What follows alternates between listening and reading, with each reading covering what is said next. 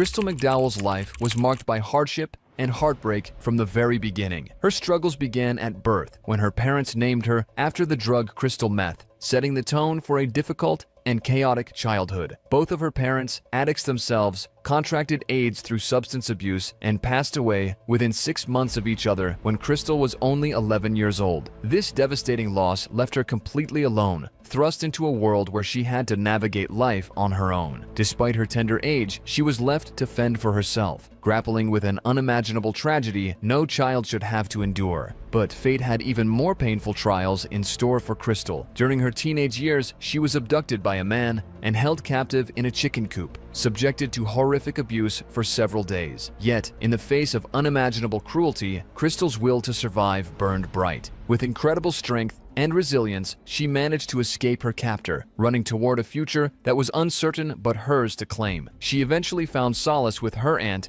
and uncle in Baytown, Texas. And though she had endured unimaginable suffering, Crystal refused to let her traumatic past define her. Determined to build a better life, she fought hard to overcome the shadows of her early years. It was in Baytown that she met Steve McDowell, a man whose fun-loving personality and carefree nature seemed to offer her the joy and stability she had been missing. Steve, with his playful charm, love for video games, and passion for fast cars, captured Crystal's heart. His kind and humorous demeanor was exactly what she needed, and her friends couldn't help but notice how much happiness he brought into her life. Crystal, now working as a flight attendant with ExpressJet, found a new sense of adventure as she and Steve took advantage of her airline perks, traveling across the U.S. together. Soon after, they married and started a family, welcoming 2 children, Madden and Maui, into their world. Crystal's devotion to her children was undeniable.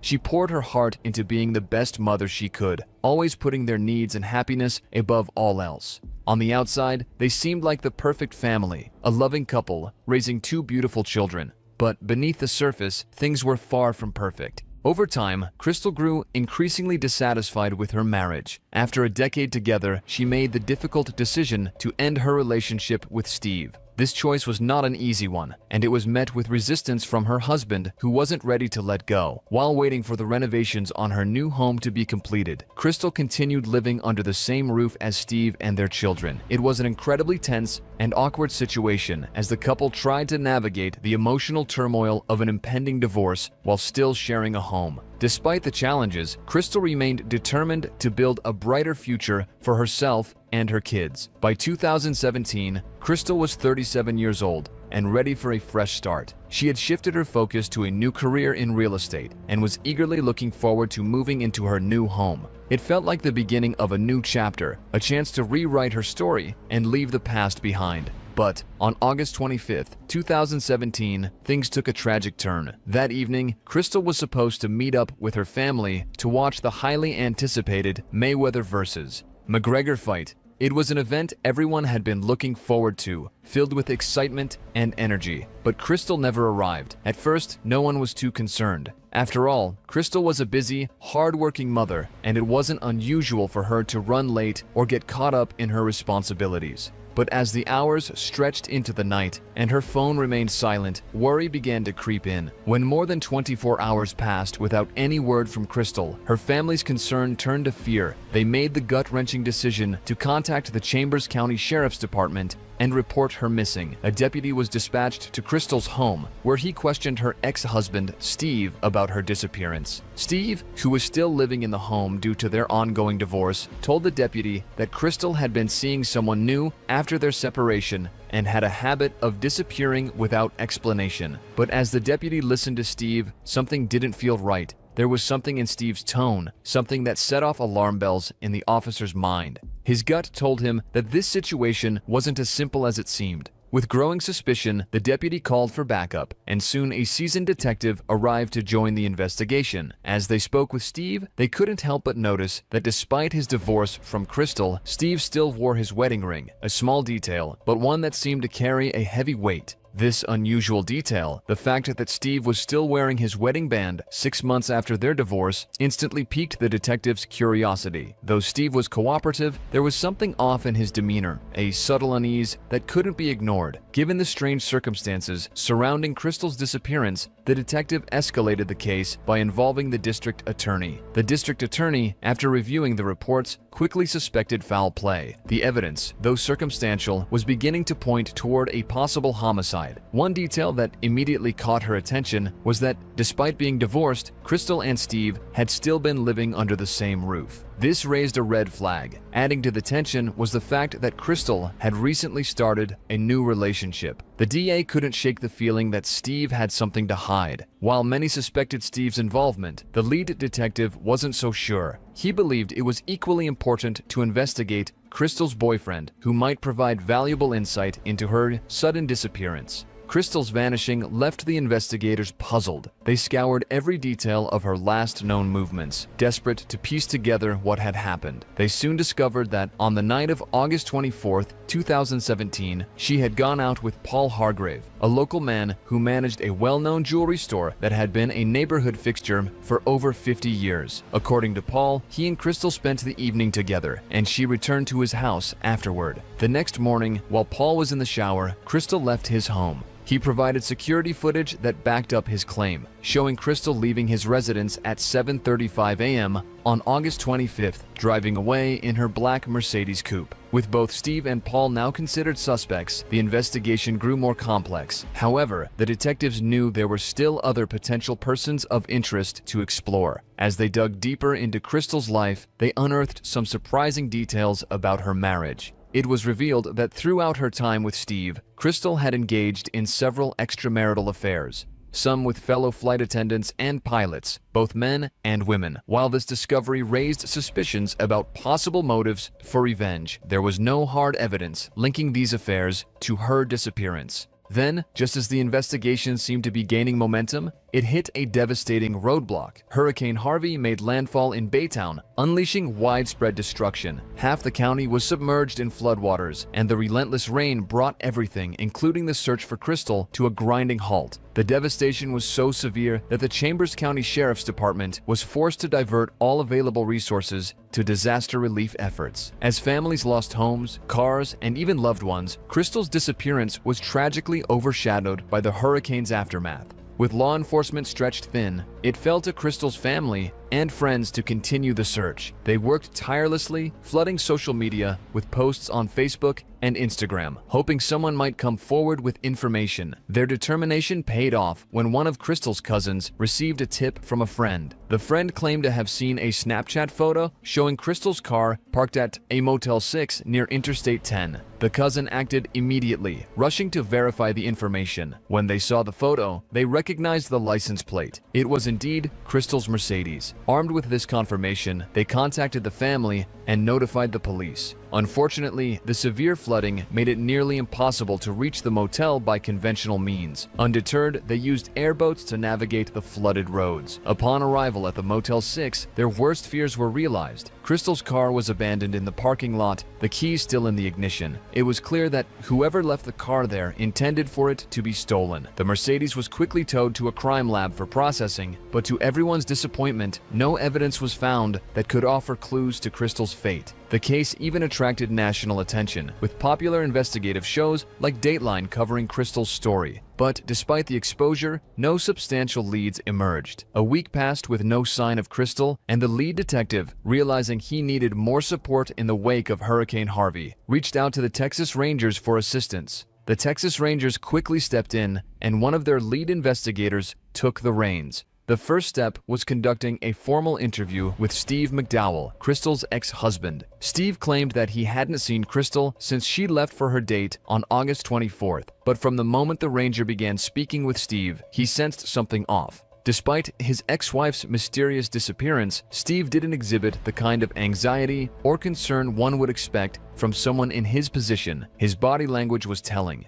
Still, Crystal's friends and family stood by Steve, insisting that he couldn't possibly be involved. They painted a picture of a loving father, devoted to their children, Madden and Maui. They couldn't imagine him doing anything to harm Crystal, the mother of his kids. But the Texas Ranger wasn't swayed. In an effort to clear Steve from suspicion or uncover the truth, he asked if Steve would be willing to take a lie detector test. Steve, confident in his innocence, agreed to the test without hesitation. But when the results came in, they were nothing short of shocking. Steve failed the polygraph miserably, raising even more questions about his involvement in Crystal's disappearance. To complicate matters further, Paul Hargrave, Crystal's boyfriend, also failed his polygraph test, leaving investigators grappling with a new level of uncertainty. With both men now under suspicion, the district attorney began to wonder if there was a possible conspiracy at play, a joint effort to cover up the truth of what had happened to Crystal. Everyone involved was now certain of one thing: foul play was at hand, and it was increasingly likely that Crystal was no longer alive.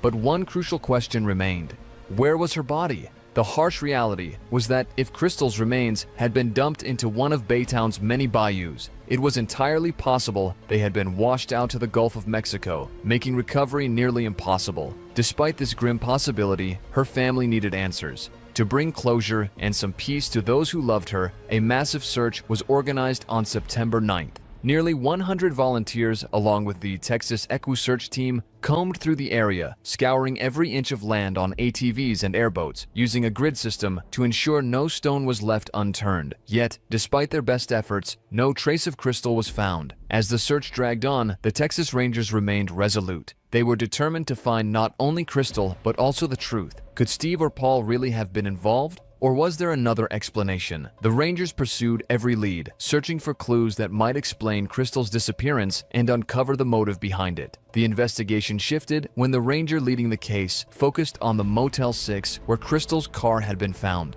He knew there had to be CCTV footage from nearby businesses or homes. After hours spent combing through countless recordings, the ranger finally hit a breakthrough. Footage from a nearby camera showed a man parking Crystal's Mercedes in the Motel 6 lot at 6:37 a.m. on August 26th. The figure wasn't immediately recognizable, but as the ranger watched the video closely, something clicked. The man exited Crystal's car and casually walked away, blending into the morning quiet. The ranger's suspicions grew when, just hours later, a blue Mustang GT, a rare model matching Steve McDowell's car, was caught on camera pulling into a gas station next to the motel. The footage showed Steve walking toward the Motel 6 parking lot, glancing in the direction of Crystal's abandoned car. The ranger speculated that Steve had returned to check if anyone had stolen the vehicle, having left the keys in the ignition to encourage theft. But a new question emerged. If Steve had been responsible for Crystal's disappearance, how did he get home? The distance between the motel and Steve's house was considerable, and it seemed unlikely he would have walked. Determined to solve this puzzle, the ranger reviewed more footage from the area. His efforts paid off when he spotted a man riding a bike in the rain along the Interstate 10 service road at 7:05 a.m.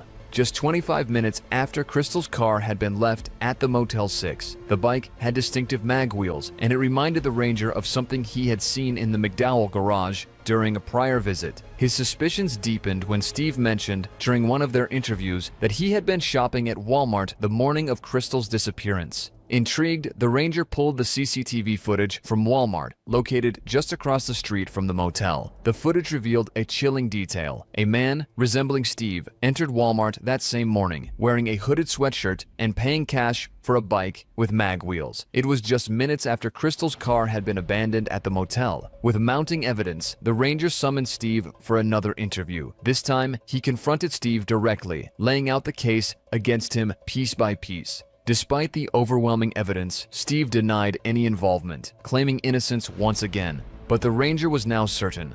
Paul Hargrave had no role in this tragedy. The truth lay with Steve McDowell. While the ranger believed they had gathered enough evidence to charge Steve with Crystal's murder, there was still one critical element missing: Crystal's body. Without it, the case was built on circumstantial evidence and testimony, strong but not unbreakable. The district attorney was adamant that finding Crystal's remains was essential to securing a conviction. Not only would it strengthen the legal case, but it would also give Crystal's family the closure they so desperately needed. The absence of her body was torturing her loved ones. Every day that passed without answers brought more heartache, more pain. They needed to know where Crystal was, what had happened to her. But the stakes grew higher when Steve's behavior became more erratic. Several people had come forward, telling the Texas Rangers that after Crystal filed for divorce, Steve had made dark, disturbing comments about murder and taking his own life. Fearing for the safety of Crystal and Steve's children, Madden and Maui, the DA took swift action. The children were removed from Steve's custody and placed under protective care.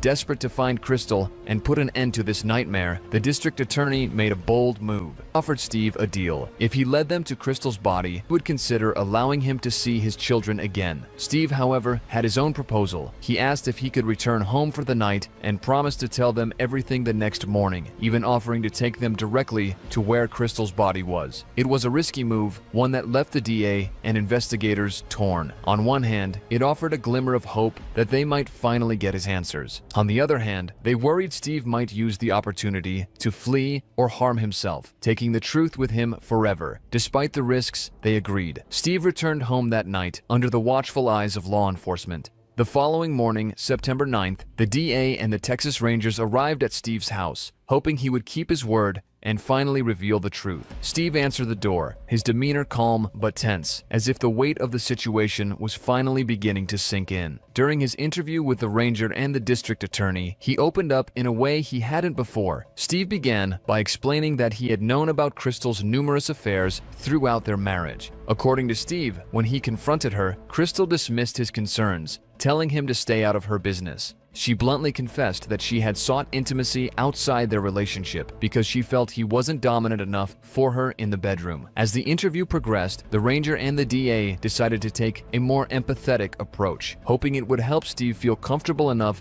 to divulge the details of what really happened. The ranger pretended to understand Steve's feelings, trying to create a safe space for him to let his guard down. Despite their efforts, Steve remained tight-lipped, clinging to his silence about Crystal's disappearance. Eventually, though, Steve broke. The confession came slowly at first, but once he started speaking, the story of that fateful day spilled out. According to Steve, it all started with an argument between him and Crystal. During the heated exchange, Crystal told him she no longer loved him, a revelation that crushed him. Enraged and overwhelmed, Steve admitted that in a moment of impulse, he suffocated her. He insisted, however, that it wasn't premeditated and that he had never intended to harm her, claiming it was a tragic accident. But Steve didn't stop there. After Crystal's death, panic set in. He quickly decided to conceal what he had done. He wrapped her body in trash bags and placed it in the trunk of her Mercedes. In the dark of night, Steve drove to a remote location and disposed of her body by tossing it into a ravine. With the confession finally out, Steve agreed to lead the authorities to the site where he had left Crystal's remains. But he had one condition. The death penalty had to be taken off the table. Knowing that without Steve's cooperation, they might never recover Crystal's body, the district attorney reluctantly agreed. The search took them to a narrow, isolated road called Needle Point, bordered by thick woods that seemed to close in around them. With Steve's guidance, they combed the area and eventually they came upon Crystal's remains. The scene was nothing short of horrifying. Time and the elements had reduced much of what was left, making identification difficult and adding a grim finality to the tragedy. Steve was arrested and charged with Crystal's murder, but the legal battle was far from over. His defense team announced their intention to argue for the sudden passion defense, a Texas law that could potentially reduce the murder charge. Under this clause, Steve's lawyers planned to argue that Crystal's harsh words during their argument, her declaration that she no longer loved him, had triggered a moment of uncontrollable rage leading to her death. In Texas, the sudden passion defense hinges on the claim that an individual acted in a state of extreme emotional disturbance, such as rage or terror, which clouds their judgment and leads to impulsive actions. If the defense could convince the court that Crystal's provocation led directly to Steve's response, he could receive a lesser sentence or even avoid the murder charge altogether. While the DA was determined to hold Steve accountable, the introduction of this defense strategy threatened to complicate the case. For Crystal's family, it felt like yet another betrayal, a final insult to the memory of a woman who had already endured so much in her life. As they waited for the trial, the community could only hope that justice for Crystal would ultimately prevail. If Steve and his legal team had successfully argued the sudden passion defense, the charge would have been downgraded to a second-degree felony. This would have significantly reduced the potential penalty, with Steve facing 2 to 20 years in prison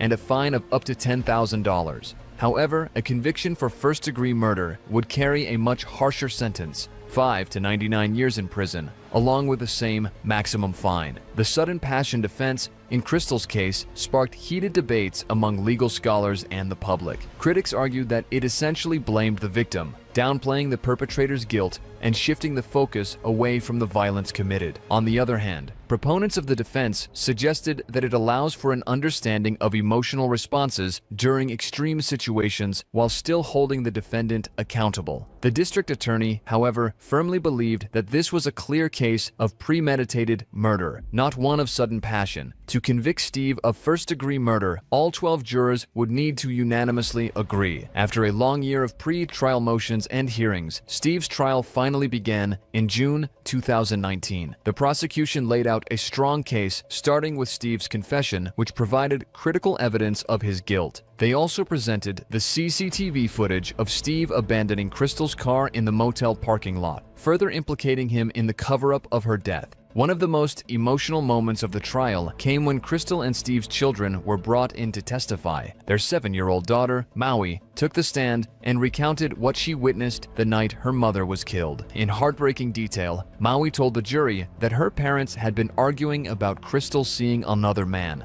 She described how, during the fight, she saw her father place his hands over her mother's nose and mouth, suffocating her. Maui remembered watching her mother struggle for breath until she went still. Afterward, Steve told Maui to stay in her room and to never speak about what she had seen, leaving the little girl terrified and confused. The defense, however, pushed back, claiming that Maui's testimony had been influenced by Crystal's relatives and that she had fabricated the story. They argued that Maui was repeating things she had overheard rather than recounting her own experiences. In a risky move, Steve himself took the stand, offering a tearful and revised version of events. He contradicted his original confession, claiming that the argument with Crystal had spiraled out of control and that, in a misguided attempt to calm her down, he had placed her in a bear hug. Steve insisted that he never intended to hurt Crystal, but that she unexpectedly went limp in his arms, suggesting her death was a tragic accident. The district attorney was stunned by the sudden change in Steve's story. The idea that he had hugged Crystal to death seemed implausible and left the courtroom in shock. As the case was handed over to the jury, the DA grew anxious. The jury's request to review Steve's confession video raised concerns about the possibility of a mistrial. A mistrial would mean starting the entire process over again, a prospect that weighed heavily on the minds of the prosecution and Crystal's grieving family. However, just an hour after reviewing the footage, the jury returned with a verdict. They found Steve McDowell guilty of murder, delivering long-awaited justice for Crystal. The guilty verdict brought a sense of closure to her family and friends, who had been living in uncertainty and anguish since her disappearance. During the sentencing phase, Steve's defense team attempted to argue once again that the murder was a crime of sudden passion, hoping to reduce his sentence. But the jury rejected this argument, recognizing the gravity of his actions. In the end, Steve McDowell was sentenced to 50 years in prison, ensuring that he would pay for the life he had taken and the pain he had caused. Crystal's family could finally begin to heal, knowing that justice had been served. Imagine a cold, dimly lit basement in a quiet Czech town, where the air smells of decay and the walls seem to press in with a weight that feels almost alive. In the flickering shadows, two small figures crouch inside crude cages. Children, though their thin, battered bodies make them barely recognizable. They are covered in bruises and wounds, evidence of months of unimaginable suffering. This was not a scene from a horror film. It was a cruel reality that police uncovered in 2007, one of the most horrifying cases of child abuse in recent history.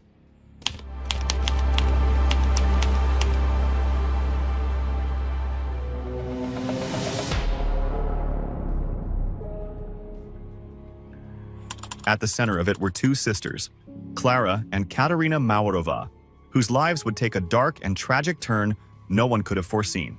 Klara was the eldest daughter in a seemingly normal family. Born in 1975, she grew up with her sister in Kuzim, a small, peaceful village about 120 miles from Prague. It was a quiet, picturesque place where life moved at an easy pace with good schools and a strong sense of community. The kind of town where things like this shouldn't happen. Little is known about the Maurova sisters' early years, but one thing was clear. Something wasn't right with Klara from a young age. She was a pretty child, with blonde hair and bright blue eyes, but beneath her innocent appearance, her mind was beginning to unravel. early signs of schizophrenia started to surface. Schizophrenia is a brutal disorder, twisting a person's perception of reality, causing them to see and believe things that aren't there. For Clara, these delusions took on a religious form, filling her head with strange fantasies of divine purpose. No official diagnosis was ever made, but those around Clara noticed the change. Over time, her younger sister Katerina, like many siblings, began to mimic her. Unfortunately, what she copied was not just her sister's behavior, but her increasingly unstable mental state. Together, they fell deeper into their shared world of religious delusions. They convinced themselves that they were chosen for some higher purpose, feeding off each other's fantasies until their grip on reality was barely there. Despite their growing madness, Clara managed to live a seemingly ordinary life. She finished school, went to university to study pedagogy, and even found love with a man who accepted her, flaws and all. They married, and for a brief time, it seemed like things were looking up. When their first child, Jakob, was born, it was a moment of hope, a sign that Clara might escape the darkness in her mind and build a life full of love and normalcy. But the darkness was never far behind. And soon, it would consume everything. Nearly 2 years after the birth of her first child, Clara was pregnant again, and soon welcomed her second son, Andre. But while the family grew, so did the cracks in her relationship with her husband. As time passed, Clara's erratic behavior, her mood swings and even bouts of aggression, became too much for her husband to handle. Eventually, it all reached a breaking point, and he left, abandoning Clara with their 2 young boys. Despite the heartbreak, Clara did her best to keep life moving forward for her children. She was dedicated to their studies, encouraging their involvement in activities like summer camps, school events, and family vacations. Outwardly, she was still fulfilling her role as a mother, but inside, the loneliness and resentment weighed heavily on her, dragging her deeper into depression. In her isolation, Clara turned to the one person she trusted, her younger sister, Katerina. Hoping that her sister's presence might ease her emotional burden, Clara invited Katerina to move in with her and the boys. It was during this time that a new figure entered their lives. A girl named Anichka, who claimed to be just 12 years old. Some reports say Clara met Anichka at university, where the girl told her she had run away from a youth care center after suffering mistreatment. Others suggest that Katerina, who worked at a local youth institution, encountered Anichka, who said she had escaped from a human trafficking ring. There were many stories about how Anichka came into their lives, but all led to the same unsettling truth. This child was no ordinary girl. The Maurova sisters, driven by their own delusions and religious fervor, welcomed Anichka into their home with open arms. To them, she seemed like a gift, an innocent, vulnerable girl who needed protection. But Anichka was hiding an extraordinary secret. She wasn't a helpless child at all. In reality, she was a 32-year-old woman named Barbara Shkrlova. Barbara suffered from a condition that made her appear much younger than she was. With her childlike face and small stature, she had perfected the art of deception, manipulating those around her into believing she was a vulnerable young girl. She exploited this to gain sympathy and secure a place in the homes of people who were moved by her tragic backstory. There are reports of one family who took her in, convinced they were adopting a young girl in need. However, Barbara's violent and unpredictable behavior soon surfaced, and the family discovered the shocking truth about her real age, leading to her return to the state's child welfare system. Barbara's history was filled with stints in psychiatric institutions from which she often managed to escape. But none of this was known to Clara and Katerina. To them, Anichka was a helpless child in need of love and care.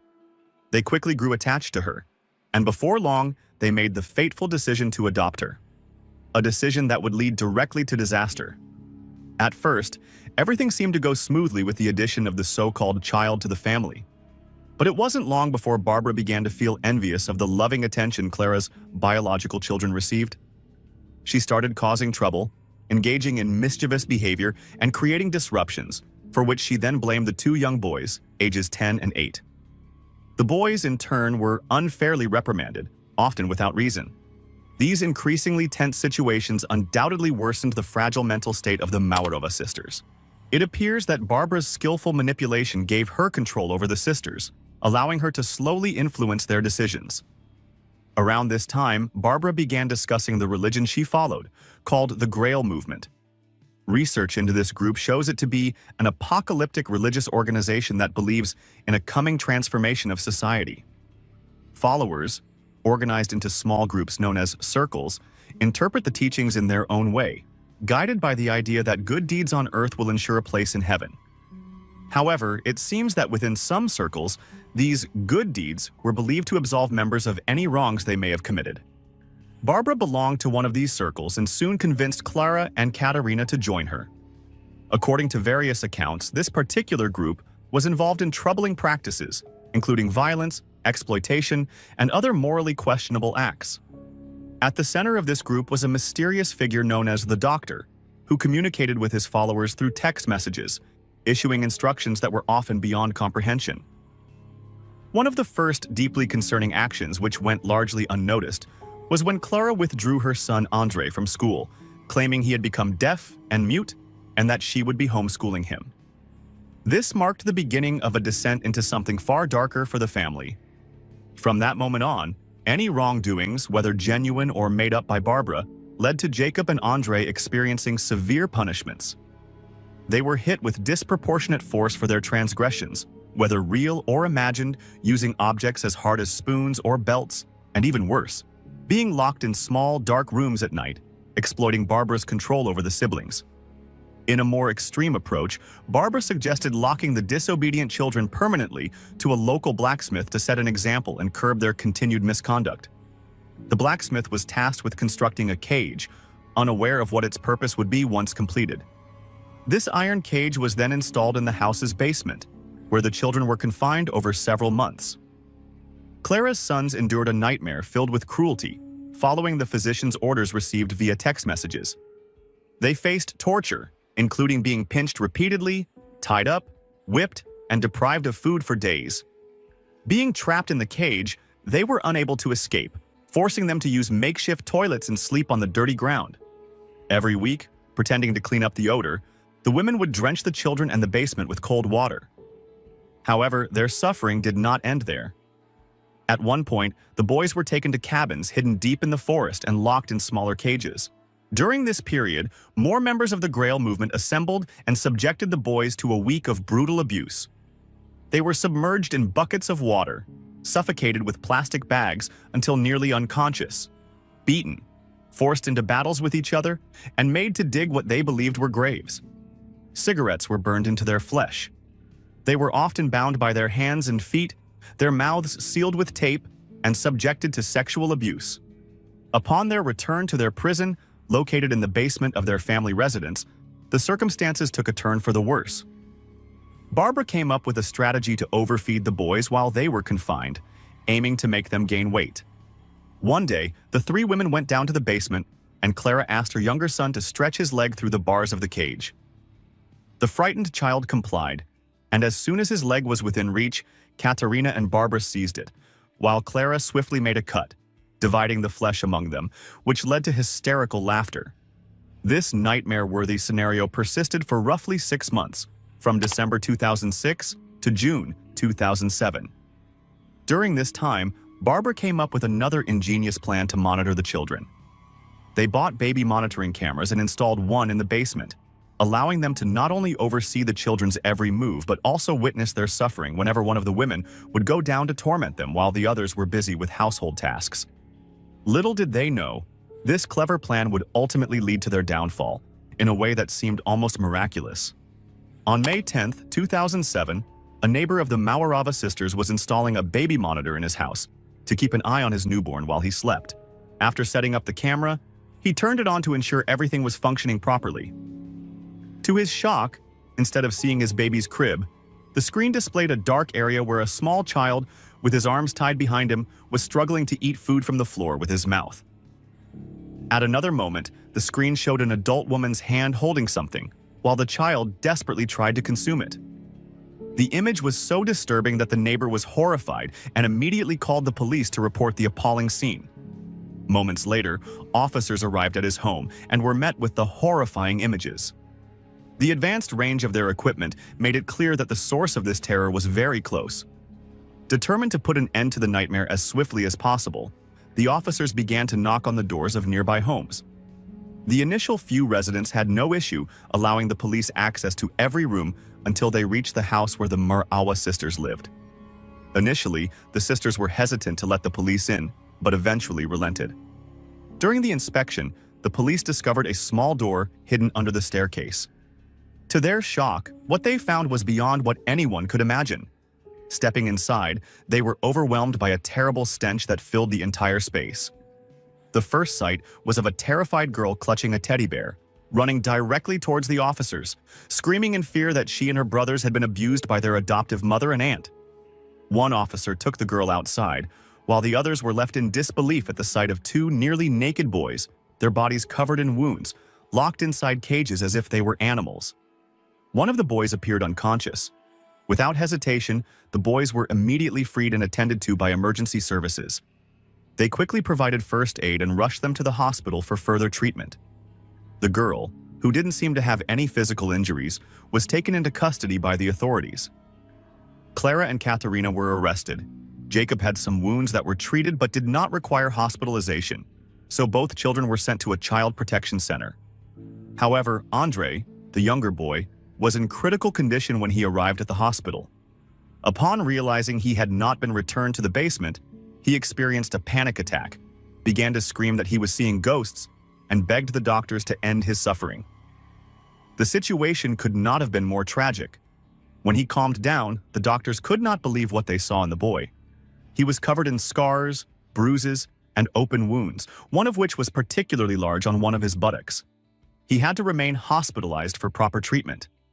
While healing physical wounds on their body, injury was caused by months of terrible violence with their mother, aunt, and others, so much harder to overcome in the meantime that research began to reveal the truth about what happened behind closed doors in this house, and at the same time in the lives of the population were placed in the care center, believed that the young girl refused to work with advisors and professionals who showed aggression and sadness, but she also began to make mistakes that pointed out the truth during the initial assessment of her mental condition.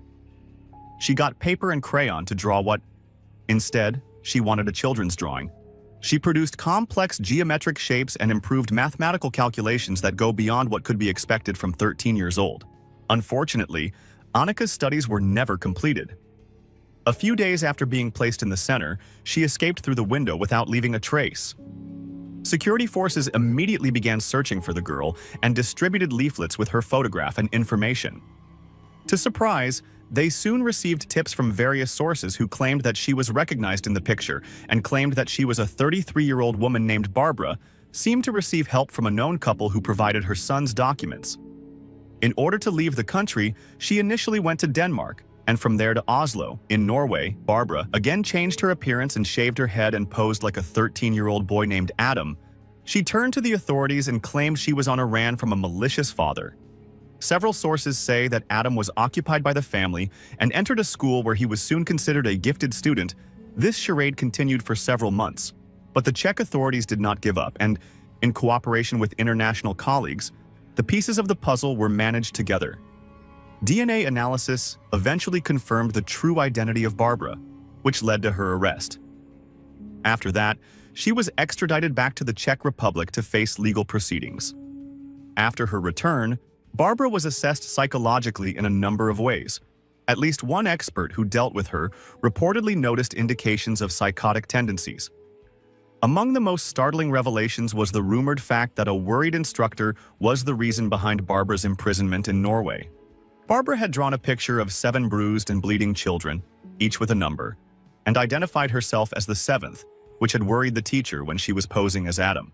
Hundreds of reporters and television teams crowded the municipal court in the Czech city of Bjarna on Friday, May 9, 2008, taking pictures of Katharina and Barbara being led inside. The two ladies were accused of tricking the personnel of a daycare center by pretending that Barbara was Annika, a 13-year-old adopted girl. They were not released even though the court apparently dismissed part of the charges. They were taken into custody right away and accused of major crimes including child abuse. 4 other members of the group they belonged to were also included in the charges. Visibly distraught and shrunken, Clara was spotted approaching the courtroom with her sister as the trial got underway. Along with 3 other people, Barbara also made her way into the courtroom. When Clara's turn came to testify, she confessed to abusing her kids over a period of several months. She asserted, nonetheless, that Barbara and her sister Katharina had tricked her. Clara claimed they had put her into a delusional condition, engulfing her in the Grail movement to the extent she was unable to recognize the seriousness of what she was doing. Additionally, Barbara reportedly stated that she had suffered abuse at the hands of the Mawarova sisters. But the court mostly disregarded her assertions, and few people found her credible. Jacob and Andre had the chance to speak with the judge directly, who described the horrifying experiences they went through. They told how the accused violated their privacy, forced them to live in near starvation for months in inhumane conditions, and even cannibalized parts of their bodies. During the hearings, the officers who had entered the House of Horrors also testified. One of the officers described how they saw a youngster lying on the floor, naked, as soon as they entered the basement. He pointed out that the Mawarova sisters showed no concern for the child's welfare, and the girl identified as Annika even tried to block the officers by clinging to their legs. At the end of the hearings, the prosecutor stated that the motive behind these horrific acts was to force the children into complete submission to the group's religious goals. When sentencing, the judge explained that the ultimate aim of these atrocities was to utterly break the will of the children. He also noted that, although there were signs of cult involvement, there wasn't enough evidence to prove it. In the end, the judge found all 6 accused guilty and handed down their sentences. Klara Mawarova, the boy's mother, was sentenced to 9 years in a maximum security prison, while her sister Katerina received a 10-year sentence. The other 3 individuals were convicted of abuse and given 7 years. Barbara, then 34, was found guilty of repeated abuse and cruelty, but received a lighter sentence of only 5 years in prison. The identity of the so-called doctor, believed to be behind the group's actions, was never confirmed. Many were shocked by what seemed like surprisingly light sentences, considering the brutal violence inflicted on 2 innocent children. Moreover, reports revealed that Barbara was released on parole after serving just half of her sentence, meaning she was out after only 2.5 years. Her lawyer argued that her deteriorating mental health played a role in her early release. Meanwhile, Jacob and Andre, with the help of specialists, have managed to overcome much of the trauma, though those events will undoubtedly stay with them forever. Rick and Susan seemed to have it all: a big house in a peaceful neighborhood, 2 lovely kids, good jobs, and financial security. But hidden within the Wemsley household were dark secrets. Things took a turn when the police received an unusual 911 call just before Christmas. When officers arrived at the quiet town of Mansfield, Texas, they found the garage doors open and the side door unlocked. Inside, they discovered a tragic scene. Rick Wemsley, a well-liked local accountant, and his cheerful wife Susie were found dead. It seemed the crime had happened well before the emergency call was made. Rick and Susie knew each other from high school in Oklahoma in the 1970s, though they weren't close back then. Years later, they reconnected while Rick was at Oklahoma State University and Susie was at a Christian college. Their relationship grew, and they decided to get married, start a family, and grow old together. They tied the knot and welcomed their daughter Sarah in 1978, followed by their son Andrew 6 years later. Rick became a certified accountant and worked in the oil and gas industry. The family moved several times due to his career opportunities, eventually settling in Fort Worth, Texas, near the Trinity River. Fort Worth is a large but cozy city with a rich history. There, Rick set up his own accounting practice from home, which provided a good income. By 2003, the Wemsleys lived in an upscale neighborhood in Mansfield, about 20 miles from Fort Worth. Sarah, now 25, had become a mother and lived on her own, while 19-year-old Andrew had just finished high school and was attending college while working part-time at a mini golf course. Rick and Susie had a happy marriage and celebrated their 25th wedding anniversary in July 2003 with friends and family. In December of that year, Rick and Susan wanted to have a special family celebration for their 25th Christmas together. Susie put a lot of effort into making the day perfect. She spent hours picking out decorations and gifts, and she adorned their home inside and out with festive garlands and Christmas figurines. A large Christmas tree, covered in bright lights and colourful ornaments, stood in the living room, with presents wrapped and placed underneath. Susie wrapped each gift with love, imagining how happy her family would be when they opened them. This cozy holiday scene took a dark turn when, on December 11, 2003, at 11:41 p.m., the Mansville emergency dispatcher received a call from the Wemsley home.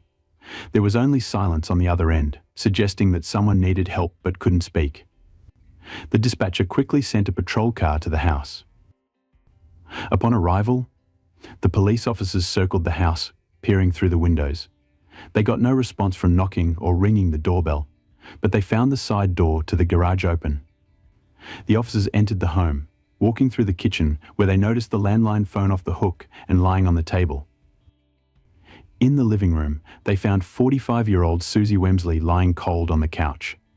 In the foyer, near the front door, they discovered 46-year-old Rick Wemsley in a pool of blood. Sadly, it was clear that both were beyond help. At 12:17 a.m., paramedics arrived and confirmed that Rick and Susie were dead. The house was immediately sealed off, and an investigation began. The autopsy revealed that Susie had died from a gunshot wound and had also been stabbed 7 times, likely after she had already passed away. It's believed she was attacked while she was dozing on the couch in the living room. Detectives discovered 2 bloody palm prints that might have been left by the perpetrator, as well as a bullet, 2 pieces of a blue plastic hair clip, and another piece of plastic on the floor nearby. Rick Wemsley met the same tragic end as his wife, but possibly not as quickly. Bullet holes in the headboard of the bed in the master bedroom suggested that the attack on Rick began there before moving to the hallway.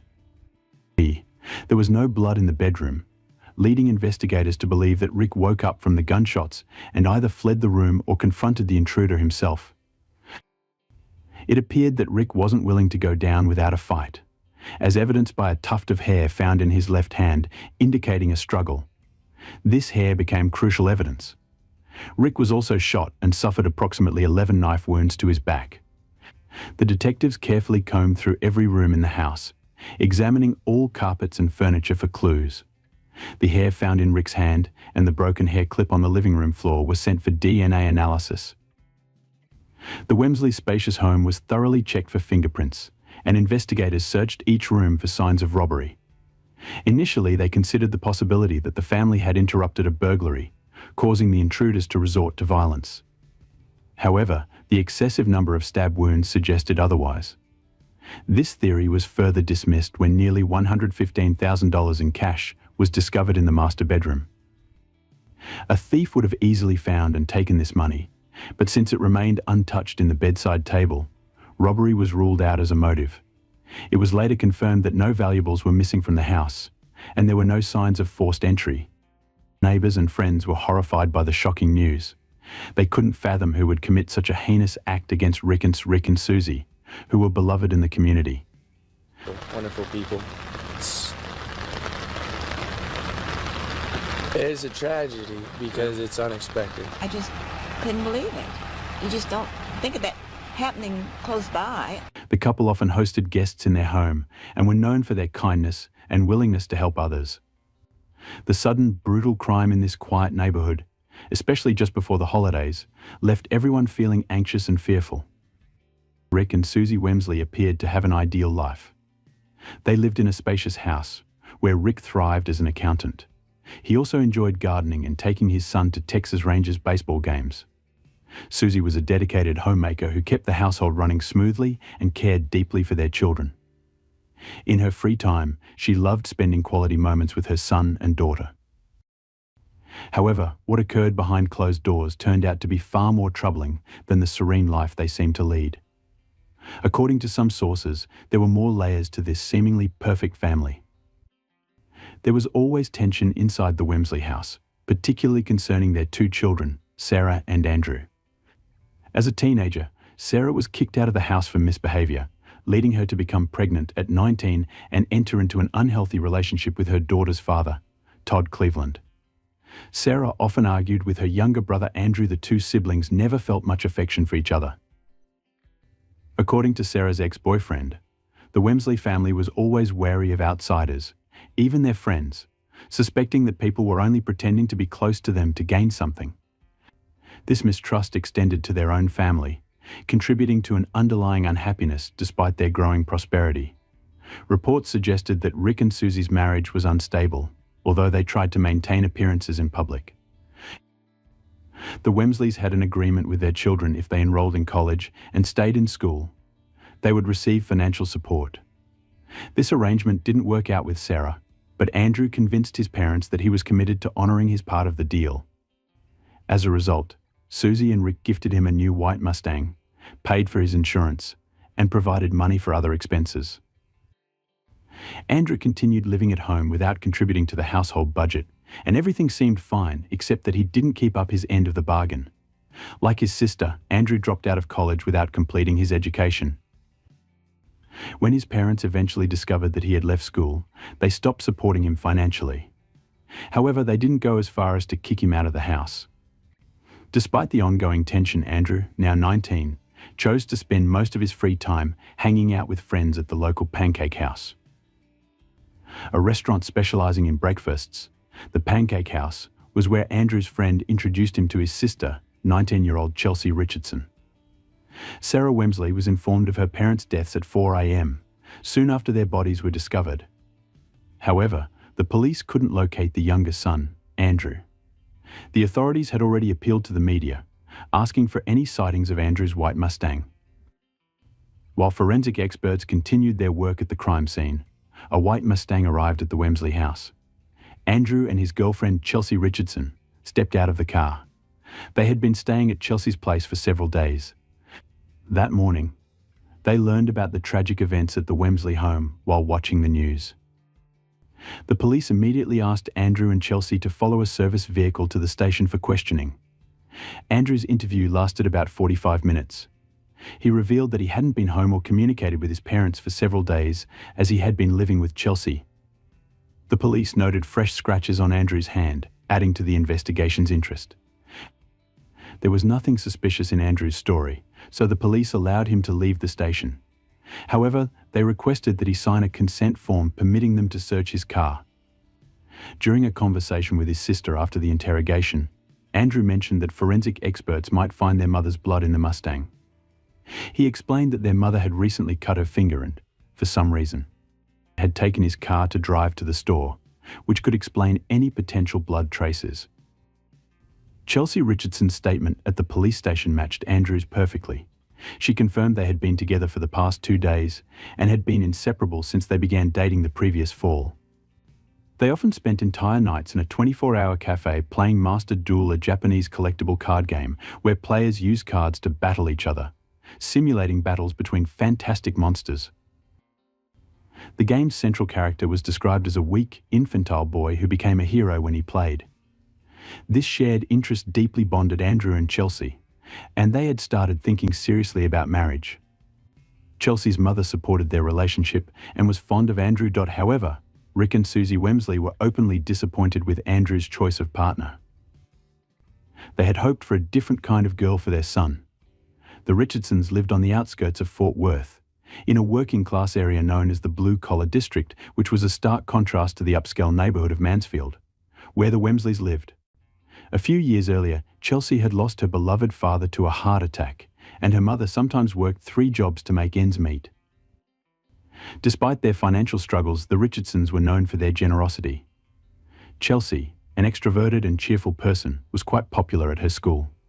Her lively and happy disposition earned her the nickname Bubbles. Chelsea Richardson's best friend, Susanna Padana, sometimes benefited from Chelsea's generosity. When Susanna had disputes with her own mother, she was warmly welcomed into the Richardson home, where she stayed for several months. The 3 teenagers, Andrew, Chelsea, and Susanna, were together on the night of Andrew's parents' deaths. Chelsea's ex-boyfriend, Jeremy Lavender, confirmed their alibi, stating that they were at his house the entire time. Sarah Wemsley informed the police that her daughter's father, Todd Cleveland, might be involved in her parents' deaths. They had been arguing about custody, and Sarah had recently threatened to call Child Protective Services on him. A day after this threat, and about a month before the tragedy, another suspicious incident occurred. In early November, while returning home with her parents after a horseback riding lesson, Sarah experienced a frightening event. As they drove through a neighboring town looking for a place to eat, her father's Jeep suddenly jolted. Rick thought they might have hit a large stone, but upon inspection, they found a bullet hole in the rear of the vehicle. Frightened and confused, Susie made 2 phone calls. Oddly, her first call was to her son Andrew, not the police. She believed that a white Mustang had been following them from the ranch, assuming it was Andrew's car. However, this assumption changed after the Jeep was shot at.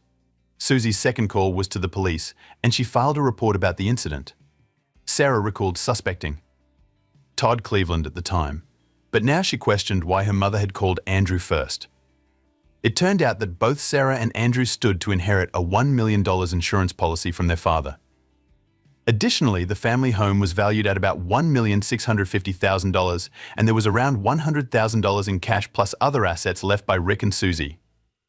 Investigators considered Sarah's suspicions and eventually ruled out her former partner, Todd, as a suspect.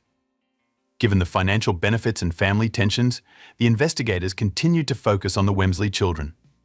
However, DNA analysis and fingerprinting did not match any family members, indicating no direct connection to the crime scene for either Rick and Susie's son or daughter. Despite the lack of physical evidence, Sarah filed a petition to block Andrew from inheriting any family assets. She believed he was responsible for their parents' deaths and feared for her own safety.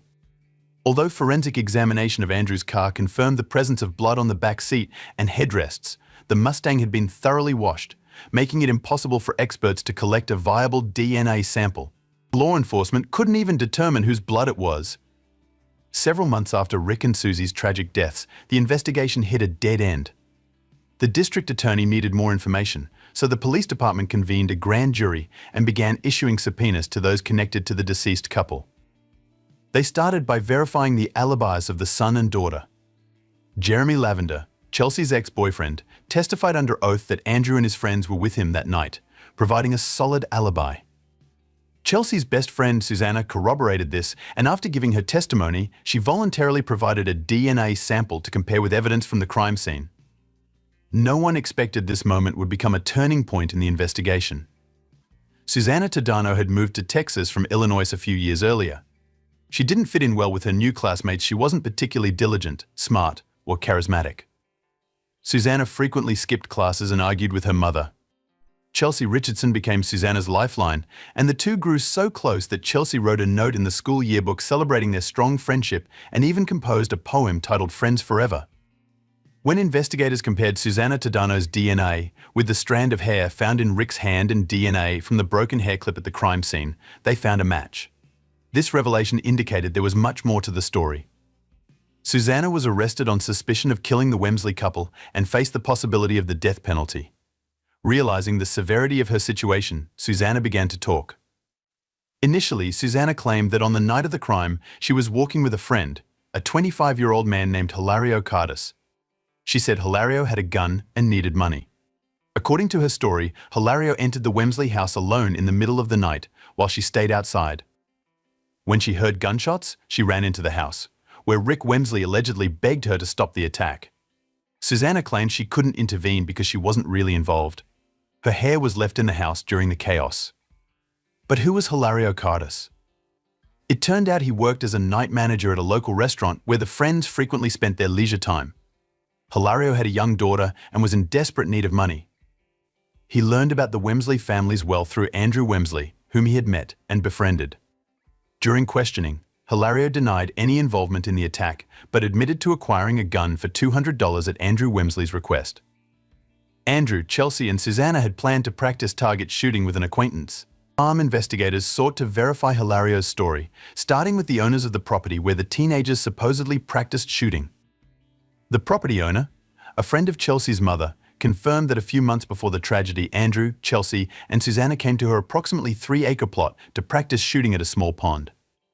However, she had never seen or heard of Hilario Cardis. Hilario further gained the police's trust by passing a lie detector test. The pond on the farm property was drained, and forensic experts collected bullets from the bottom. They matched the bullets fired in the Wemsley house, confirming that the 3 teenagers had indeed been practicing their marksmanship for several months, preparing for the crime.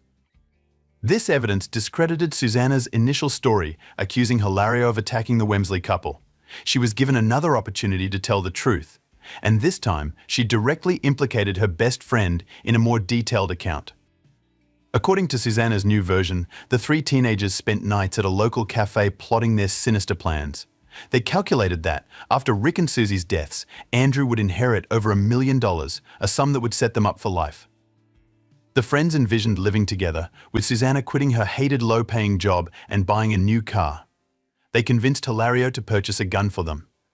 After target practice on the farm, the group concluded that Susanna was the most accurate shooter among them. Their first plan involved shooting at Rick's Jeep's gas tank. If successful, this would have caused an explosion, potentially killing Rick and his family.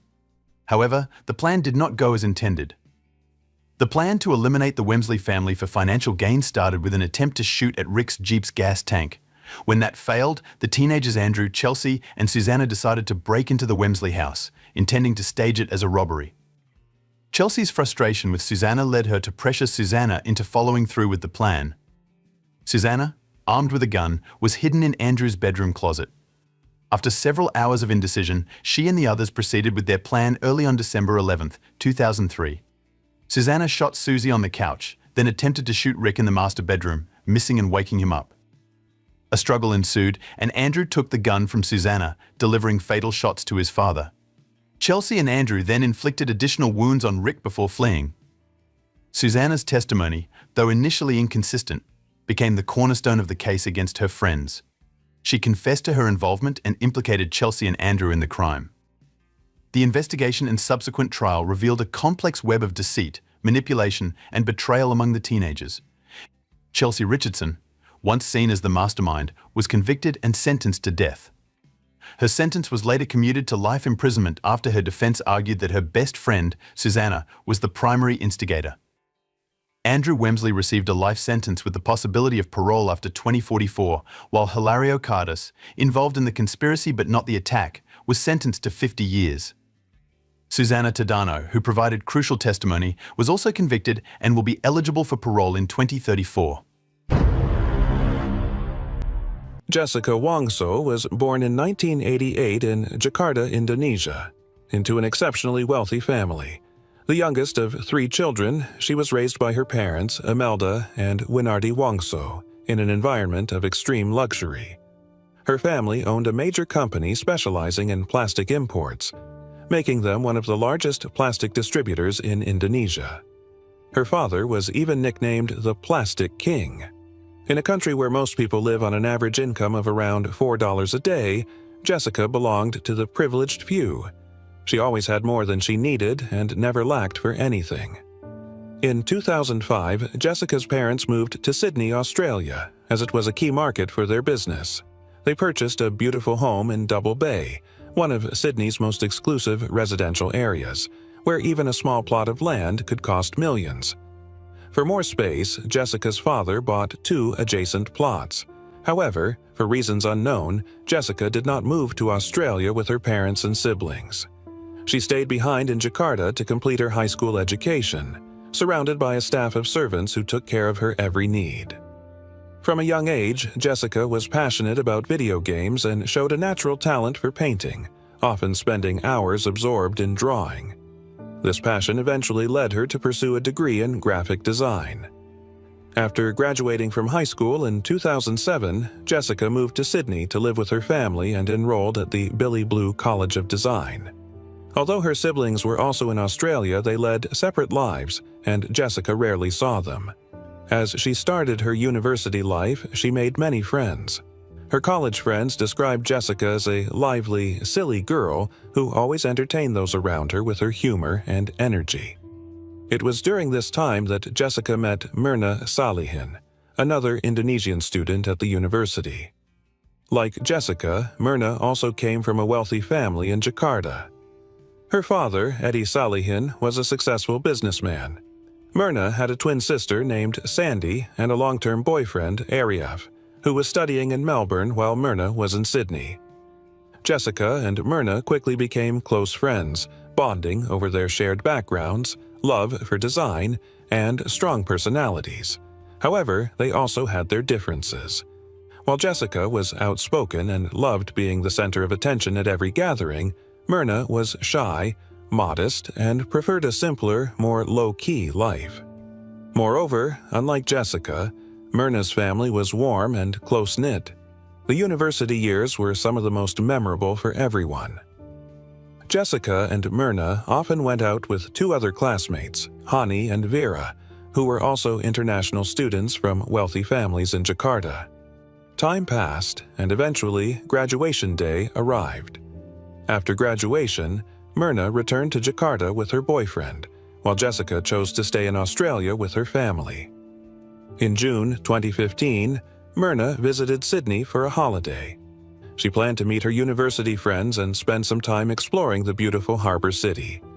Reconnecting with Jessica, they arranged to have dinner together. 4 years had passed since their graduation, and they had each gone their separate ways. While Myrna enjoyed a fulfilling life with her fiancé, they were newly engaged and planning their dream wedding, Jessica's life was less smooth.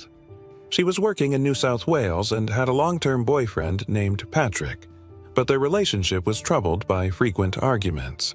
Jessica confided that Patrick used prohibited substances and was prone to violence. She seemed to be struggling with mental health issues, becoming increasingly depressed and negative. The cheerful, lively Jessica from university was no longer there, and Myrna grew concerned for her friend. Being straightforward by nature, Myrna advised Jessica to break up with Patrick. It was clear from Jessica's stories that Patrick was not good for her and was having a detrimental effect on her well-being. However, Myrna could never have anticipated Jessica's reaction. Jessica became silent, offering no response to Myrna's advice. When Myrna finished speaking, Jessica abruptly stood up from the dining table and left the restaurant without saying goodbye. That day, Myrna learned a valuable lesson. Never advise someone on whether to marry or divorce.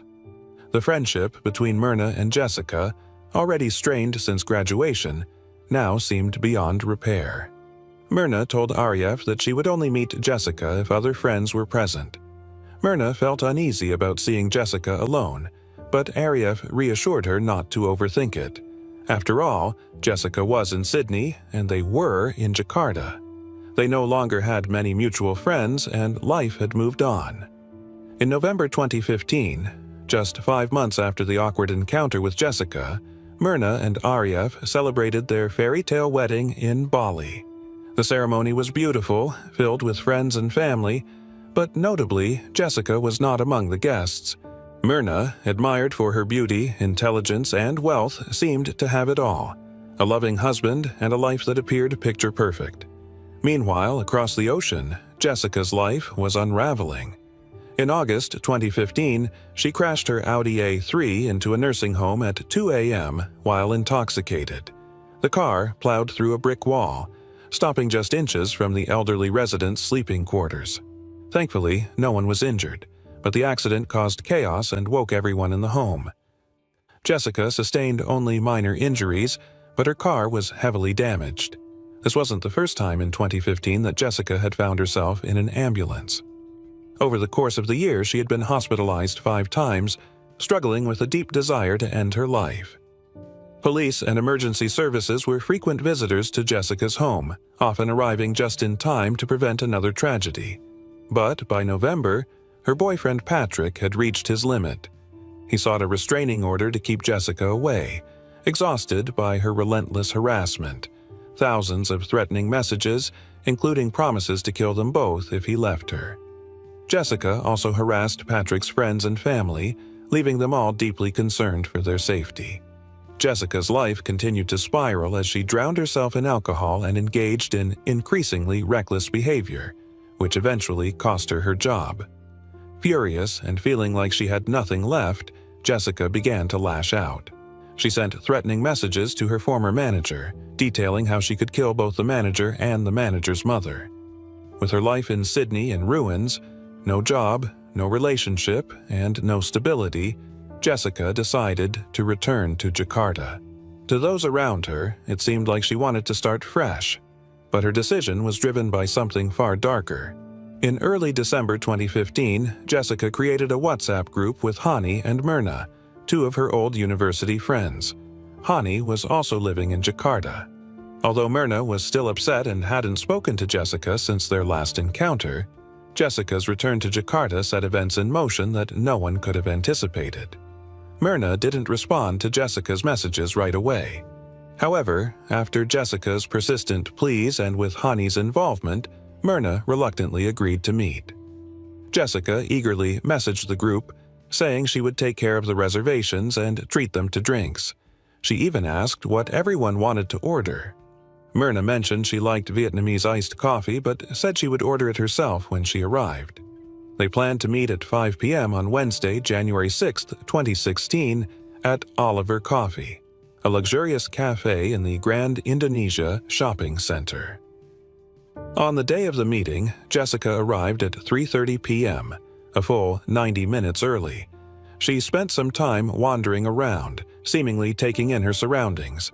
In reality, Jessica was carefully observing the placement of the cafe's cameras.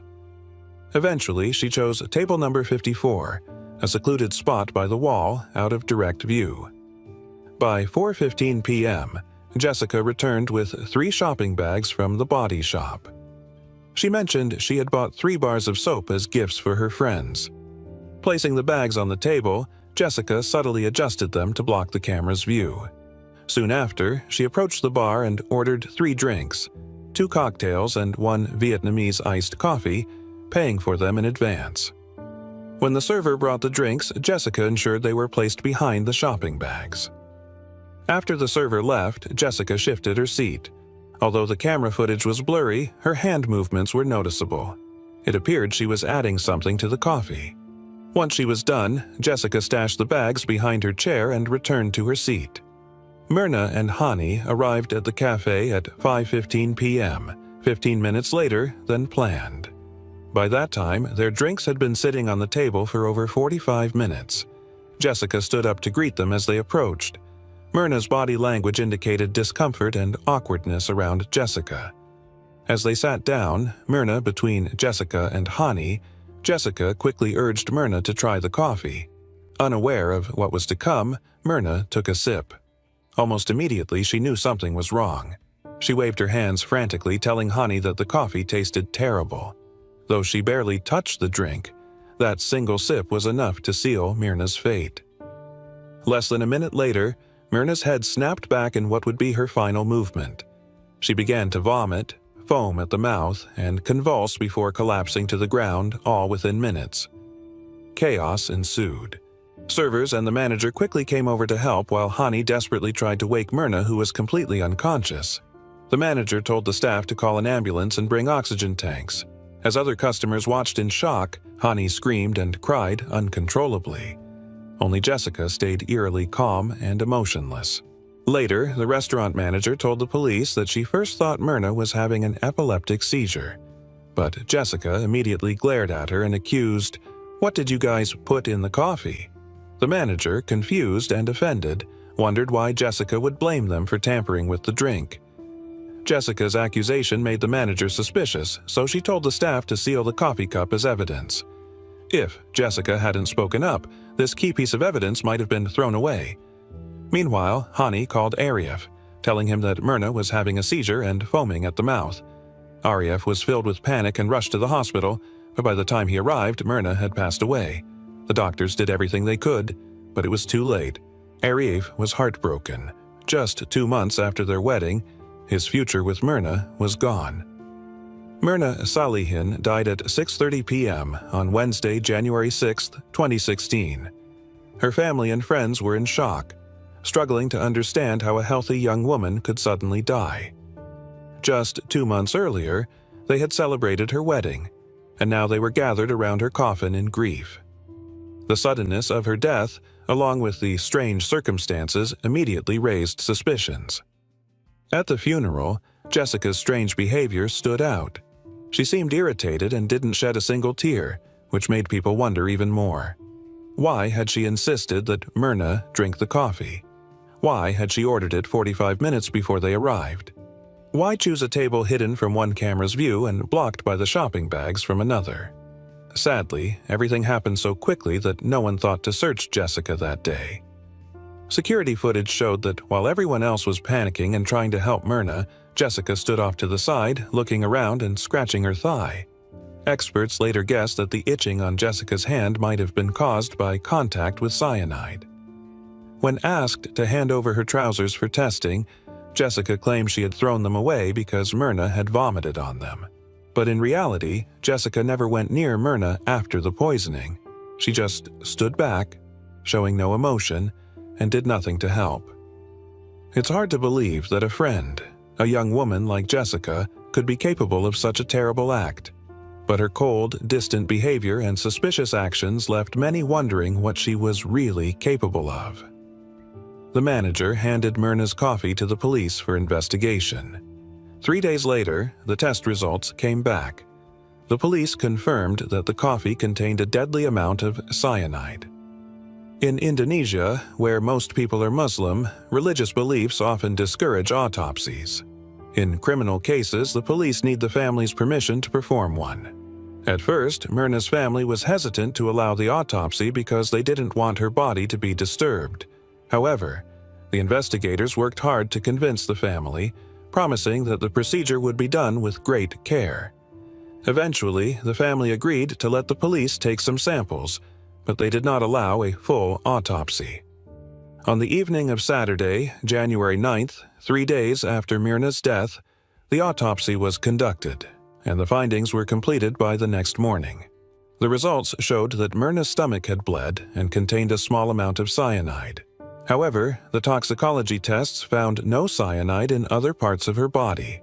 Thanks to the manager's smart decision to have the staff seal the coffee cup, the police had solid evidence. The murder weapon was a coffee cup laced with cyanide. The question then arose: how did Jessica get cyanide? Acquiring cyanide legally is difficult, but many believed that Jessica, being smart, might have bought it on the black market. However, the police found no evidence that Jessica had ever obtained cyanide. The case shook the entire nation of Indonesia, drawing massive public interest and media attention. People followed the case closely, discussing it as if it were a crime thriller. From that point on, many rumors began to spread. After security camera footage quickly circulated on social media, most people suspected Jessica. But the big question remained: why? What was her motive?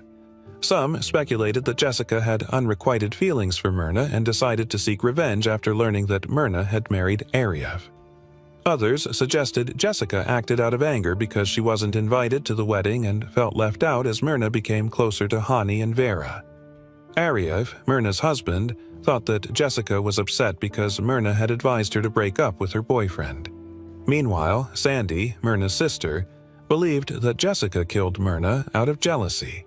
She envied everything Myrna had that she didn't, not just wealth, but also a loving husband, a happy family, and close friends in Jakarta. However, all of these were just speculations. The true motive behind Jessica's actions might only be known to her. Indonesian police contacted the Australian authorities to access Jessica's criminal record while she lived in Australia. Since Australia has laws against the death penalty, the police agreed to share the files on the condition that Jessica would not face the death penalty if found guilty. The Indonesian authorities agreed, and it turned out that Jessica's record in Australia was far from clean. She was mentioned in 13 police reports for offenses like threatening others, driving under the influence, and even having her ex-boyfriend file a restraining order against her. On June 15, 2016, 6 months after Myrna's death, the trial of the century began at the Central Jakarta Court.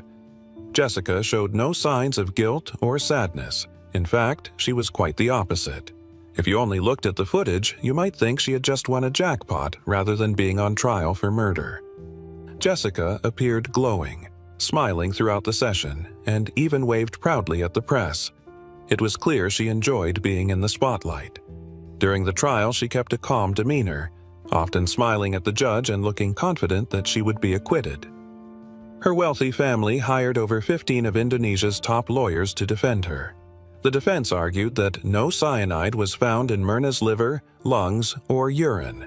Only a small amount was detected in her stomach, which they suggested could have been naturally produced after death. They also claimed that a full autopsy was needed to determine the exact cause of death, while the examiners had only studied tissue and fluid samples. Jessica's lawyers even suggested Myrna's death could have been from an undiagnosed illness. The police, however, never proved that Jessica possessed cyanide. On October 5, 2016, the packed courtroom and the entire nation held their breath as the final verdict was read. Jessica was ultimately found guilty and sentenced to 20 years in prison. The courtroom erupted in applause and sighs of relief. Due to an agreement with Australian authorities, Jessica avoided the death penalty by firing squad. For many Indonesians watching the lives of the ultra-wealthy like Jessica and Myrna, this case highlighted that even the rich face their own troubles and unhappiness. Afterward, Vietnamese iced coffee became a popular drink in cafes across the city, though it carried a dark association that no one really wanted to talk about.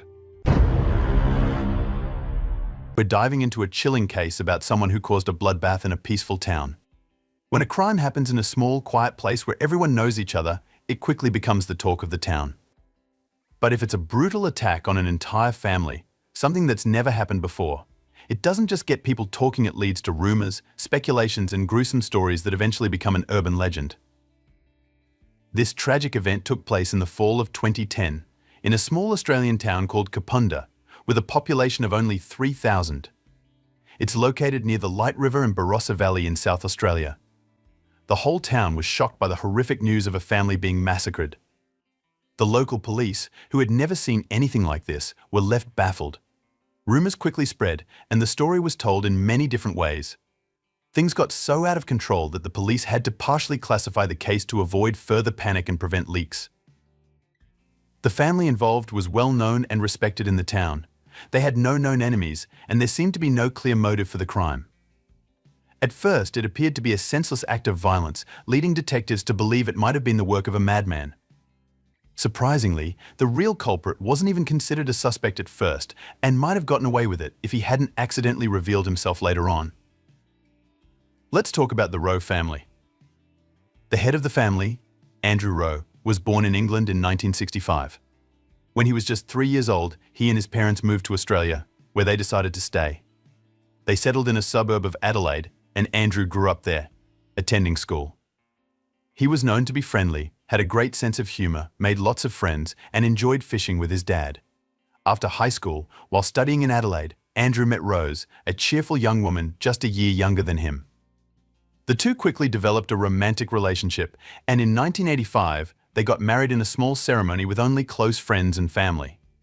2 years later, in 1987, they had their first child, a boy named Christopher. In 1994, Andrew and Rose Rowe welcomed their second child, a daughter named Chantel. The family settled in the quiet town of Kapunda and started their own carpet cleaning business. The business thrived, giving them financial stability. Their children attended local schools, where both performed well academically. Christopher, their eldest son, took up guitar and became interested in music, while Chantel excelled in painting, danced, and played basketball. She was known for being kind-hearted and always willing to help others. Chantel dreamed of becoming a lawyer, and Christopher planned to pursue a career in programming and technology. The Rowe family was close-knit and happy. By the summer of 2010, 23-year-old Christopher had moved out to live with his girlfriend, just a few blocks away. In September, 16-year-old Chantel started working part-time as a waitress at a roadside cafe. Since she didn't have her driver's license yet, her father or brother would drive her to work, though she looked forward to getting her own license soon. The crime scene was so horrifying that even seasoned detectives from Adelaide were shocked. Inside the house, it looked like a scene from a horror movie, with blood splattered everywhere on the floor, walls, furniture, curtains, and even the ceiling. The bodies of 45-year-old Andrew and 44-year-old Rose were found in the kitchen, severely disfigured, while Chantel's body lay in her bedroom, brutally torn. Each family member had suffered multiple stab wounds and had been dead long before the police and paramedics arrived. Detectives quickly suspected that the crime was personal, as nothing was stolen. Valuables like phones, a laptop, an expensive camera, and even money were left in plain sight. This suggested that the killer wasn't motivated by robbery. The brutality also hinted that more than one person might have been involved, as it would have been difficult for a single individual to overpower 3 adults. Alternatively, the perpetrator could have been a physically strong man. Investigators noticed that someone had clumsily tried to clean the crime scene, wiping away footprints in some areas, but the attempt was abandoned. Bloody shoe prints were also found leading to the door, but they suddenly stopped, implying the killer might have removed his shoes and left in socks.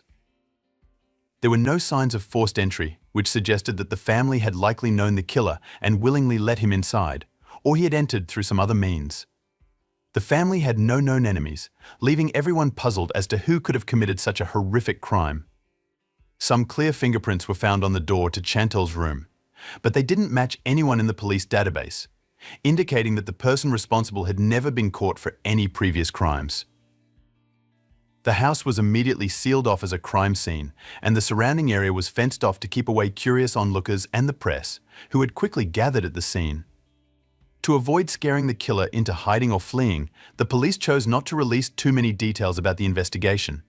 Still, rumors of a maniac spread quickly through the small town. People became fearful, avoiding the streets at night and locking their doors tightly. As strange as it sounds, the first person suspected of the crime was Christopher, the only surviving family member. At the time of the murders, he was on vacation with his fiancée in Moreton Bay, Queensland, on the Pacific coast. However, authorities had to investigate all possibilities, no matter how unlikely they seemed. Christopher was the first to raise the alarm when he couldn't get in touch with his family, and he took the next flight home after hearing the devastating news.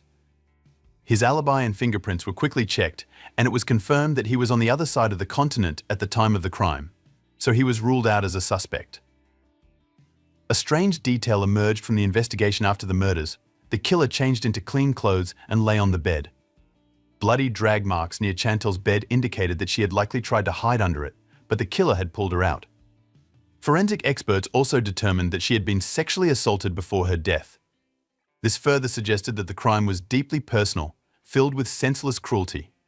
Andrew, the head of the family, suffered over 30 stab wounds, while Rose was stabbed 50 times. Evidence showed she had been attacked twice and had even tried to call for help after the first attack. Chantal had 33 stab wounds and had been sexually assaulted. Investigators immediately looked into Chantal's personal life, focusing on whether she had been in a relationship or had any obsessive admirers. It was soon revealed that she had been dating a boy named Dylan for about a year. They both attended the same school, and at 16 years old, Dylan didn't initially seem capable of committing such a brutal crime. Nonetheless, detectives needed to interview him, check his alibi, and hear his thoughts on whether anyone might have wanted to harm Chantal or her family. Dylan cooperated fully with the police, expressing his deep grief over Chantal's death. He explained that they had a loving relationship and planned to marry once they were older. He was devastated by her loss and didn't know how to cope. At the time of the murders, Dylan had been in a nearby city attending his grandfather's anniversary. His alibi was confirmed by dozens of witnesses, and he was ruled out as a suspect. The police had few leads but now had the killer's fingerprints, as well as DNA from the seminal fluid found on Chantal's body. This gave them a crucial piece of evidence that could eventually help them identify the murderer. The DNA extracted from the seminal fluid and fingerprints left at the scene did not match anyone in the police database, adding to the mystery. Interestingly, the family was killed with knives from their own kitchen, suggesting that the attack may not have been premeditated but rather a spontaneous act of violence. The killer took the murder weapons with him when he left the house. Forensic experts determined the time of death to be between midnight and 2 a.m. A neighbor of the Rowe family reported hearing Rose call for help twice around 1 a.m., followed by a loud thud, but assumed it was a domestic dispute and did not call the police. No strangers were seen near the house that night, and officers meticulously searched the area for any clues or the missing murder weapons. The police also reached out to the local community through the media, asking for any information that could help with the investigation. However, this led to an overwhelming number of tips, many of which were unhelpful or false.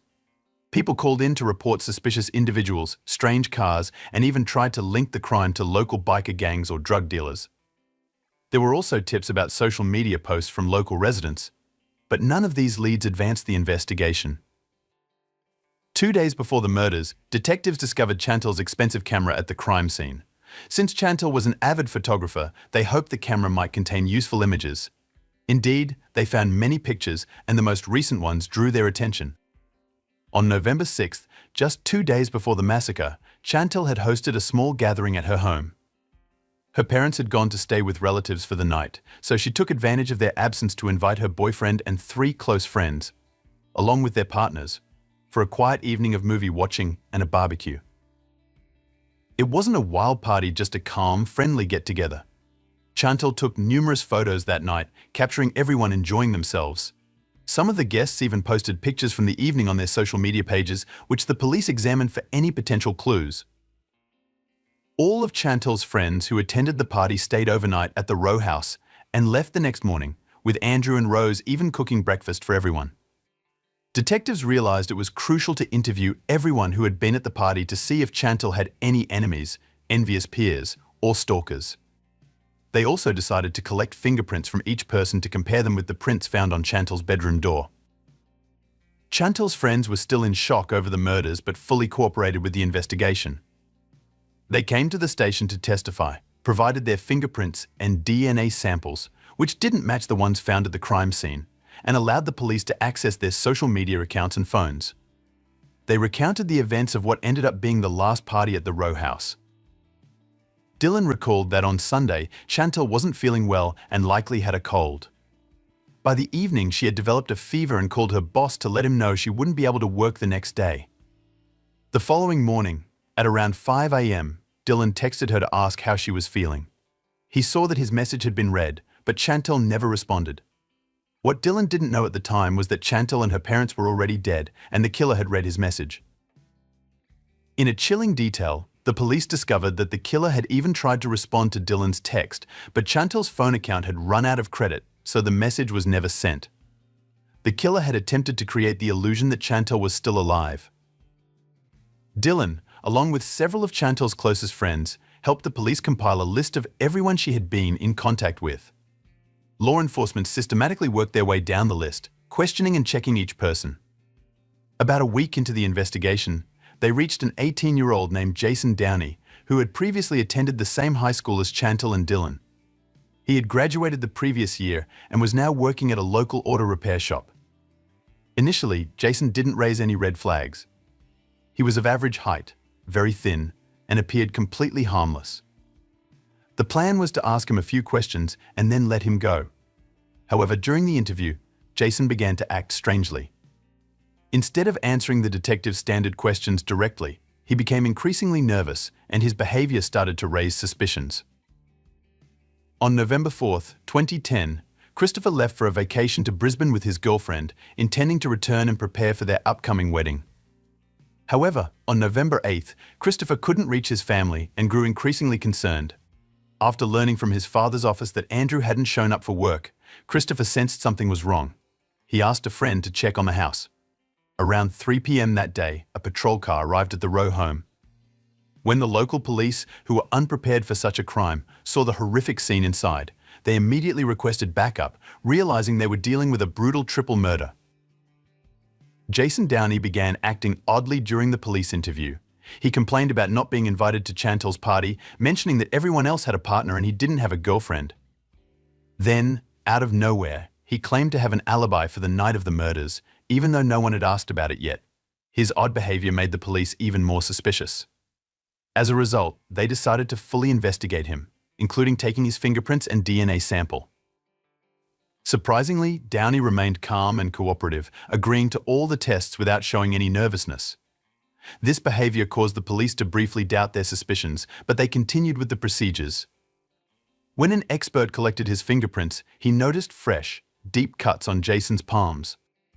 Downey explained that he had hurt himself while working at the machine shop, but the cuts looked as if they had been made by a thin, sharp object. When the fingerprint results came back, they showed that Downey's prints matched the ones found on Chantal's bedroom door. All that remained was to wait for the DNA results, which were due in 2 days. The police questioned Downey again, asking how his fingerprints ended up in the Rowe family house if he hadn't been there recently. Downey calmly explained that he had visited the house with Dylan about a month and a half earlier, suggesting that's when he might have left the prints. However, this explanation didn't hold up, as the prints were fresh and clean, not old or faded. On November 16, 2010, the DNA results came in, confirming that Jason Downey had assaulted Chantal that night and was responsible for the murders of her and her parents. But the question remained, why had he done it? And how did this skinny young man find the strength and rage to commit such a brutal act? Jason was arrested that same day. Now, the detectives needed to uncover the motive behind this horrific massacre. Who was Jason Downey?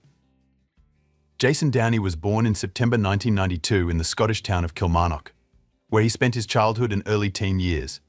He was the youngest of 2 children and was raised alongside his older brother Jamie. When Jason was just 8 months old, his parents divorced and his mother, Lorraine, took on the role of raising him. His father remarried soon after, and Jason and Jamie had a half-sister named Judy, though they had little contact with her. When Jason was 13, he, his mother, and his brother emigrated to Australia, where they settled in the small town of Kapunda. In their new home, Jason's mother remarried, this time to a local resident. Jason Downey had a difficult time adjusting to life in the small town of Kapunda after growing up in a big city. He despised the quiet, provincial atmosphere and longed to leave. At school, Jason struggled socially. His peers found him strange and most only spoke to him out of pity. He was overly talkative, arrogant, and frequently lied, boasting about his imaginary athletic abilities, popularity, and supposed admirers. In reality, girls ignored him, and his odd behavior repelled others. Dylan, Chantel's boyfriend, played on the same basketball team as Jason and felt sorry for him. Out of kindness, Dylan started inviting Jason to friendly gatherings and even introduced him to Chantel, a decision that would have disastrous consequences. Chantel, who was polite and empathetic, treated Jason kindly, and she had even defended him from other teenagers on occasion. Her friendly demeanor, however, led Jason to develop an intense crush on her, which soon turned into an unhealthy obsession. Jason began to believe that Chantel harbored secret feelings for him but couldn't express them because of her relationship with Dylan. Although Chantel never encouraged Jason's advances or gave him any reason to hope, he misinterpreted her kindness. Over time, his infatuation morphed into a delusional fantasy in which he believed that he and Chantel were meant to be together. Jason became consumed by these thoughts, mistaking her politeness for love, while no one around him noticed the depth of his obsession. Once the police were certain that Jason was responsible for the murders, they knew they had to act quickly to arrest him. However, they were unsure of how best to proceed, fearing that Jason could pose a danger to himself or others. To avoid any potential complications, they decided to lure him to the police station under a benign pretext. When Jason arrived, he was immediately placed in handcuffs, but surprisingly, he showed no emotion. He wasn't startled, scared, or angry. He remained completely calm. During his first interrogation, Jason denied all accusations. He tried to explain away the evidence, claiming that he had left his fingerprints in the Rowe family home during his previous visit a month and a half earlier. When questioned about how his DNA was found on Chantel's body, Jason made a desperate claim. He said that during that same visit, he and Chantel had consensual intimacy. However, this story was easily disproven. The forensic evidence made it clear that the seminal fluid found on Chantel's body could not have remained there for such a long period, either inside or outside her body. This false narrative further exposed Jason's lies and guilt. Jason Downey's confession revealed a disturbing sequence of events that led to the brutal murders of Chantel and her parents. After an argument with his mother and stepfather, Jason claimed he decided to sleep in his car. However, after speaking with Dylan, who mentioned Chantel was sick and staying home, Jason became obsessed with seeing her. His initial plan was simply to drive by her house and look through the windows, something he had done many times before due to his fixation on her. When Jason arrived at the Rowe family's home, it was dark inside, so he parked his car at the end of the street and returned on foot. He found a small bathroom window left open, and, being thin, he was able to squeeze through it without much difficulty. Once inside, Jason sat quietly in the bathroom for about half an hour, listening to ensure that everyone in the house had gone to bed. Jason later claimed that his intention was to confess his feelings to Chantel. However, he took a knife from the kitchen before entering her bedroom, a fact he could not explain logically. Investigators believe that Jason had more sinister intentions from the beginning, likely planning to use the knife to threaten and control Chantel in order to fulfill his obsessive desires. When Jason entered Chantel's room and attempted to assault her, she resisted. This resistance triggered a violent rage in Jason, leading him to stab her repeatedly. The horrific attack woke her parents, Andrew and Rose, who rushed to help their daughter. However, Jason, now in a frenzied state, turned his knife on them as well, brutally stabbing both Andrew and Rose to death. In his confession, Jason claimed he acted out of an uncontrollable passion, but the calculated nature of his actions sneaking into the house, bringing a weapon, and murdering not just Chantel but her parents suggested otherwise. His confession did little to minimize his guilt, despite his attempts to downplay his responsibility. As the investigation progressed, more damning evidence against Jason surfaced. A pair of blood-stained shoes was found discarded in a deserted area, and the blood on them matched that of all three victims. The sole prints from these shoes matched the bloody footprints found at the crime scene, and inside the shoes were traces of Jason's sweat, further implicating him. Despite Jason's attempts to cooperate with investigators promising, for example, to show them where he had disposed of the knives used in the murders, the murder weapons were never recovered, leading detectives to suspect that he was still trying to manipulate the situation. Jason's confession did help reconstruct the timeline of events, but it did little to change the gruesome reality of his crime.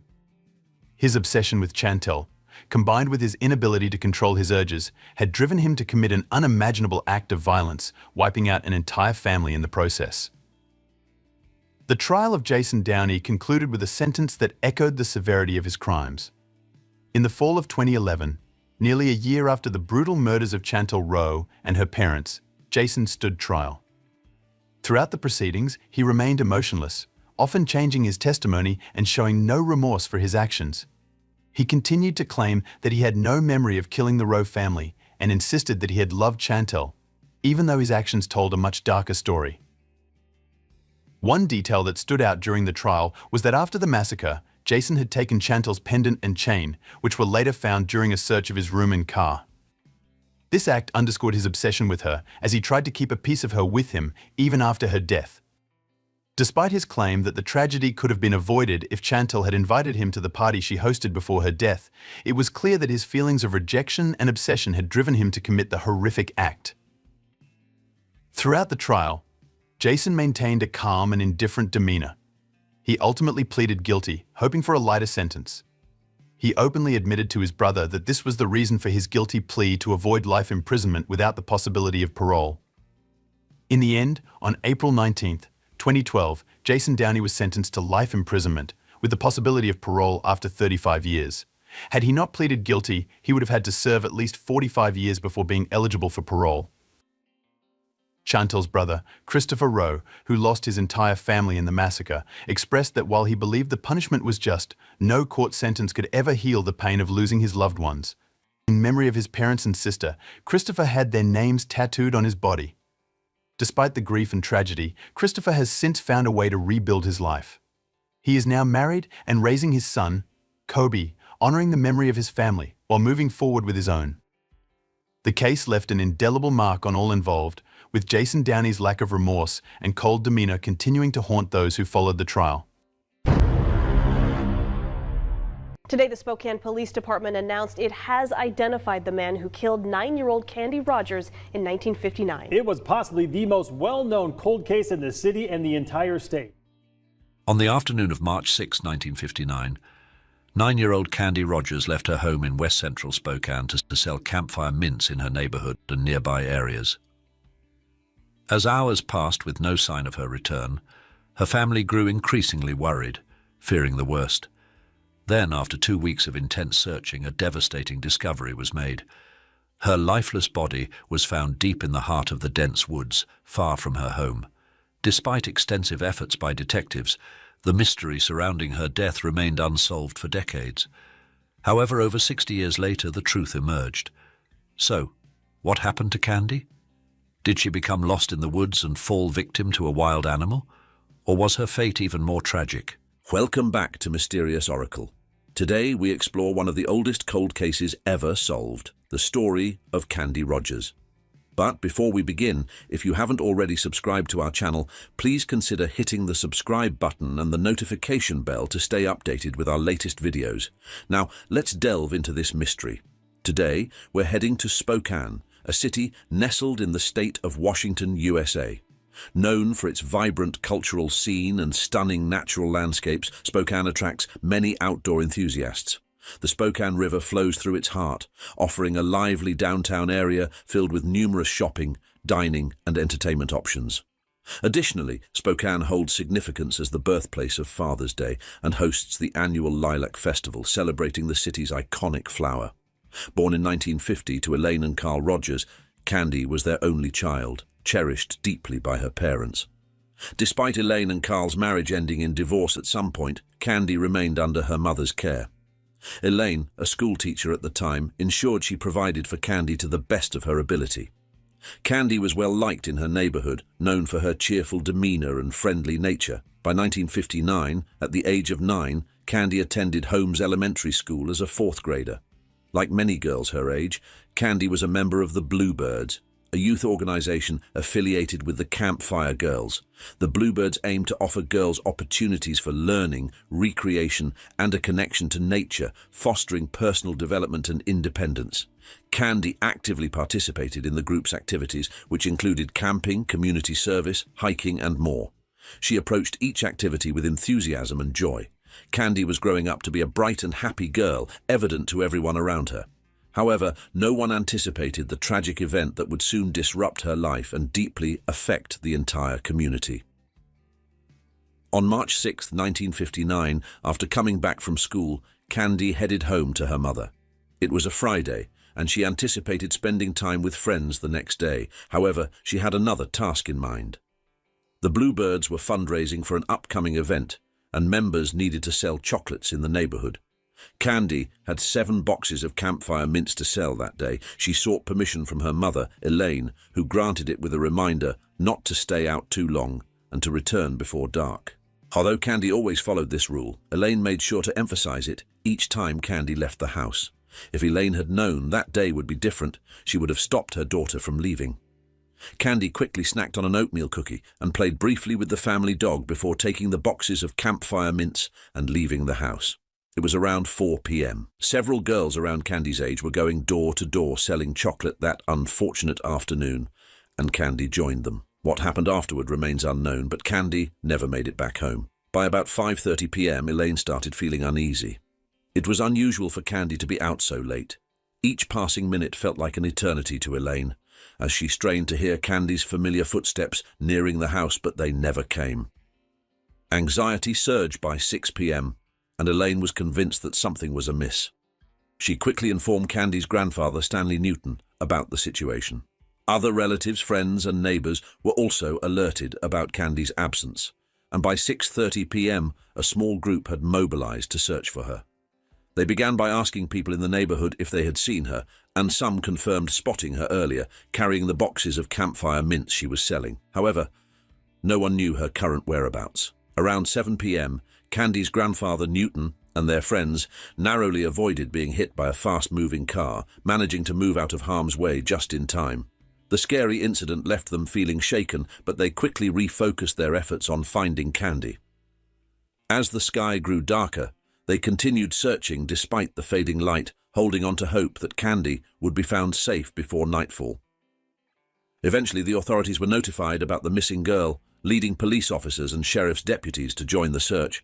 By around 9 p.m. on the same day, a group of searchers found several boxes of Campfire mints scattered across Patette Drive. Many believed these boxes to be the ones Candy had been selling. Although they found 6 boxes that night, one was still missing. Despite their thorough search, there was no sign of Candy. Elaine found it hard to sleep as she worried about her daughter's safety. She prayed silently for Candy's return home, but the uncertainty was just too much to bear. The following morning was a Saturday, and by then, almost everyone in the city had gotten the news that Candy was missing. Well-meaning individuals trooped out in large numbers to begin the search for the day. Officers rode on horseback as well as in vehicles to conduct the search. They looked through the woods and along major roads. The Air Force also assisted in the search by providing a helicopter. The aircraft was boarded by 4 trained personnel as well as 1 pilot, and they took it to the air. While flying over Spokane River, the pilot failed to see a high-tension wire until the last moment and ended up flying into it. The effect was immediate. The helicopter spiraled out of control and crashed into the Spokane River, instantly killing 3 of the 5 men on board. Airman Melise D. Ray, Sergeant William A. McDonnell, and Lieutenant Kenneth G. Fate Che were the 3 men who tragically lost their lives on that day. Everyone who had joined in the search for Candy was saddened by the tragic event. but it did little to discourage them from searching for her. They remained determined and therefore intensified their efforts. None of them wanted the death of the three heroes to be in vain. But despite everyone's best efforts, they had no luck locating Candy for several days. It was as if she had simply vanished without a trace. With each passing day that Candy remained missing, Elaine began to look like a shadow of herself. She refused to touch her meals and would constantly stare into space. Not knowing the whereabouts of her only daughter was slowly driving her insane. The burden on her heart was just too much to bear. March 22nd, 1956, made it 16 days that Candy had been missing, and it was the day she was found. That afternoon, two airmen named Howard Lawrence and Richard Bergen were out hunting woodchucks in a wooded area about 7 miles away from Candy's home. Upon getting to a small clearing in the forest, they noticed a small pair of blue suede shoes. The delicate craftsmanship of the shoes and the small size indicated that they belonged to a child. They were baffled and wondered how the shoes had gotten there so far away from town. After looking around and waiting a while to see if anyone would come out to lay claim to the shoes, they picked them up and made their way back to base. The two men could not stop talking about the discovery they made in the woods, and the news soon spread like wildfire. The shoes were handed over to the police, who contacted Candy's grandfather to see if he could identify them.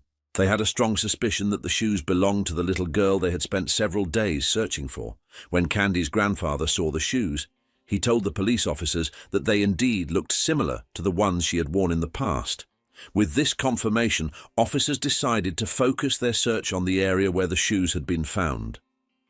Since it had grown dark, conducting a search would be difficult that night, and so they agreed to wait until the next morning. The following day was a Sunday, and by dawn, a team of officers and volunteers had arrived at the clearing where the shoes had been found. They immediately began looking through the area, but initially found nothing. After some time went by, one of the officers suddenly came across a small mound made up of brush and pine needles. He found it strange and decided to take a closer look. To his horror, it did not take him long to see a knee sticking out from under the pile, and he carefully brushed away the leaves to reveal the decomposing body of a child. He instantly recognized her as the little girl they had been looking for. The clothes she was wearing were torn in places, and when the officer looked at her feet, he noticed that they were bound. A torn strip of cloth had been used to do this. Also wrapped around her neck was another strip of clothing. The officer quickly alerted the other searchers, and soon after, the body was taken out of the area for an autopsy. Candy's relatives were immediately contacted and informed about the state in which she was found. Upon hearing that her daughter was dead, Elaine lost consciousness and had to be placed under sedation. More than 1,000 searchers who had volunteered their time, resources, and energy to look for Candy were shocked by the news. There was a general feeling of dread in the air, and from that moment, many people began to fear for their safety as well as their children's.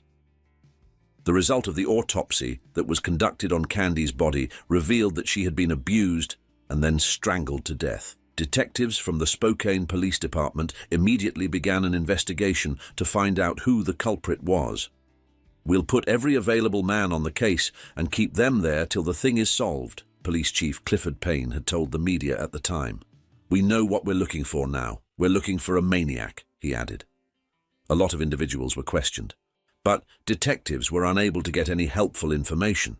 The first person the authorities suspected of committing the crime was an imprisoned serial killer by the name of Hugh Byron Morse, and they had good reason for believing that he had something to do with it. When the autopsy was conducted on Candy's body, a strange purple smear that smelled like grape gum had been noticed on her clothes, and Morse was known for having a special liking for grape gum. But when he was asked about Candy's murder, he denied any involvement in it. Since there was no evidence to show that he was the killer they were looking for, charges could not be brought up against him. However, he remained a prime suspect in the case for a long time. Apart from him, detectives also investigated several tips that poured in after Candy's death, but none of them proved to be of any use. Candy was eventually laid to rest, and her devastated family members hoped that her killer would be brought to justice sooner rather than later. But several months went by after this, and the case remained a tough one for detectives to crack. In June 1963, 4 years after Candy's death, her father Carl sadly took his own life, unable to cope with losing his daughter. At the time, he had been living in a hotel in Walla Walla. Years went by, and Candy began to fade from the memories of many, but her family and the detectives of Spokane Police Department never forgot. This is the kind of case that's been the giant logjam for cold cases, and in Spokane, I keep saying it's the Mount Everest of our cold cases, the one that we could never seem to overcome. But at the same time, nobody ever forgot, said Detective Zach Stormont of the Spokane Police Department Major Crimes. By 2001, there had been a significant advancement in DNA technology compared to the 1950s, when it was non-existent. Candy's clothes from when her body was found had been carefully stored by the authorities as evidence. These clothes were now submitted to the lab with the hopes that the killer's DNA could be identified. Forensic investigators quickly got to work, and they were able to determine that Candy's underwear had DNA on it. They were able to isolate DNA from this, and it was used to create a DNA profile. It was an exciting period for detectives as they felt closer than ever to solving the case. The newly developed DNA profile was then uploaded to the database, but unfortunately, no match was found. In 2002, detectives compared the DNA profile to that of Morse, who had remained on their radar for a long time. However, to their disappointment, they discovered that he was not the man they were looking for. Nothing of interest would surface for a long time. In September 2006, Candy's heartbroken mother quietly passed away in her home at the age of 82. She died not knowing who had killed her precious daughter. Around 2017, forensic genetic genealogy came to the limelight as a new scientific method being used to solve several cold cases. The method uses DNA analysis and traditional genealogical methods to solve crimes and identify missing persons. In other words, it combines science with family history research to piece together clues and bring justice to victims and their loved ones. With the method gaining popularity, detectives decided to give it a try and use it in helping them solve Candy's murder. Brittany Wright, a forensic scientist with the Washington State Patrol Crime Laboratory Division, got assigned to the case around the time she was able to get her hands on a DNA sample that had been stored in the crime lab freezer since 2001. The next thing she did was reanalyze the sample to confirm that it matched the original perpetrator's DNA profile from 2001. Upon confirming this, she followed up with a diagnostic analysis to determine if it could be used for forensic genetic genealogy. The sample was then sent to a private forensic lab. However, this turned out to be a futile effort as, according to the lab, the DNA sample was too degraded to work with. Detectives' hopes were completely dashed when they were given the news, and they could hardly hide their disappointment. A year would go by after this before detectives caught a lucky break. They learned about a particular laboratory that could efficiently work with degraded DNA like the one in Candy's case. The laboratory was known as Othram, and it was located in Texas. Brittany reached out to them to inquire if Candy's case was eligible. Upon receiving a positive response, she then sent off a small amount of the remaining DNA sample for testing. 6 months later, the lab came back with a result. 3 brothers have been identified as the possible suspects. Their names were John, Andrew, and Terry Hoff. As it turned out, all 3 were long dead upon further investigation. Detectives discovered that one of the men, John, had a daughter named Kathy. They decided to contact her to let her know that they were investigating her dead father. By that point, I had already looked up a little girl murdered in 1959, so I knew who it was, Kathy said.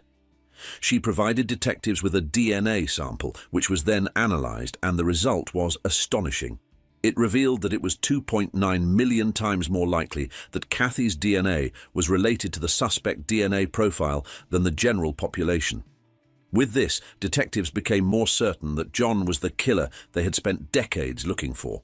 They did a background check on him and discovered that in addition to growing up in Spokane, he lived about a mile from Candy's home at the time of her murder. He also had a troubled past. In 1956, at the age of 17, he enlisted in the army. However, in 1961, 2 years after Candy's death, he was arrested for assaulting a woman.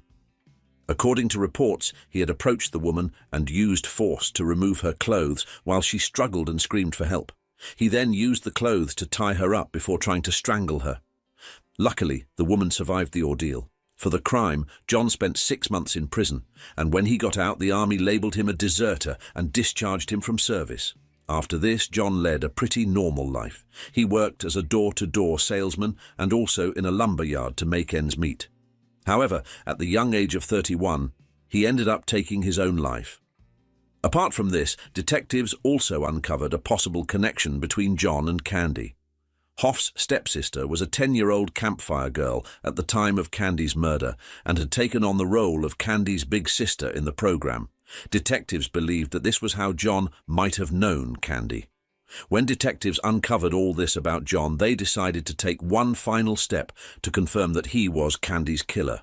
With Kathy's permission, as well as a search warrant, they travelled to the cemetery where John was buried and exhumed his corpse. A DNA sample was taken from his remains and was then sent to the lab for testing. The result was what detectives expected. John was Candy's killer. "We got extremely lucky in that we got DNA from 1959, said former Spokane police detective Brian Hammond, who worked tirelessly on the case until he retired in 2021. They had no concept of that at the time, and that's obviously what cracks the case. Otherwise, I don't believe it would have ever been solved," Hammond added. Some of Candy's surviving relatives were contacted and informed about the breakthrough in the case. It's not closure, but at least there's some form of satisfaction knowing that the person that did it is at least named. "He may be in a grave, but he's named," said Joanne Poss, a cousin of Candy, aged 77.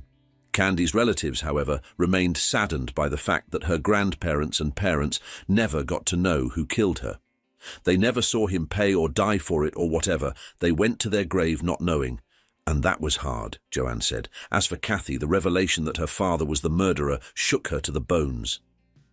"It's just really sad to find out that someone, not even just your dad, but someone in your family, could do something like that," Kathy said. "John passed away when she was only 9, and she grew up believing that he had done it out of depression. And now I think, no, he was evil," she said. "It wasn't an escape and away from it, but he got to die with people thinking he was an upstanding man, and he wasn't." Kathy also rendered a public apology for her father's crime and the pain it caused the murdered girl's family. "I'm very, very sorry for what my dad did, that he took her life horribly," she said. "I hope that it gives peace knowing that even though it's not really justice because he doesn't get any punishment, his name has this on it now, and they can know it's solved." Through the act of one man, a family was plunged into misery and remained in the dark for more than 60 years. However, the determination and perseverance of several generations of detectives helped to reveal his identity and bring the bereaved family much-needed closure.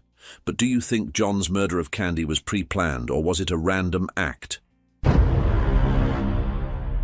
In 1995, Kansas made a rule saying that if someone intentionally commits a crime, they can't blame it on a mental disorder to get out of trouble. This rule came about because lots of criminals were trying to avoid punishment by saying they weren't in control due to mental issues during their trials.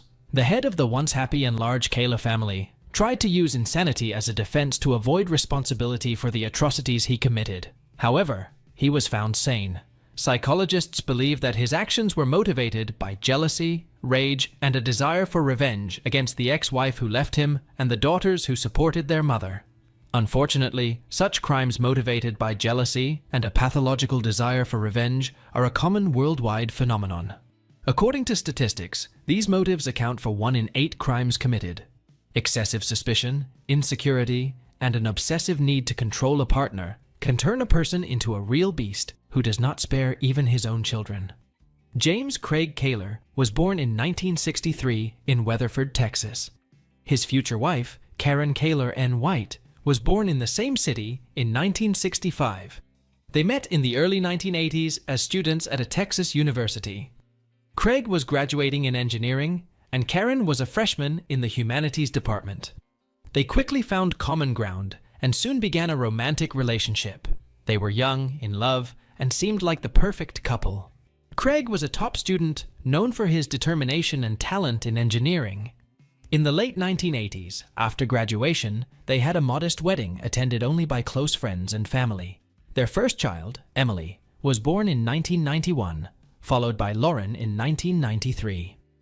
They lived in a cozy house in Weatherford and were quite well off by local standards. In 1999, when Karen was pregnant with her third child, Craig received a lucrative job offer at a large utility company in Weatherford. His promotion coincided with the birth of their son, Sean, whom he adored.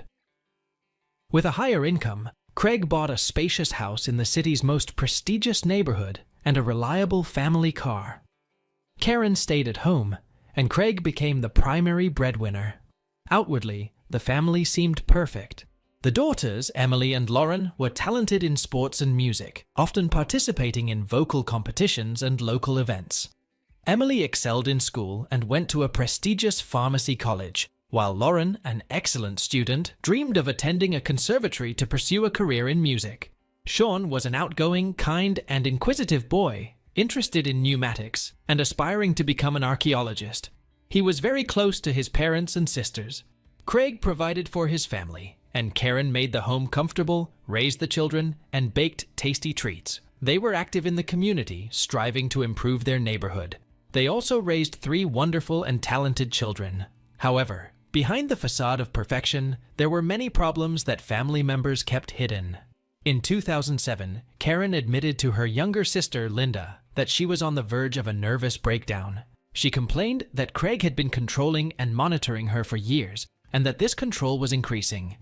Craig demanded a full accounting of all expenditures, not just major purchases, but everyday household expenses as well. Karen provided him with supermarket receipts, bank transaction data, and reported her whereabouts every day while he was at work. The entire Kyler family lived on a strict schedule set by Craig. When he returned from work, his wife and children had to be home to meet him. They went to bed, woke up, and ate at certain times, and even intimacy between the couple was scheduled. Over time, Craig's obsession with control intensified. He became increasingly demanding and selfish, and Karen's actions were scheduled down to the hour. Karen felt enslaved. She had no free time, only duties and responsibilities. She tried to fulfill all of her husband's demands, hoping that he would loosen his control, and they could get back to their old life. But Craig seemed to enjoy his control and was unwilling to change. Linda was deeply disturbed by her sister's revelations. She, like everyone else, had seen Craig as the perfect husband, father, and family man, and it turned out he was a domestic tyrant. However, Karen did not want to destroy her family. Besides, she and her children were financially dependent on Craig. Therefore, she decided to find a job that would provide her with a stable income. Karen's new hobby. Karen, despite her advanced age and 3 children, was in great physical shape. She always adhered to the principles of good nutrition, periodically followed diets, took care of herself, and went jogging every day secretly from her husband. She enrolled in a local fitness club where she started working out for several hours every day. It was her way of blowing off steam, distracting herself, and getting her thoughts in order. She attended the gym while Craig was at work and didn't notice her working out. Soon, the management of the sports club noticed the attractive, fit, and diligent woman. Karen was offered to try herself as a fitness instructor with a probationary period and the possibility of an official labor contract.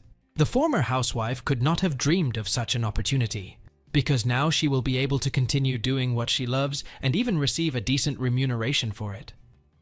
Eventually, Craig found out that his wife was going to the gym. Karen expected a scandal and that her husband would forbid her to go, but surprisingly, he reacted calmly. He even seemed pleased that his wife had found something to do and was now earning her own money. His only conditions were that she had to be home when he arrived, cook meals, and not disrupt their planned intimate life. Karen found these conditions acceptable because now she had the freedom of action and the ability to provide for her own needs without having to justify to her husband every dime she spent. Soon, there was a new instructor at the fitness club named Sunny Rice. Karen and Sunny quickly hit it off and became friends. For Karen, who had been a stay-at-home mom for many years and was unable to socialize with people outside the family, Sunny became a trusted confidant. The women spent time together at work every day, sometimes going for walks, drinking coffee, and having heart-to-heart talks. It didn't take long for their friendship to grow into something more. Naturally, they hid their feelings and relationship from everyone, but in time, Karen decided that she had to confess everything to her husband. She spent months preparing for this conversation, trying to find the right words, not knowing how to start and what the consequences might be. Eventually, she opened up to Craig. Although Craig was quite puzzled by his wife's revelation, he reacted rather calmly and did not make a scene. However, the next day, Craig stated that he agreed to his wife's relationship with Sunny, but on the condition that he could join them. Karen was shocked by her husband's proposal and didn't know how to react to it. Nevertheless, Craig took the initiative and began courting Sunny, sending her flowers and small gifts. He seemed to see this as an opportunity to brighten his intimate life and add passion and new sensations to his marriage to Karen.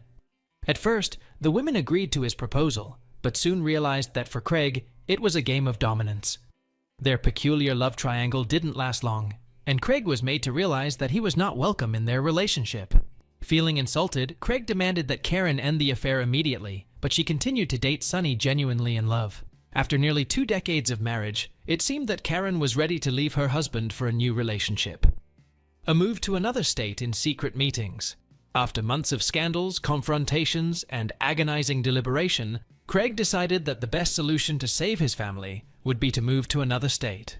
He began looking for a new job, sending out resumes, and soon landed a position as a water director for a large company in Columbia, Missouri, a city neighboring Kansas. Craig believed that his wife's move to another state would end her affair with Sunny, and their family life would return to normal. The move in the summer of 2008 proved difficult for the family, as the children had to change schools, make new friends, and adjust to life in a new city. Although the family was already well off, Craig's salary in his new position was nearly double what he earned in Weatherford. However, with more responsibilities and more hours on the job, Craig naively thought he had cut Sunny out of his wife's life for good. But he was wrong. Karen and Sunny continued to communicate regularly, exchanging calls and texts, and meeting in secret. They would drive to meet halfway and spend a couple of hours in a roadside hotel before returning home. By then, Karen knew her marriage was doomed. She no longer loved her husband, and divorce was only a matter of time. These secret trysts continued until December 2008. On that New Year's Eve, the Kaler family returned to their hometown to visit family and friends. Sunny was also present at this party. Karen and Sunny behaved low-key at first, simply exchanging greetings. However, as the party progressed and under the influence of alcohol, they seemed to forget about social norms. The lovers were inseparable, holding hands, exchanging longing glances, and some guests even caught them kissing. Craig wasn't just angry, he was furious. Karen had insulted and humiliated him in front of dozens of former roommates, friends, and co-workers, making her affair public. Craig made a scene at the party, verbally attacking his wife and Sunny. An enraged Craig forcibly dragged Karen away from the party. On the way home, he lost control of himself. He grabbed her by the shoulders and shook her with such force that her dress ripped. He then slapped her, causing her to stumble and fall, hitting her head. After returning home, the conflict did not subside, and a few days later, Karen told Craig that she was leaving him. She initiated divorce proceedings and demanded custody of the children. At first, Craig tried to apologize, begging to keep the family for the sake of the children, and offering to give their marriage another chance. However, Karen was adamant and obtained a divorce. Craig then began calling their mutual friends and relatives, asking them to talk to Karen and convince her not to break up the family and stay with him. Despite his best efforts, she firmly told him that she was leaving for Sunny and was never truly happy in their marriage. In the early spring of 2009, while they were still living under the same roof, another argument broke out, and Craig resorted to physical violence for the first time since that New Year's Eve party. Karen reported him to the police, and he was arrested. However, at the station, he claimed that his wife was hysterical, and he only held her tightly to calm her down, which caused the bruises on her arms.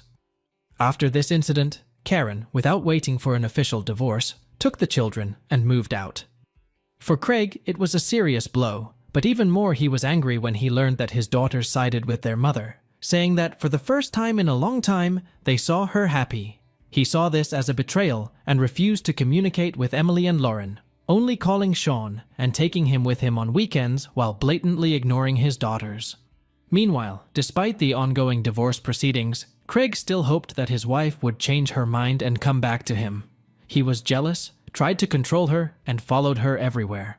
He watched her house, followed her around town in a rental car, trying to remain undetected, and even tried to set up a hidden camera in her house when no one was there. Naturally, all of this took time and effort, so Craig had to sacrifice work. First, he took a vacation. Then he claimed that he was sick. And in the end, he just started skipping work without explanation. This reckless behavior led to his termination. After losing his job and the source of income, Craig was forced to move into his parents' house because he couldn't afford his own. Now with plenty of free time, he was able to stalk his ex-wife all day long, leading her to take his ex-husband to court to stop him from approaching her. In November 2009, just before Thanksgiving, Karen took her children to visit her 89-year-old grandmother, Dorothy White, in the small town of Burlingame, Kansas, to spend the holidays. On the evening of November 29th, the Burlingame Police Department received an alarm call about a suspicious van and the sound of gunshots. Dorothy's neighbors reported seeing a small truck pull up to the elderly woman's home, a man get out of it, and enter the house. They then allegedly heard screams and gunshots, but are not sure. The man then left the house, got back into the truck, and drove away quickly. Neighbors did not attempt to apprehend him, fearing he was armed. When police pulled up to the house, they were met by a terrified 10-year-old boy calling for help. It was Sean Kaler, who couldn't explain what had happened, but it was clear that a terrifying scene awaited the police. Inside, near the front door, they found the 89-year-old homeowner lying in a pool of blood and surprisingly alive, despite 2 gunshot wounds. In the kitchen, police found the lifeless body of 44-year-old Karen. She had been shot in the chest and then killed by a close-range gunshot to the head. Her ex-husband had left her with no chance of survival. The body of her oldest daughter, 18-year-old Emily, lay between a wall and a couch. She had apparently tried to hide from her enraged father, but he caught up with her and took her life with 2 point-blank shots. Her younger sister, Lauren, lay in a pool of blood in a second-floor bedroom. She was still alive, begging faintly to save her life, and repeatedly stating that her father had done it. The elderly woman and Lauren were immediately rushed to the intensive care unit of a nearby hospital. Despite the doctor's best efforts, their lives could not be saved. Lauren died on the morning of December 1st from massive blood loss and damage to her internal organs, and her great-grandmother died a few hours later that day. The only surviving witness, Sean, was in a state of shock. Psychologists worked with him, but he needed a thorough interrogation as the only living witness to the tragic events at his great-grandmother's house. He said that that evening, his mother was in the kitchen preparing dinner, and he approached her to ask for his favorite pies. Suddenly, the back door of the house swung open, and their father entered the house with a shotgun in his hands. Without saying a word, the man pointed the barrel at his ex-wife and shot her, then moved closer and fired again. For the first few seconds, Sean froze in horror. Then his father turned to him but didn't aim, just silently and intently stared at him. Sean realized he had to run, so he jumped out the open back door. The boy ran toward the main entrance, hoping to alert his grandmother and sisters and call for help. However, as he reached the threshold, he heard several more gunshots, fearing to enter the house. He hid in a small outbuilding. He heard several more shots and waited in terror for his father to come after him. Craig was immediately put on the wanted list, warning that he was armed and extremely dangerous. Meanwhile, police received several reports of a speeding truck, which helped them quickly determine the direction the gunman was traveling. At one point, the man abandoned his vehicle in a wooded area and began walking down a deserted road. Law enforcement quickly caught up with him and apprehended him. The next morning, he had left the rifle and ammunition in the back seat, with prescription medication for depression and anxiety disorders lying next to the driver's seat. Mr. Kaler did not resist arrest. He did not seem to care anymore. He looked confused and even frightened, and honestly admitted that he was armed with a gun and a hunting knife, but did not intend to use them. He also admitted that he had done something terrible and believed that the police already knew about it. At first, when he was taken to the police station, Craig fully admitted his guilt and poured his heart out to the investigating officer. He told how his wife had cheated on him with Sonny, how they had humiliated him in front of his friends at a New Year's Eve party, how his attempts to save his marriage had cost him his job and what was left of his self-respect. The man cried, said he did not know how he had decided to take such a step, and complained that everyone, including his daughters, had betrayed him. Craig's trial began in December 2010. The defendant, who was advised by his lawyer Thomas Heaney, recanted his initial confession, blaming his actions on mental illness and insanity. It was his only option to avoid the death penalty for the murder of 4 people. Heaney tried to convince the court that his client was in a difficult psycho-emotional state after his wife left him for a lover, his children sided with their mother, he lost his job, and was forced to move back into his parents' home. All of these factors contributed to the breakdown, the lawyer said, and Mr. Kaler committed the crime while insane, not realizing what he was doing. Prior to 1995, there was indeed a law that allowed criminals to get leniency by pleading insanity. However, in Kansas, where the crime was committed and the trial took place, that law was repealed. Furthermore, the prosecution found no evidence of insanity or affective state in Craig's actions, only cold calculation. He purchased guns and ammunition in advance, went to Dorothy White's house knowing that his entire family was there, and shot each victim twice, leaving no chance of survival. However, he deliberately spared his son Sean, allowing him to escape.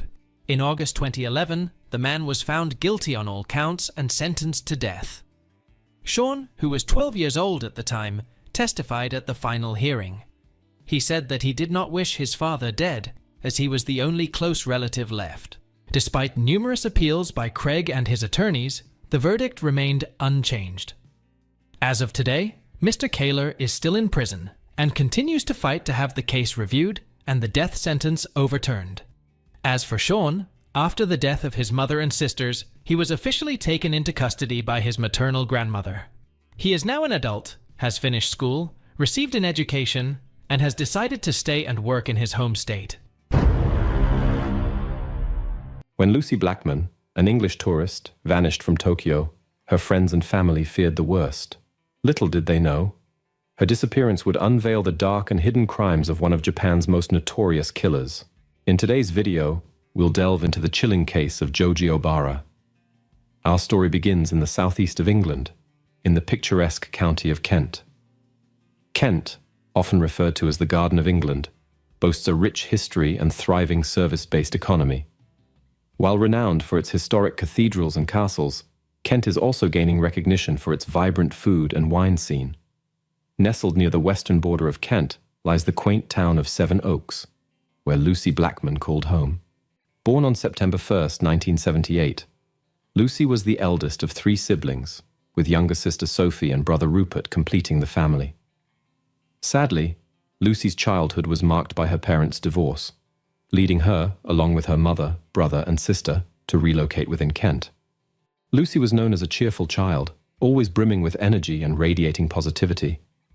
Her meticulous planning skills shone through in her academic pursuits. After graduating from school, Lucy decided to pursue a career as a flight attendant with British Airways, enticed by the prospect of traveling the world. However, as the years passed, the constant travel and low pay took a toll on her, plunging her into financial strain and leaving her feeling drained. Like many young professionals navigating their first job, Lucy began to reassess her career path and overall direction. Despite her love for travel, the demanding nature of her role at British Airways took its toll on her finances and mental well-being. It was then that Lucy and her colleague Louise devised a plan. They realized that traveling didn't have to entail constant hopping from one country to another. They could settle in a foreign destination, secure stable employment, and improve their financial situation. Intrigued by Japan's unique culture and lifestyle, Lucy and Louise resolved to find work in the land of the rising sun to alleviate their debts. Japan, with its myriad UNESCO World Heritage Sites and deeply ingrained traditions, their decision to embark on this journey was daunting, but they drew strength from each other. They booked their tickets and embarked on their adventure to Japan. In May 2000, Lucy and Louise found themselves in the vibrant heart of Tokyo, settling into an apartment near Roppongi, renowned for its bustling nightlife and fusion of Western and Japanese cultures. They wasted no time in securing employment and soon landed jobs at a local nightclub called Casablanca, where they served as hostesses to its diverse clientele. In Japan, customs and social norms differ significantly from those in the Western world, and host and hostess clubs, known as kyapakura, epitomize this cultural distinction. Hostesses engage in activities such as lighting cigarettes, serving drinks, and engaging in conversation with patrons, creating a welcoming and entertaining atmosphere. While dancing and explicit behavior are prohibited, kiapakuras provide a space for patrons to unwind and socialize in a relaxed setting. In Roppongi,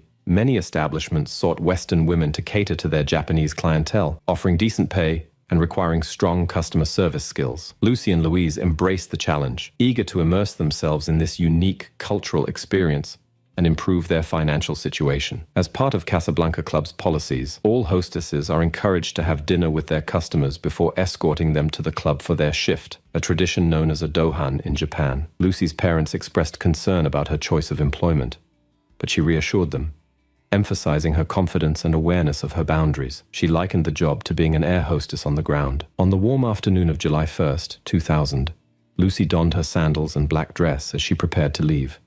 Spotting her friend Louise in the adjacent room, she informed her about her dohan with a customer from the Casablanca Club. She mentioned that he had offered her a new mobile phone in exchange, and the dinner would be brief at a restaurant near the beach. Understanding the situation, Louise advised Lucy not to be too late, as they had plans for the evening. Louise's boyfriend, Scott Fraser, was also nearby, and they were all anticipating the weekend ahead. Lucy kept in touch with Louise throughout the day, sending 3 messages. Her first, at 1:30 p.m., stated, "I am now with my lunch date." At 5 p.m., she messaged Louise again, saying, "I'm being taken to the sea." Finally, around 6:45 p.m., she sent her last message, "I'll be back in half an hour," which she also sent to Scott shortly after. However, by 8 p.m., Lucy had not returned home. As Tokyo transitioned into the night, Lucy's whereabouts remained unknown. Despite informing her friend and boyfriend of her return, she had disappeared without a trace. The situation was daunting. What do you do when your friend goes missing in a foreign city, especially one as vast and unfamiliar as Tokyo? With its population of 34.4 million people, locating one person seemed nearly impossible, especially considering the language and cultural barriers. Louise reached out to local authorities, but initial responses seemed disinterested. Days passed with no sign of Lucy. None of her colleagues at the club had seen her, and attempts to contact her went unanswered. Then, on the evening of July 3rd, Louise received a call from a man with a thick Japanese accent. He spoke English slowly but clearly, informing her, "Lucy can't speak right now. She's okay but won't be returning home. She has joined a new cult and is safe, undergoing training in Hutton Chiba." Back in England, Lucy's mother, Jane, reacted swiftly and intensely upon learning of Lucy's disappearance. The news filled her with terror from the moment she heard her daughter was missing. The anonymous call only heightened her concerns, as Lucy's sudden disappearance was completely out of character. The very next morning, Lucy's sister, Sophie, and her ex-boyfriend Jamie boarded a flight to Tokyo. The challenge ahead of them was vast and daunting. Despite filing a missing persons report, the police showed little interest in Lucy's case. Working with authorities over the following days proved cumbersome and frustrating. They simply didn't seem to care. Despite Lucy being an adult, her silence could indicate a life-threatening situation. Time was of the essence, adding to the extreme anxiety felt by her family.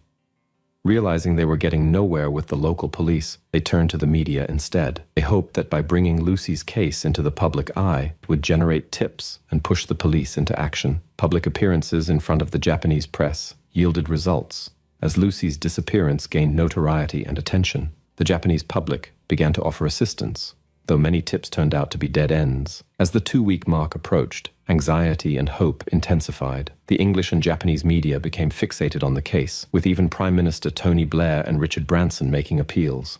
Meanwhile, Lucy's family decided to enlist the help of a private investigator from England, who promptly flew to Tokyo. He began scouring the streets of Roppongi and Ginza, eventually reaching Club Casablanca. One of the Western hostesses at the club came forward, revealing that she had seen Lucy with another man before her disappearance. With assistance from contacts at Scotland Yard, the investigator created an artist's impression based on the description provided, resulting in a composite image. As Lucy's disappearance became widely known, several Western women eventually came forward, sharing troubling accounts of their encounters with a man resembling the one depicted in the composite image. As more stories emerged, a disturbing pattern emerged. The man would take the women out on dohans, promising them money and gifts before bringing them back to his apartment, spiking their drinks, and assaulting them. While the name of the perpetrator varied among victims, his physical description remained consistent.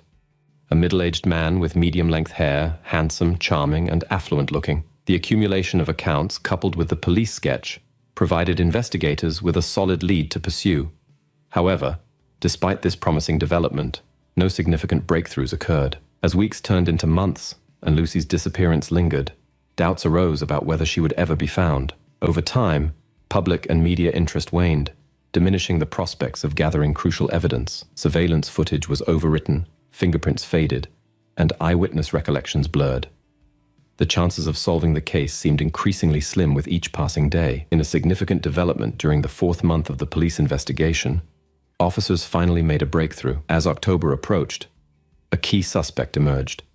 Joji Obara. Although he frequented Casablanca Club, he used different aliases. Nonetheless, his description closely matched that provided by multiple victims. Born on August 10, 1952, Joji Obara hailed from a family rooted in hard work, which eventually translated into wealth. Joji's father was a Korean immigrant who arrived in Japan with little money but grand aspirations. His unwavering determination and strong work ethic propelled him to success. Starting as a scrap collector, he eventually amassed considerable wealth, establishing a business empire spanning taxi companies, pachinko parlors, and real estate ventures. Joji, along with his 2 brothers, inherited the reputation of being privileged rich kids. Shielded by his father's affluence, Joji was rewarded with a house when he enrolled in Takeo Senior High School in Kanagawa. Unfortunately, at the age of 17, his father sadly passed away, leaving Joji and his 2 brothers over 40 million yen in assets across Osaka and Tokyo, the equivalent to £25 million, or $33 million.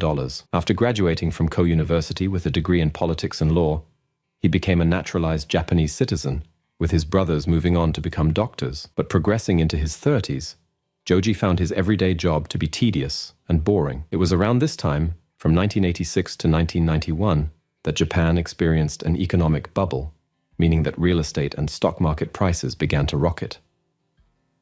Joji heavily invested in this, believing that prices would continue to indefinitely rise. But in the early months of 1992, this bubble burst, causing real estate prices to plunge and Japan's economy to stagnate. He lost the risk, and as a result, his firm collapsed, his fortune almost entirely gone. But he wasn't out of the fight yet. Instead, he began to use his company as a money laundering front for the Yakuza, also known as the Japanese Mafia. So, as soon as Joji was recognized as the man in the police sketch, officers began to build a case around him, and of course, keep him under close observation. And finally, in early October, he was officially arrested and charged on 5 counts of indecent assault, therefore allowing officers to raid and investigate his property. Clues. What they found inside was devastating. He had a large library full of videos of himself taking advantage of his drugged victims, with some of these crimes dating back all the way to the early 90s. He had been committing these awful acts of violence for almost an entire decade. Despite police findings and victim accusations, Joji denied all acts of violence and also denied ever meeting Lucy. This is on the contrary to multiple reports placing him in the same bar as her only days prior to her disappearance. With Joji behind bars, but as evidence mostly circumstantial, Lucy's family needed more information to feel comfortable that he was Lucy's suspect. Off the back of this, an international appeal was launched to ask anyone who may have had experience with Joji Ibara to come forward. 8 years earlier, in February of 1992, he was in love with a woman named Carita Ridgway. In fact, they were engaged, looking forward to spending the rest of their lives together. But things didn't quite turn out that way. Carita was an aspiring actress, but with her dream of making it big, she needed money to attend acting school. Carita decided to pay for tuition by becoming a hostess in Tokyo's Kapakuras, and as part of this agreement, she would go on dohans. On February 27, 1992, Carita attended a dohan with a rich Japanese man, but after this date, she was dropped off unconscious. Carita was rushed to the hospital, in which doctors did the very best they could to save her. But tragically, 2 days later, she died of liver failure. The cause of her death was officially deemed to be hepatitis E, or natural causes. She had no concerning medical history, and she was always clean. The boyfriend contacted Japanese authorities, who, in return, reopened Carita's case with a sharp focus to link her with Joji Ibara, and the conclusion they were looking for came very quickly. Amongst the 400 videotapes found in Joji's home was one named Carita Ridgway, and in his diary on February 27, 1992, he had written Carita Ridgway, "Too much chloroform." As tragic as this development was, this information was all that police needed to upgrade Joji's charges from assault to murder.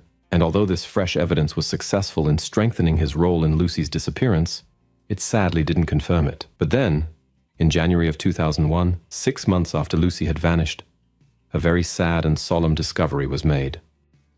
On January 10th, 2001, investigations led police to a cave off the shores of Mira in Kanagawa, and this cave was only 100 meters away from Joji's apartment. While here, they noticed uneven concrete underneath the basin of a bathtub. Rather puzzled, they began to remove the concrete, and what they found underneath were a series of packages. They slowly opened these packages up, and tragically, inside each of them were dismembered body parts, with even the head entombed in concrete. When post-mortem examiners cut into the cement, they hoped to find teeth to match with dental records.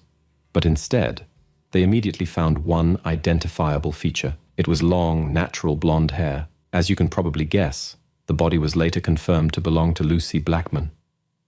Lucy's family was devastated. The long spell of silence from their daughter already painted a very grave reality for her, but they always held on to the hope that maybe one day she would return.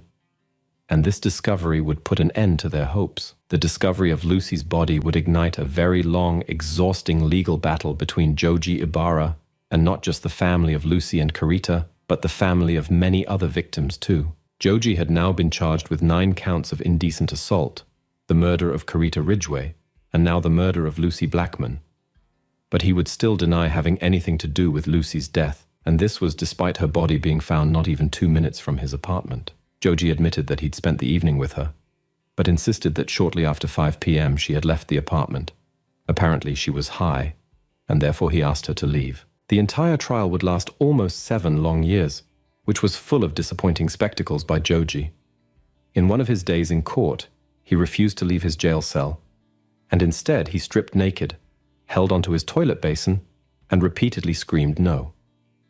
There is some extremely frustrating evidence coming up, but before that, I wanted to share with you that Joji was found not guilty of the murder of Lucy Blackman, which makes the following details all the more enraging.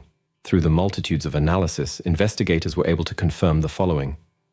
At around 4 p.m. on July 1st, 2000, Lucy met up with Joji. An hour later, she rang Louise to say that they were on their way to the coast. Mobile phone data confirms this. At 5:30 p.m., a Japanese couple saw Joji and Louise together at a seaside resort, and a photo from a camera from Joji's flat confirms that they were on the beach shortly after. Blonde hairs belonging to Lucy were found in his flat, and this was confirmed by DNA analysis. Mobile phone records confirmed that Lucy made a final call in the evening while in his home. This was confirmed by triangulating her mobile phone's coordinates. Copies of a forged signature were found in his apartment, proving that he was the fraudster who'd pretended to be her through a letter. We don't quite know what happened later this evening, but the very next day, on July 2nd, phone records show that Joji had called several hospitals in his area, asking how to treat someone who's experienced a drug overdose. The very next day, on July 3rd, receipts confirm that Joji purchased a chainsaw, cement mix, and other tools from a hardware store.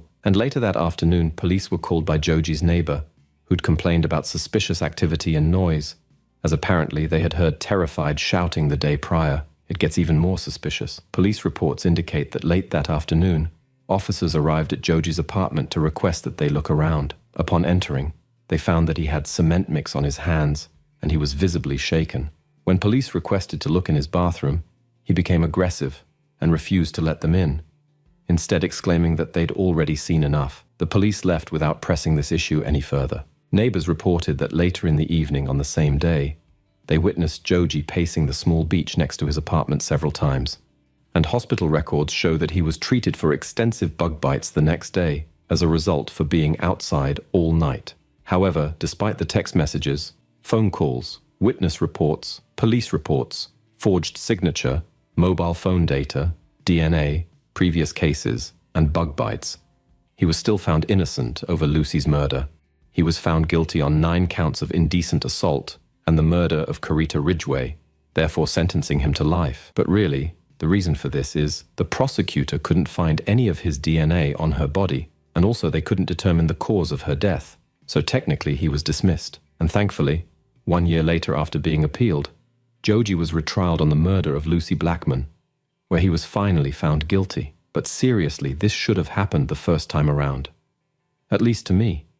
But this case highlights the show incompetence of Japan's former police force. I know in recent years, They've reformed to become more compassionate and responsive. But back then, they really didn't care about their tourists. A few side notes from this case. While Joji was under trial and not yet found guilty, he offered Lucy's mother condolence money, formally requesting her to stop the trial, for £450,000.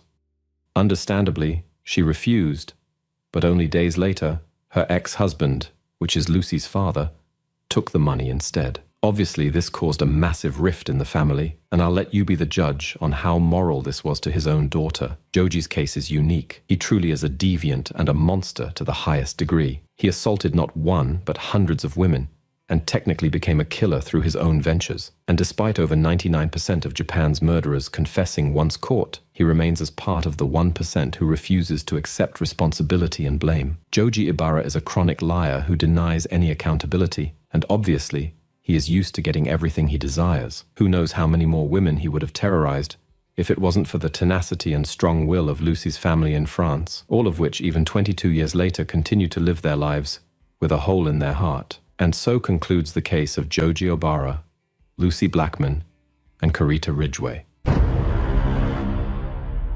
As police delved into the disappearance of 34-year-old hairstylist Jolene Cummings, their focus swiftly shifted to her peculiar co-worker, Jennifer Seibert. Within a short time, detectives unearthed a literal blood trail connecting the 50-year-old Seibert to what appeared to be a gruesome murder. However, there was a twist. Seibert had been deceased since 1987. This marked just the beginning of a series of perplexing turns that would transform this case into one of Florida's most bizarre and unsettling criminal investigations. Welcome to our channel, where we unravel and explore the most enigmatic, chilling, and bewildering cases from across the globe. Before we delve into the details, our heartfelt thoughts and prayers go out to the loved ones of Jolene Cummings, who fell victim to the heinous actions of one woman. Now, let's journey to Fernandina Beach, Florida, a picturesque haven where the sun graces the shores of the Atlantic Ocean and sets over the serene waters of the Amelia River. Once inhabited by the Timucuan Indian tribe, Fernandina Beach boasts long stretches of pristine beaches, teeming wildlife, and a quaint historic seaport town. For many, it's an idyllic escape from the rigors of daily life, or in this instance, an escape from a shadowy and troubled past. In 2018, Jennifer Seibert, aged 50, sought a fresh beginning in Fernandina Beach, finding employment at a local hair salon named Tangles. It marked her 5th job in 6 months, and this time, Seibert hoped it would be enduring. She had spent years evading her past, concealing far too many ominous secrets.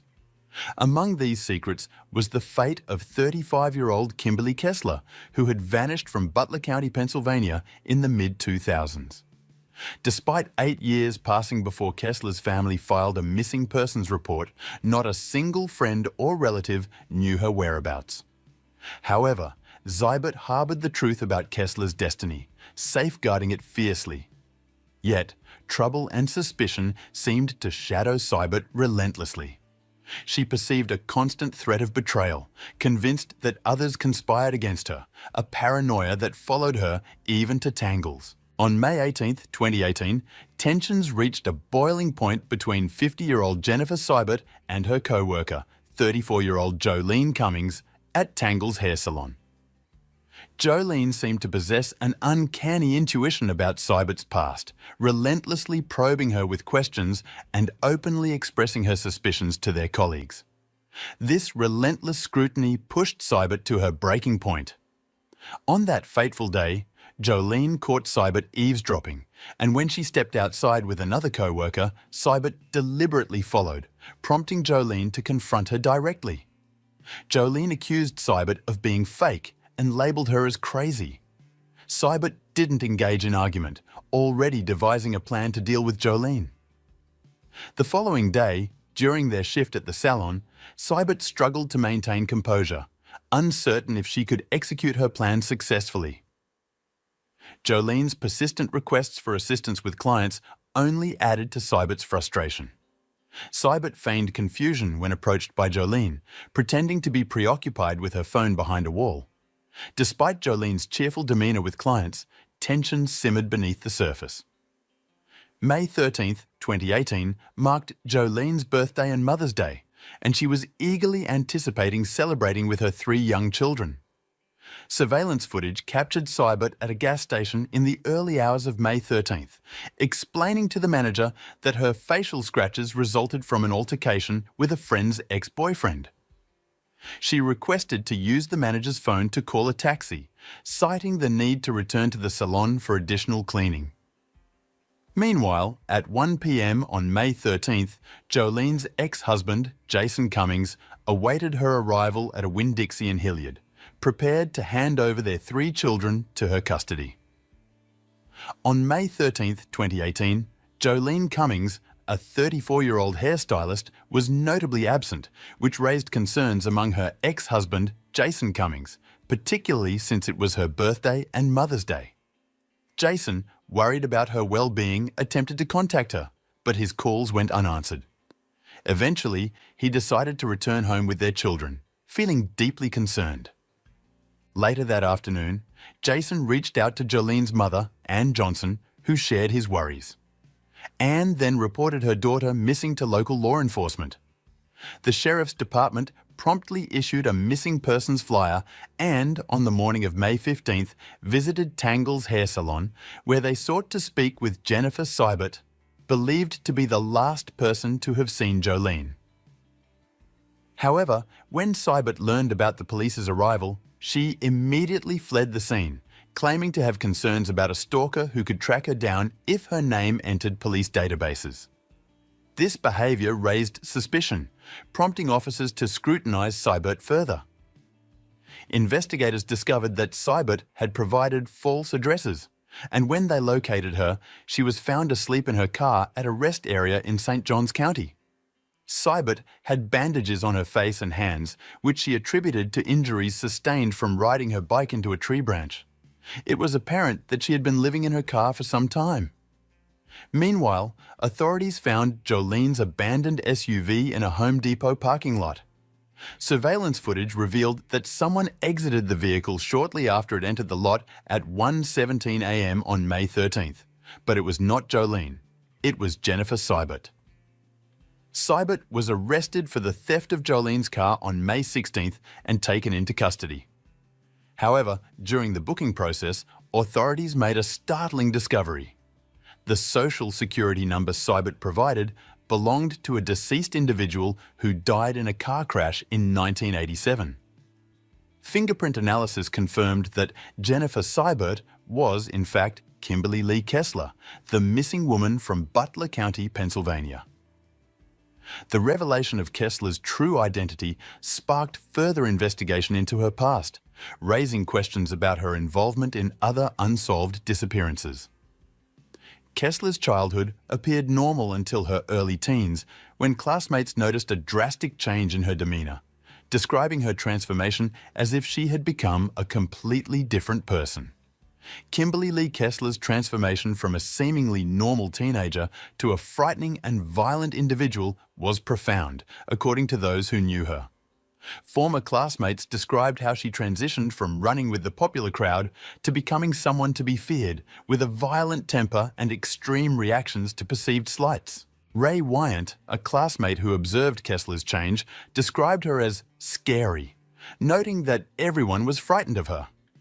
Another acquaintance, Tim Barnes, who dated and lived with Kessler for a brief period after high school, recalled her explosive rages and violent behaviour.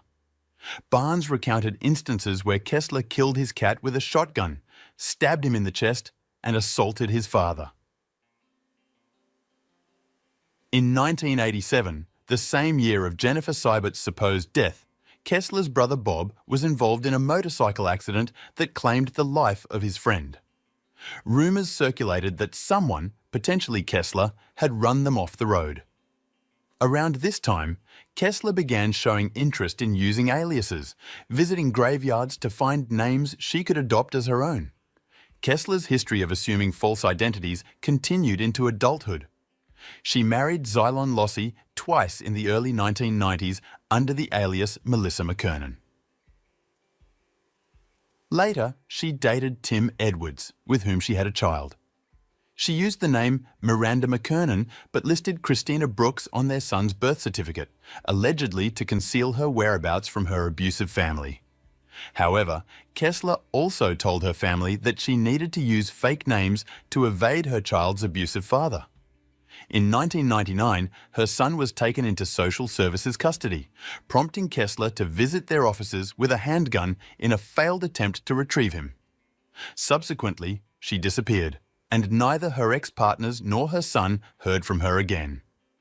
Kessler's erratic and violent behaviour, along with her propensity for adopting false identities, painted a disturbing picture of a troubled individual with a troubled past, leaving many to wonder about her potential involvement in other unsolved cases. Life after disappearing from Butler County in 2004 was marked by a pattern of transient living and adopting various identities for Kimberly Lee Kessler. During this time, she moved from state to state, taking on different jobs ranging from waitressing to stripping. Her acquaintances described her as odd, unable to hold a job, and often accused of theft. She was noted for her vindictiveness, with a tendency to retaliate against those who crossed her. Kessler's behaviour became increasingly erratic over the years. She collected new identities and personas, displaying a chameleon-like ability to blend into different environments while engaging in scams, theft, and other criminal activities. One man she connected with on Facebook recounted how she impulsively drove from Florida to Texas to meet him for lunch, then proposed marriage within hours of meeting. Her extreme jealousy and fits of rage led one ex-partner to fear for his life, prompting him to involve the police and eventually leave town. In 2009, under the alias Jennifer Seibert, Kessler rented a room from a man in Clearwater. She accused him of breaking into her house and urinating on her bed before being evicted. Her behaviour at work was described as bizarre, erratic, and secretive, with co-workers feeling that her history was fabricated. In 2014, while training at a Jacksonville hair academy, Kessler exhibited disturbing behaviour, such as climbing into a cabinet and asking to keep a piece of sunburned skin. By 2018, Kessler had lived in numerous states, used multiple aliases, and mastered the art of identity theft and disguise. Her employment at Tangle's Hair Salon in Fernandina Beach was preceded by a brief stint at Woody's Barbecue, where her unusual behaviour and eating habits raised concerns among co-workers. Overall, Kessler's post-disappearance life was characterised by a nomadic existence marked by criminal activity, erratic behaviour, and the constant reinvention of her identity, culminating in her involvement in the disappearance of Jolene Cummings, under the alias Jennifer Seibert. May 13, 2018, the morning after Jolene Cummings disappeared, surveillance cameras captured Kessler driving Cummings' SUV into a Home Depot parking lot at 1:17 a.m. A few minutes later, Kessler was seen exiting the vehicle, not Cummings.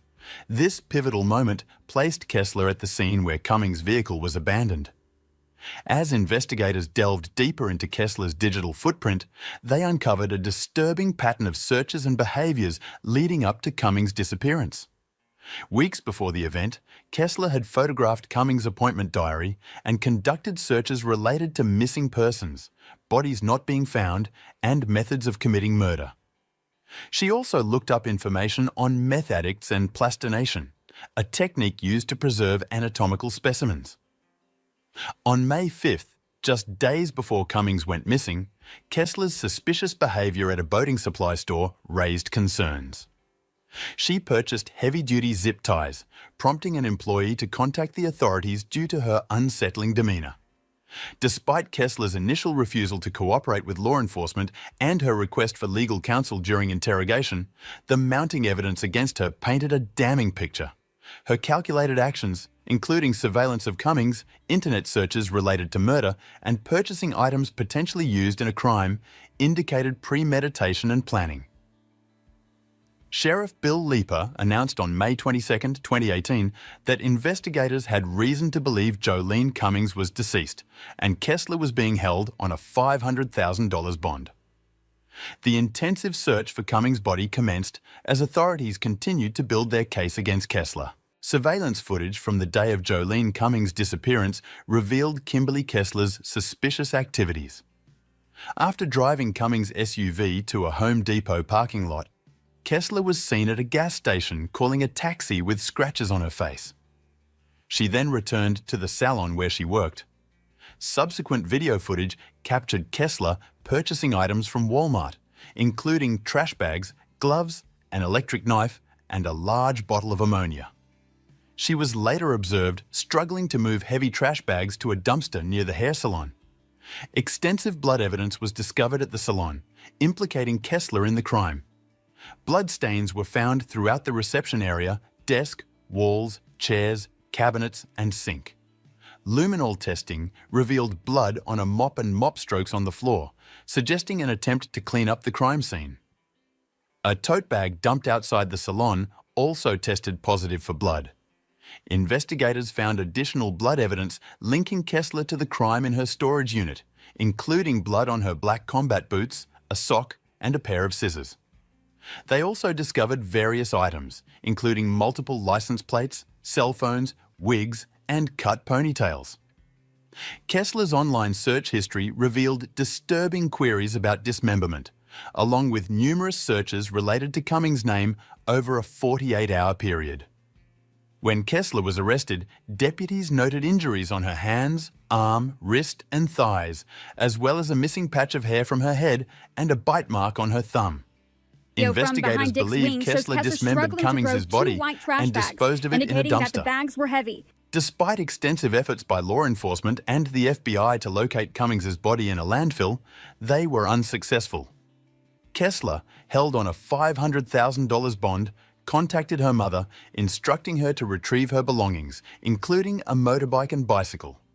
She attributed media coverage to the Illuminati and made bizarre claims during her interactions with law enforcement.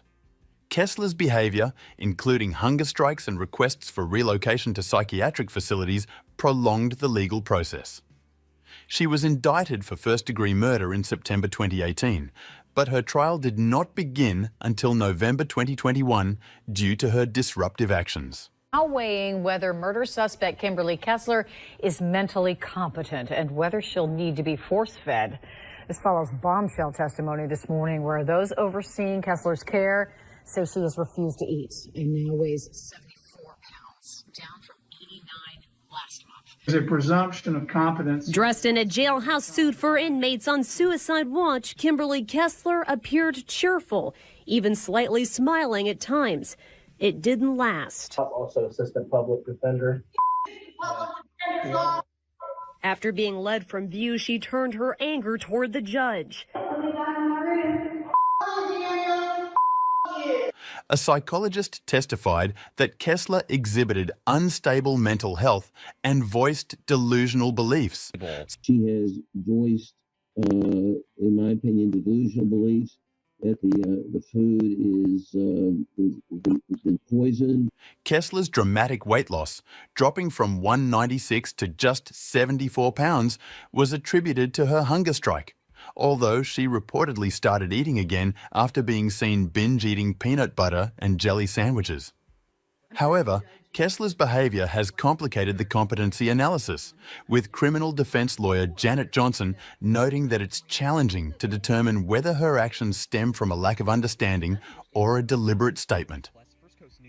Despite multiple competency hearings and courtroom outbursts leading to delays, a judge ultimately ruled Kessler competent to stand trial.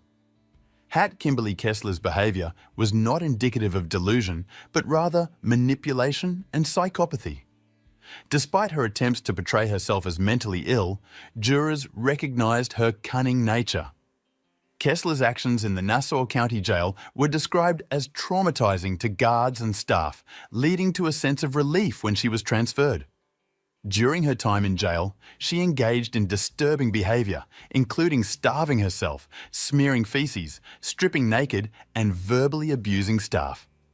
At her court appearances, Kessler continued her disruptive behaviour, making repeated outbursts and accusations.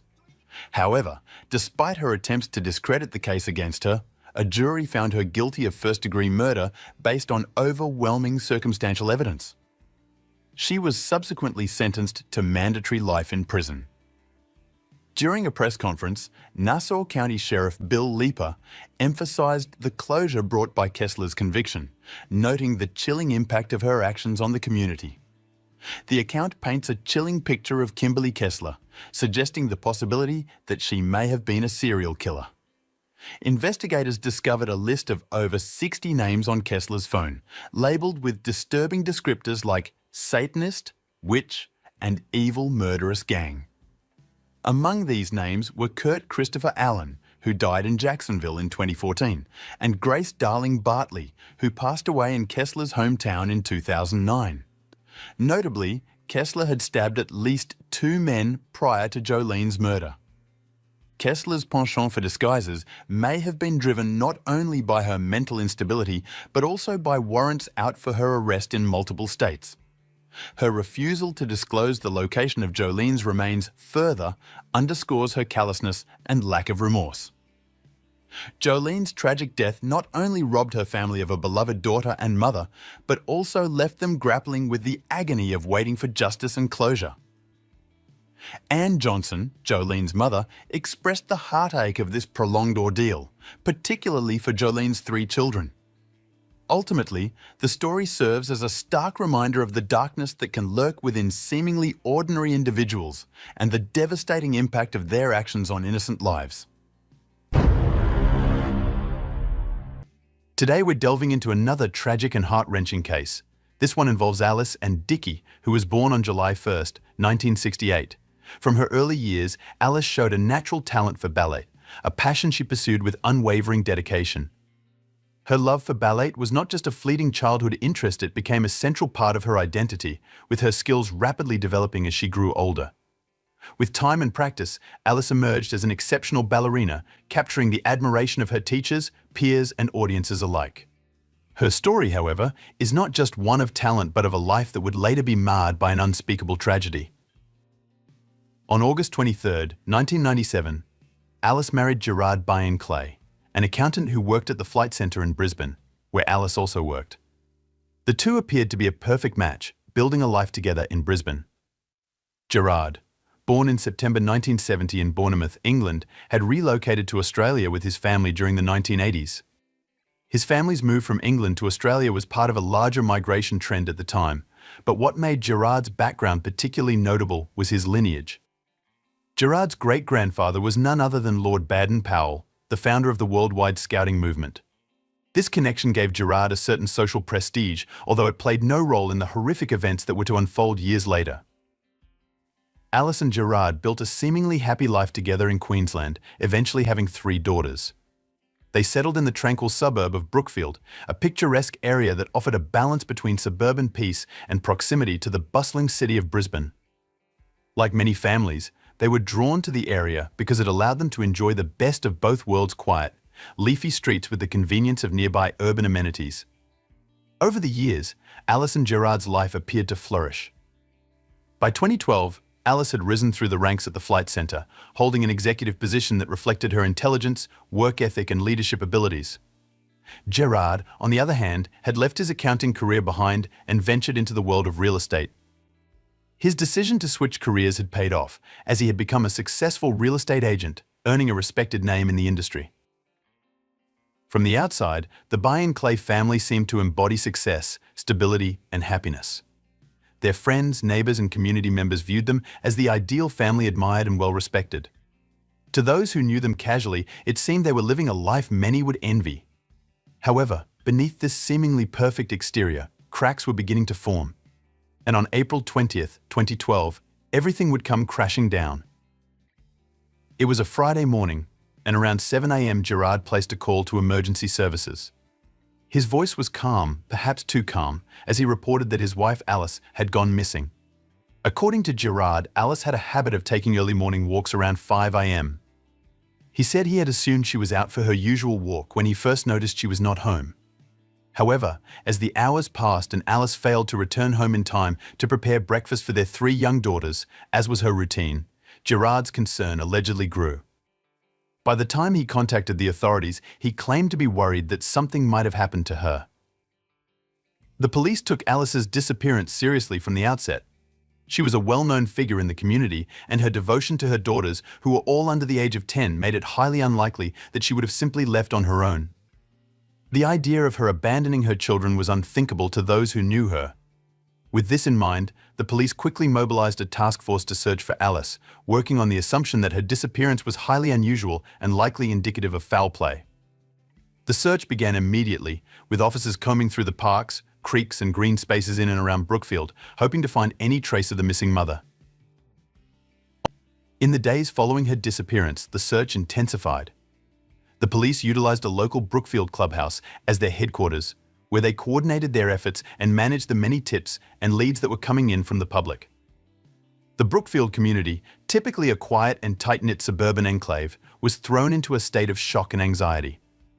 The news of Alice's disappearance spread quickly, and soon volunteers from all over the area began to join the search efforts. Men and women from all walks of life, many of whom had never met Alice, gathered to help, moved by the tragic situation and eager to do whatever they could to bring her home. On April 23, 2012, 3 days after Gerard had reported Alice missing, her parents, Jeff and Priscilla Dickey, made a tearful public appeal. Speaking to the media, they pleaded with anyone who might have information to come forward.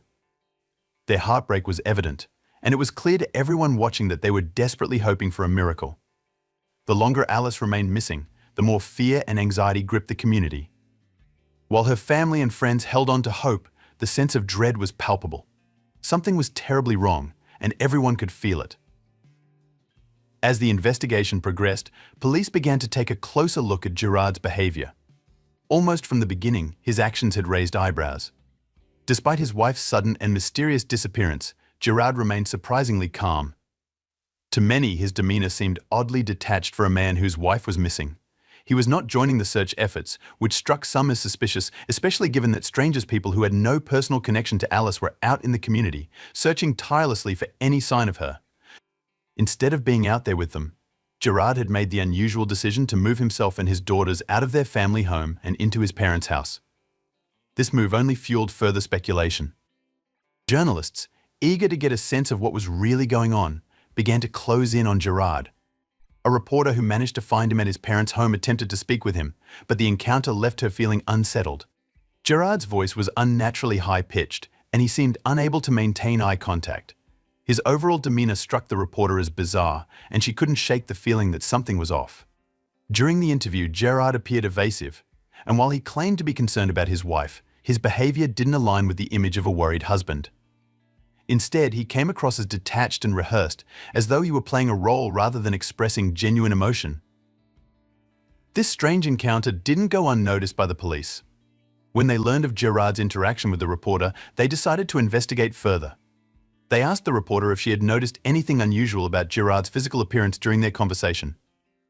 After reviewing the footage, the reporter made a curious observation: Gerard had been deliberately shielding one side of his face throughout the interview. This revelation prompted the police to look more closely at Gerard, and when they did, they discovered something suspicious: 2 deep cuts on his cheek. When asked about the injuries, Gerard claimed that he had accidentally cut himself while shaving. However, the detectives were not convinced. The cuts didn't resemble typical shaving nicks, and Gerard's explanation seemed dubious at best. As the investigation continued, Gerard's story began to unravel. While the police lacked direct evidence linking him to Alice's disappearance, their suspicions were growing by the day.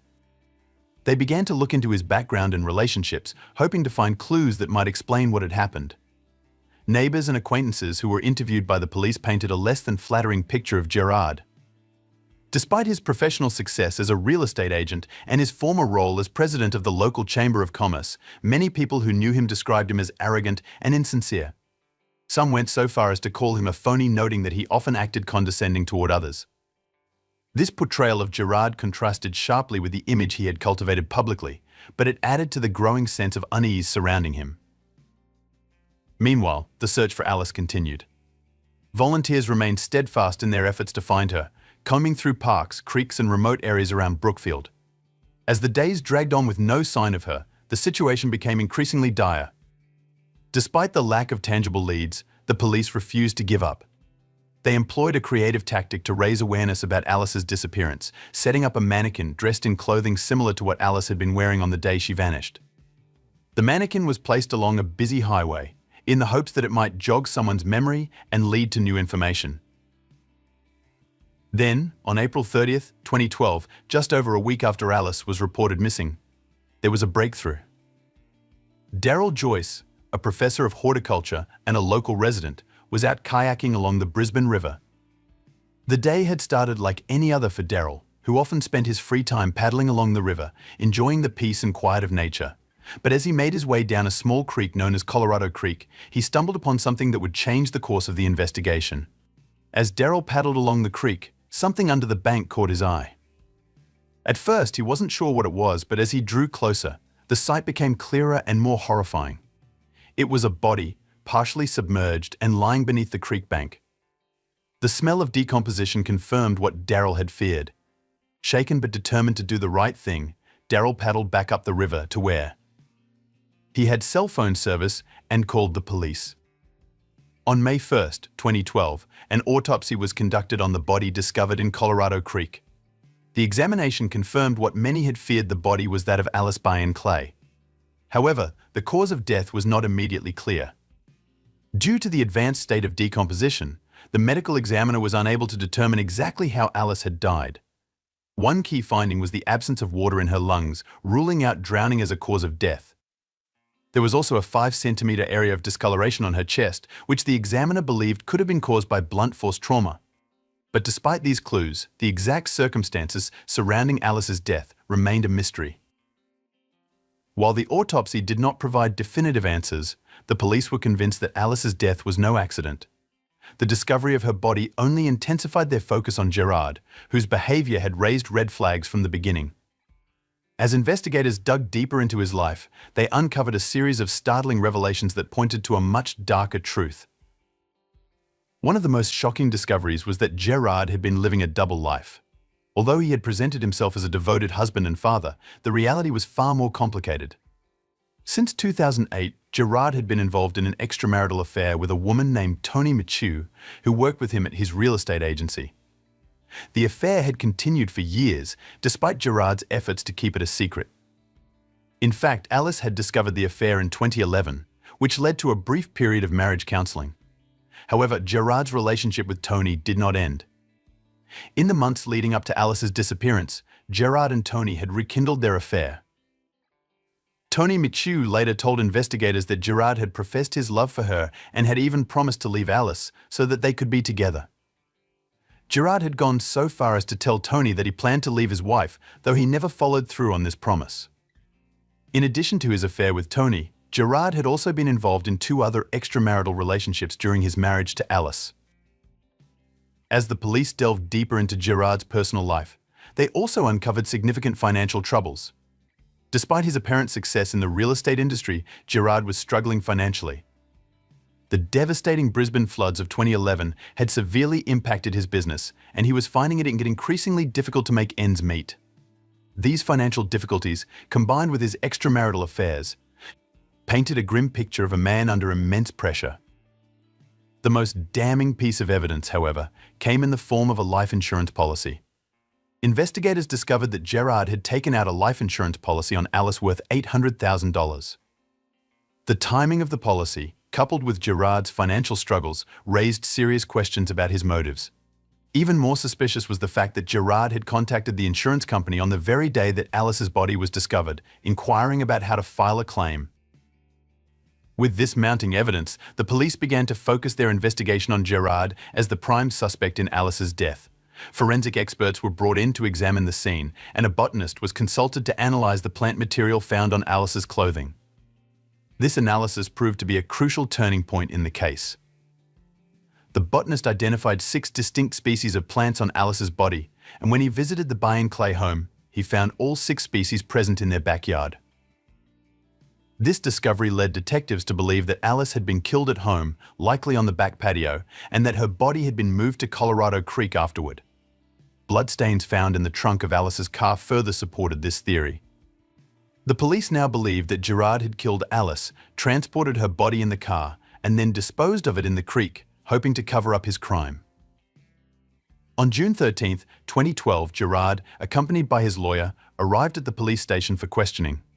During the interview, he was formally charged with the murder of his wife Alice, as well as with interfering with her corpse. Gerard maintained his innocence, insisting that he had nothing to do with Alice's death. However, his application for bail was denied, as the judge deemed him a flight risk. Gerard's arrest sent shockwaves through the community. For many, it confirmed their worst fears that the man who had appeared to be a loving husband and father was, in fact, responsible for his wife's death. The case garnered widespread media attention, with reporters camped outside Gerard's parents' home, eager for any new developments. The trial of Gerard Bayen Clay began in June 2014, 2 years after his arrest. The prosecution laid out a detailed case, supported by forensic evidence, witness testimony, and diary entries from Alice that revealed the emotional toll that Gerard's affairs had taken on her. In her diary, Alice wrote about her feelings of betrayal, humiliation, and frustration over Gerard's infidelity. She expressed her deep sadness and loneliness, describing how the affair had made her feel sick and dirty. These diary entries painted a picture of a woman who was emotionally devastated by her husband's actions, yet determined to hold her family together.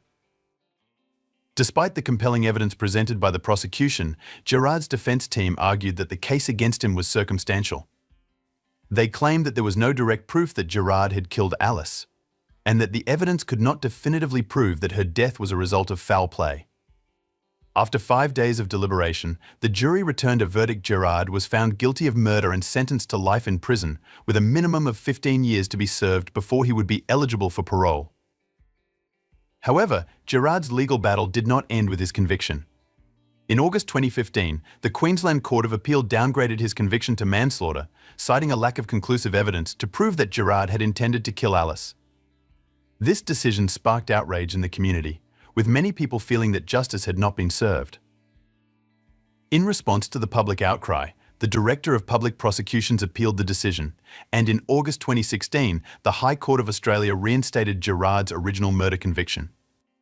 This ruling brought a sense of closure to Alice's family and friends, who had been fighting for justice since the day she disappeared. Today, Alice's legacy lives on through the Alison Bayen Clay Foundation, which was established by her loved ones to raise awareness about domestic violence and provide support for victims. Her sister, Vanessa Fowler, has become a leading advocate in the fight against coercive control, a form of psychological abuse that Alice endured during her marriage to Gerard. Through their work, they hope to honor Alice's memory and prevent other families from experiencing the same tragedy.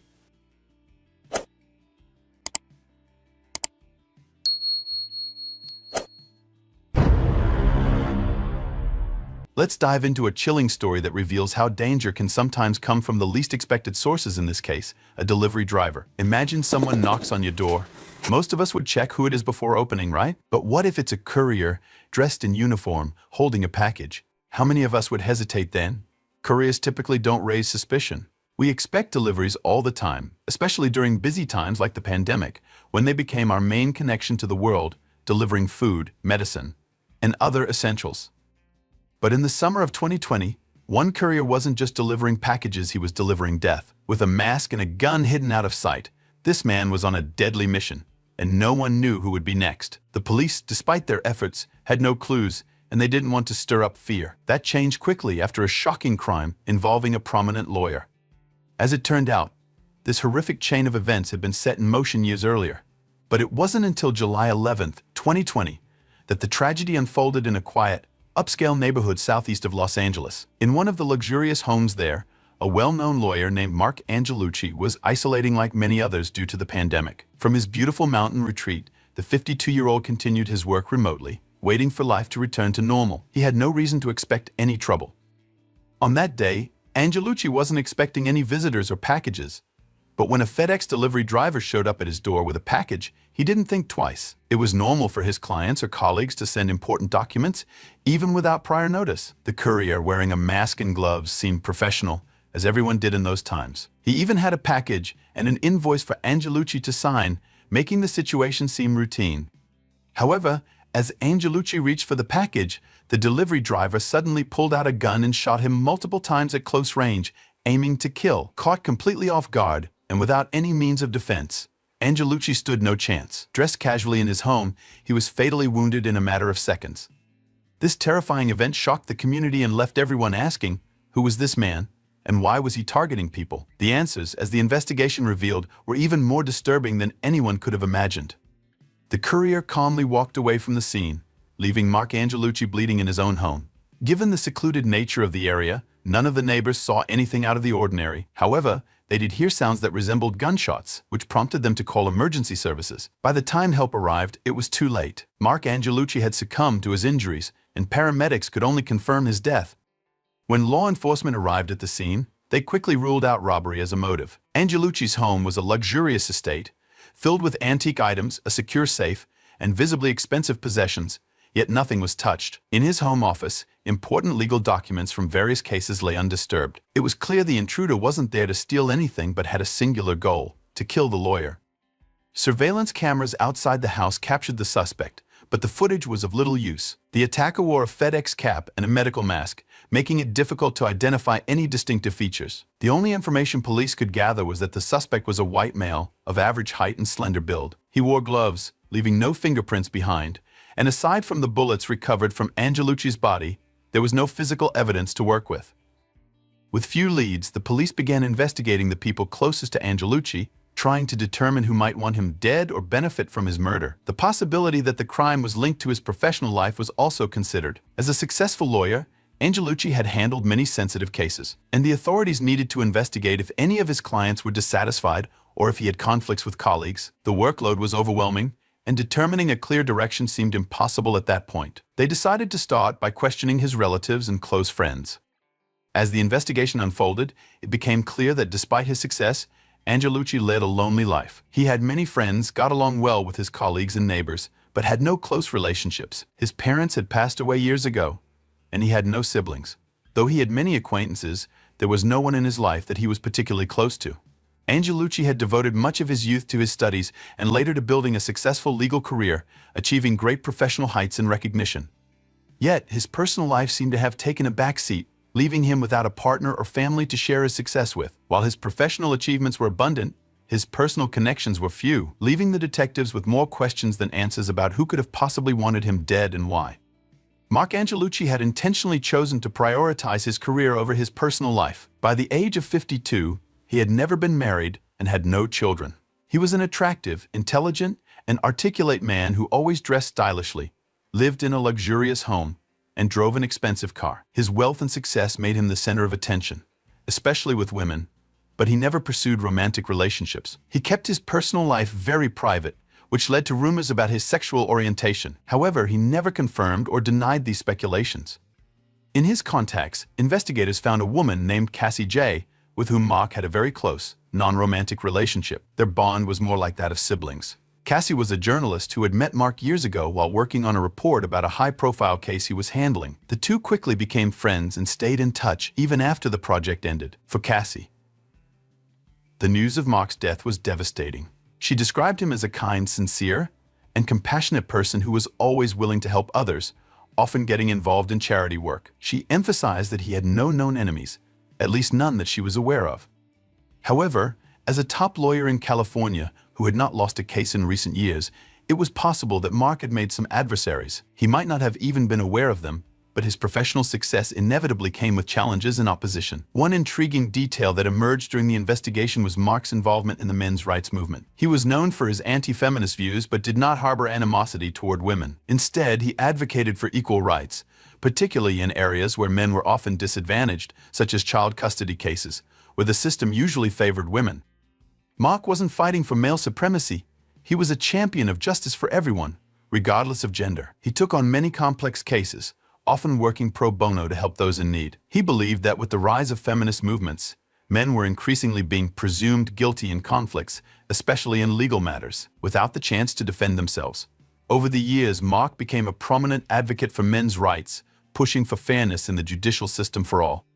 Given his stance and activism, the possibility that radical feminists or groups opposed to his views might have targeted him could not be ruled out.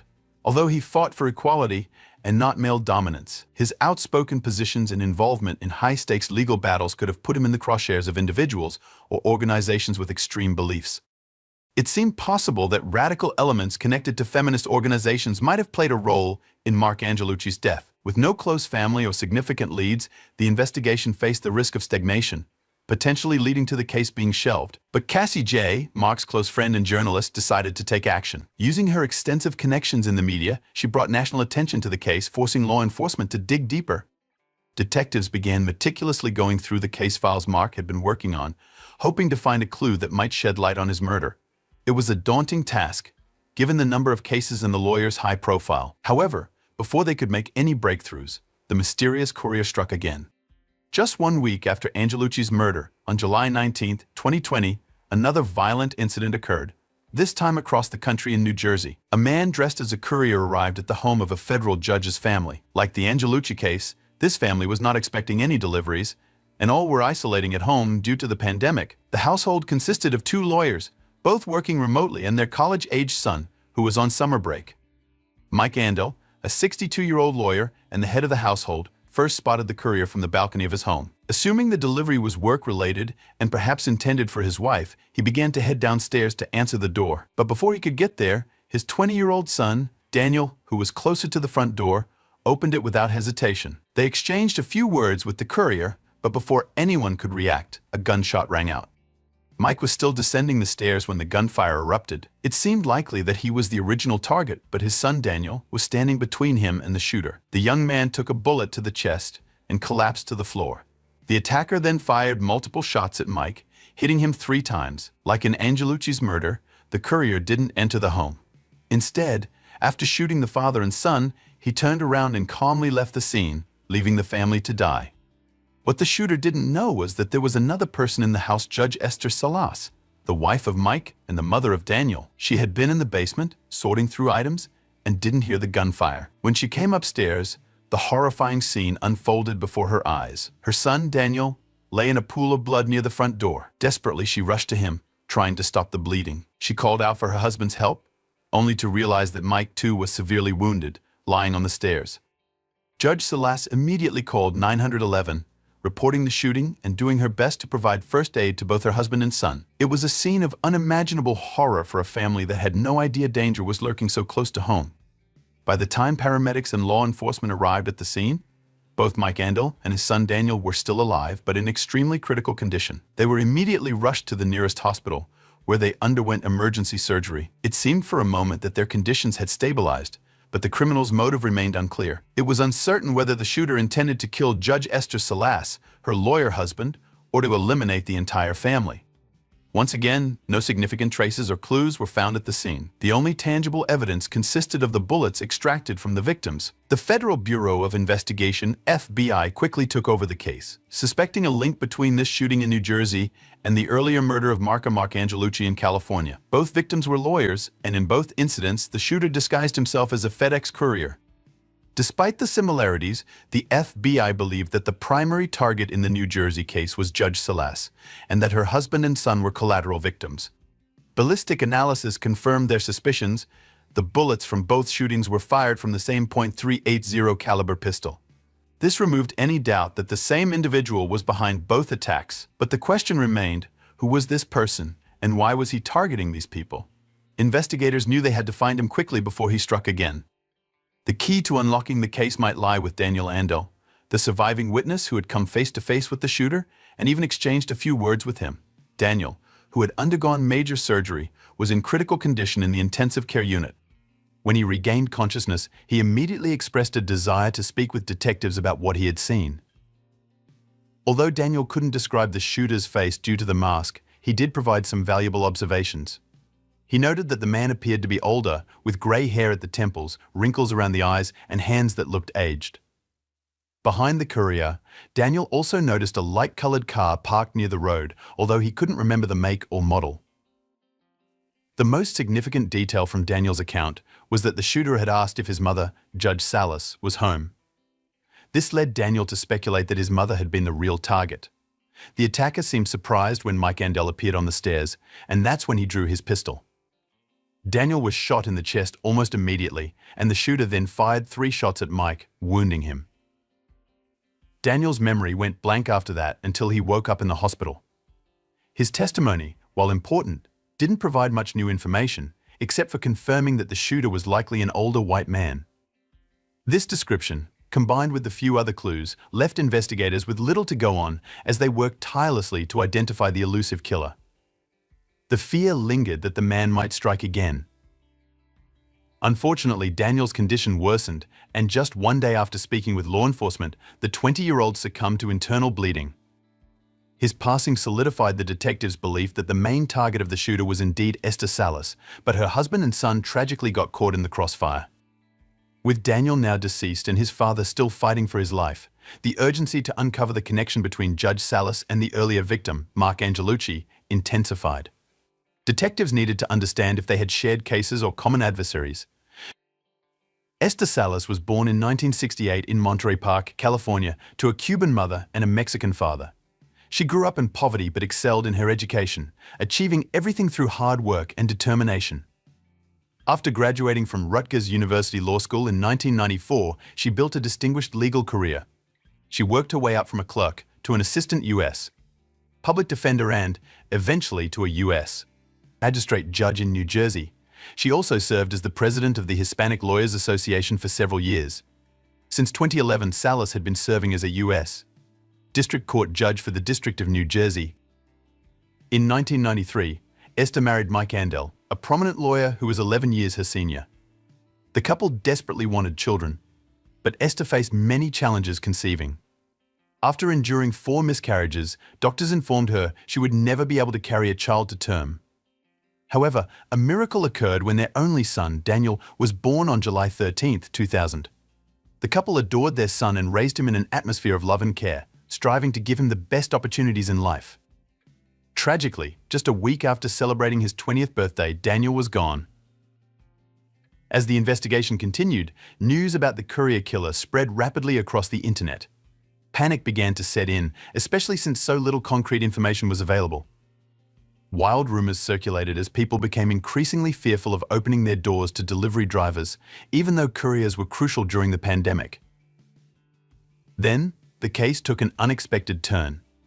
A few days after the New Jersey shooting, on a deserted dead-end road near Rockland, in northern New York, detectives made a discovery that would change the course of the investigation caught Hollander's attention. An abandoned beige sedan was found. Nearby lay the body of a man with a gun wound on the head. The document in the car helped identify the man as 72-year-old Roy Den Hollander, a successful lawyer. Near the body lay a pistol, and the scene resembles self-deprivation of life. There were no signs of struggle and third-party involvement, and the murder weapon contained the fingerprint of victim. The weapon itself drew the interest of investigators. It was a .380 caliber pistol identical to the one used to take the life of Mark Angelucci and Daniel and Mike Andelson. Ballistic analysis showed both men were deprived of life by bullets fired by that gun. Roy Den Hollander was born on September 26, 1947, in Midland Park, New Jersey. He had a twin brother who died under mysterious circumstances during their childhood, and Roy blamed his mother for it for the rest of his life. He openly expressed these feelings in his memoirs, along with his dislike for his parents. He graduated from high school in 1965 and went on to study at George Washington University Law School. Later, he earned an MBA from Columbia Business School. As a lawyer, he worked for several well-known firms. In the late 1990s, he moved to Russia, where he lived for a few years, working as a lawyer and private investigator for Kroll Associates, a firm focused on financial issues and risk management. During his time in Russia, he made a lot of money, which he spent on elite entertainment venues, mostly on young women, his main weakness. In 2000, at a Moscow nightclub, the 52-year-old met a 24-year-old model named Angela Jelena Chipolina, who was a former track athlete. She decided to switch to modeling, knowing she had the right qualities to succeed. In 2000, Roy Den Hollander married Angela Jelena Chipolina. However, the marriage was short-lived. Angela filed for divorce after only a few months, citing Hollander's controlling and obsessive behavior. This divorce further fueled his resentment towards women, and in the years that followed, he became increasingly vocal about his anti-feminist views. Upon returning to the United States, Hollander shifted his legal focus towards filing lawsuits that challenged what he believed to be gender-based discrimination against men. He became a self-proclaimed men's rights activist, gaining media attention for his numerous cases against feminist organizations and policies he deemed unfair to men. His lawsuits, however, were often dismissed, and he garnered a reputation as a fringe figure. Hollander's deep-seated anger and frustration with society grew over time, and his writings reflected an increasing bitterness towards women and the legal system. In his manifesto, discovered on his laptop, he expressed his belief that women, particularly feminists, were responsible for many of his personal and professional failures. His hatred extended beyond feminist ideology to include anyone he perceived as standing in his way, from judges and lawyers to former friends and family members. His obsessive desire for revenge culminated in the violent attacks that took the lives of Mark Angelucci and Daniel Andel and severely wounded Mike Andel. Despite the similarities between his victims, there was no clear connection beyond Hollander's belief that they represented the legal system and societal forces he despised. His final act of taking his own life marked the tragic conclusion to a life driven by resentment and hatred. The investigation into Roy Den Hollander's crimes painted a portrait of a man who felt isolated, embittered, and wronged by the world around him. His actions left a trail of devastation, particularly for the families of his victims, and served as a chilling reminder of the potential dangers posed by individuals consumed by anger and extremist ideologies. For a serious threat. His behavior, while eccentric and increasingly erratic, was not initially seen as capable of escalating into violence. Many dismissed him as a disgruntled lawyer with a chip on his shoulder, fighting against feminist policies in his peculiar, attention-seeking way. However, as Roy Den Hollander's life continued to unravel, his mental state deteriorated further. The combination of his professional failures, personal frustrations, and deep-seated resentment towards women and the legal system pushed him to a breaking point. His expulsion from the men's rights community, where he had once found a sense of belonging, only added to his feelings of isolation and bitterness. In his final months, Hollander's health also declined. He was diagnosed with cancer, which further fueled his desperation and rage. It became clear from his writings that he saw his violent spree as a way to settle old scores and leave a mark on the world before his illness claimed his life.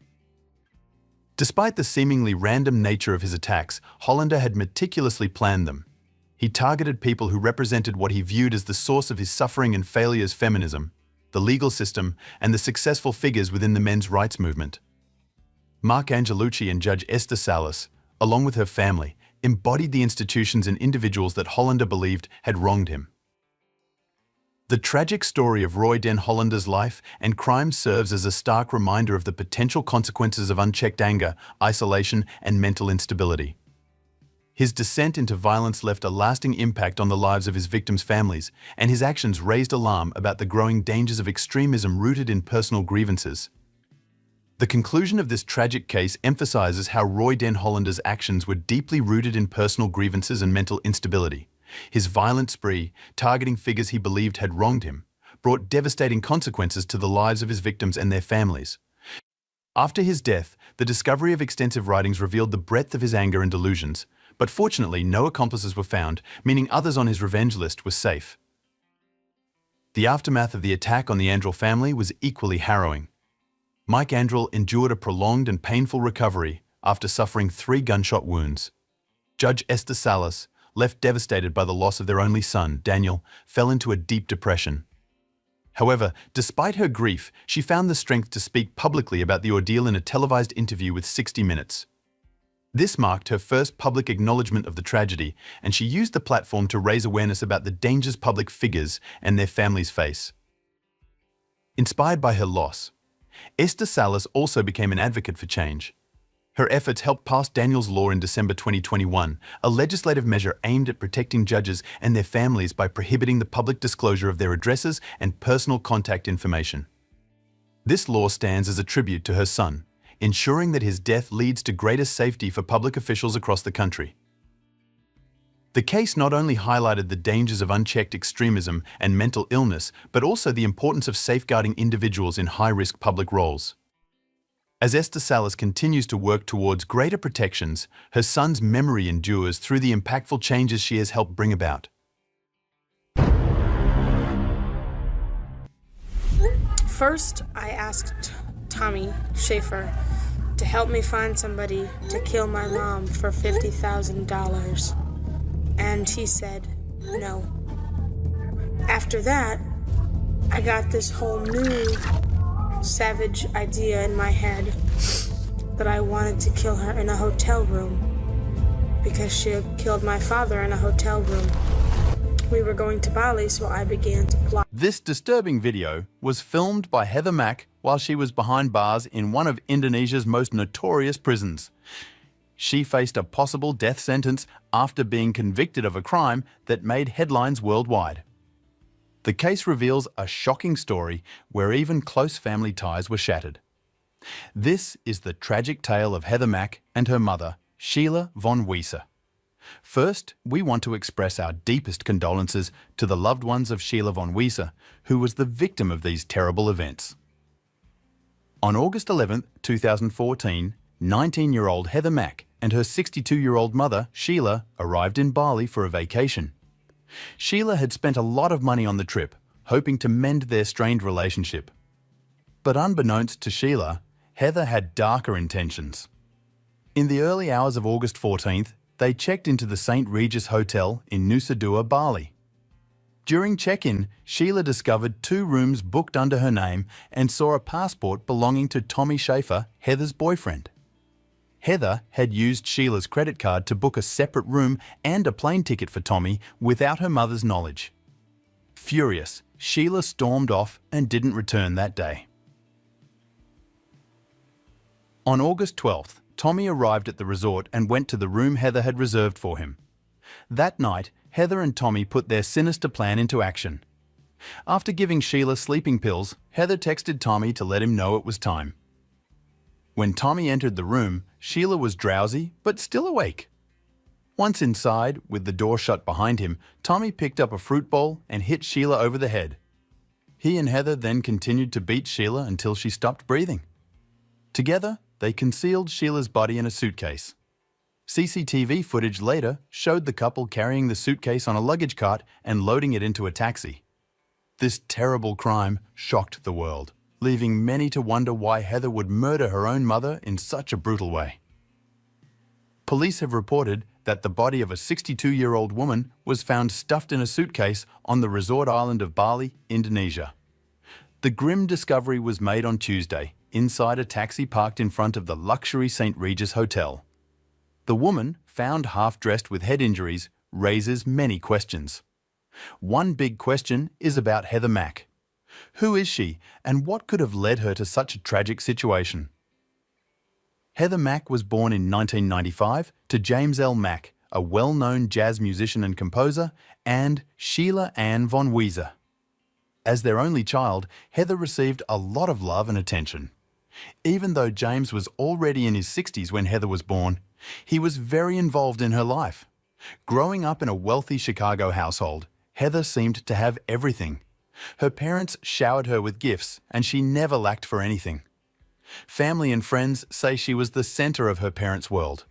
The Macks were a close family and often took vacations together, but their trips were frequently marred by bad luck. In 2001, when Heather was 6, the family went on a Royal Caribbean Mediterranean cruise. During the trip, James hurt his foot while swimming. The ship's doctor didn't treat it properly, and the injury worsened, leaving James partially paralyzed. He later sued the cruise company, and the case took over a decade to resolve. James also fought colon cancer in his later years, but continued to go on vacations with his family. Tragically, in 2006, James passed away from a pulmonary embolism in his hotel room during a vacation in Athens, Greece, when he was 77 years old. After James Mack passed away, his wife Sheila took his body to a Greek morgue. Surprisingly, she then went on to continue her vacation in Santorini with her daughter Heather. This left 10-year-old Heather feeling hurt and resentful towards her mother, as she struggled to grieve her father properly. Heather bottled up her emotions for years, which eventually led to serious problems. Just days before his death, James had written a will naming Heather as the sole beneficiary of his fortune, excluding Sheila entirely. This meant Heather stood to inherit millions of dollars. In 2011, a decade after the cruise incident where James got injured, the Royal Caribbean Cruise Company settled the lawsuit and paid $1.5 million. According to James's will, all this money should have gone to Heather. However, a judge decided to give $500,000 of the settlement to Sheila. As Heather grew older, her relationship with Sheila became more strained. During middle school, Heather started skipping classes and hanging out with a troublesome group of friends. She began rebelling against her mother by stealing, sneaking out at night, and doing whatever she could to defy Sheila. Heather's behavior wasn't just typical teenage rebellion. When she and her mother argued, Heather would sometimes use Sheila's credit card to stay in fancy hotels. She even stole large sums of money from her. Between 2004 and 2013, police visited their home as many as 86 times due to their ongoing conflicts. Sheila told close friends that Heather was becoming increasingly violent towards her. As Heather grew bigger, it became harder for Sheila to avoid getting hurt. Heather's rebellion often turned into physical abuse. Whenever Heather stole money or credit cards from her mother, fights would break out, and Heather would sometimes bite, hit, or punch Sheila. Sheila often had to call the police for help because Heather was becoming too difficult to control. By the time Heather was a senior in high school, at just 15 years old, she had fallen in love with a young man named Tommy Schaefer. Tommy, who went by the name Tommy X, was an unemployed aspiring rapper. He had grown up with his mother after his father left them, and although Tommy had friends, many people found him untrustworthy because he often told exaggerated stories to be the center of attention. Sheila believed Tommy was a bad influence on Heather, who was already troubled, and she didn't approve of their relationship. Despite Sheila's disapproval, Heather and Tommy bonded over their shared experiences of losing their fathers. They dreamed of a future where they could use Heather's inheritance to live a lavish life together. Sheila tried hard to stop this from happening. For example, once, when Heather ran away and checked into a hotel with Tommy using Sheila's credit card, Sheila reported the card as stolen. While Heather got a warning, Tommy was charged with disorderly conduct. This incident increased the tension between Heather and her mother. The situation escalated in February 2011.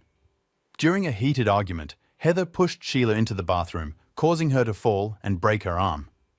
Making matters worse, Heather then unplugged the phone, preventing her mother from calling an ambulance. Heather seemed to lack empathy and didn't care about causing her mother pain. She often destroyed household items during their fights, like breaking plates and picture frames. Sheila confided in her friends about how difficult it was to handle Heather's behavior. Once, Heather was arrested, but Sheila chose not to press charges, hoping things would improve. Unfortunately, they only got worse. In January 2012, after another big argument where Heather broke things in their home, she ran away again. This pattern of fighting and running away was becoming all too common. Even though friends and police officers advised Sheila to press charges, she refused. Sheila didn't want Heather to end up with a criminal record. She held on to the hope that Heather would eventually grow up and their relationship could be repaired. Hoping a change might help, Sheila moved them from Oak Park to a high-rise apartment in Chicago's Gold Coast neighborhood. But instead of getting better, things took a turn for the worse.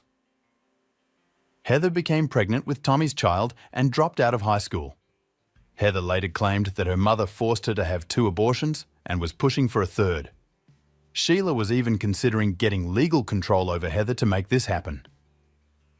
Despite facing severe physical abuse from Heather for 3 years, Sheila refused to give up on her daughter.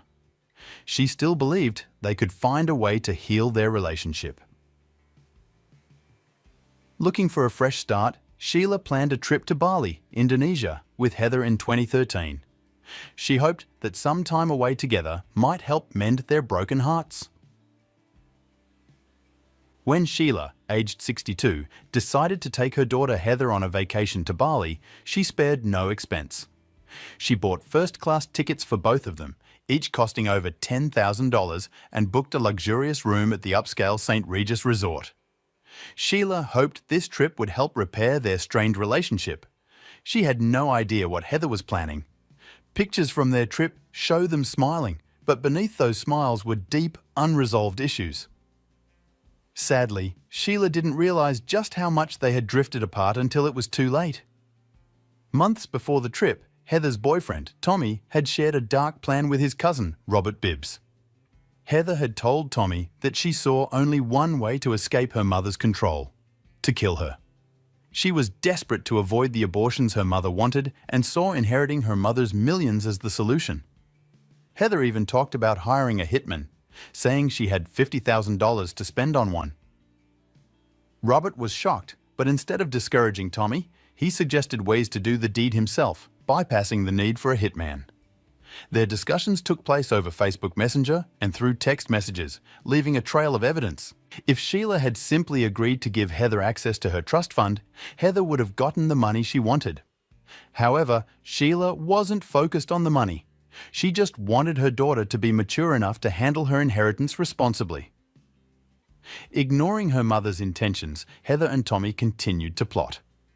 Heather secretly used her mother's credit card to buy Tommy a business class ticket so he could join them on their Bali vacation. While Sheila and Heather flew first class, Tommy flew separately and stayed at the same resort.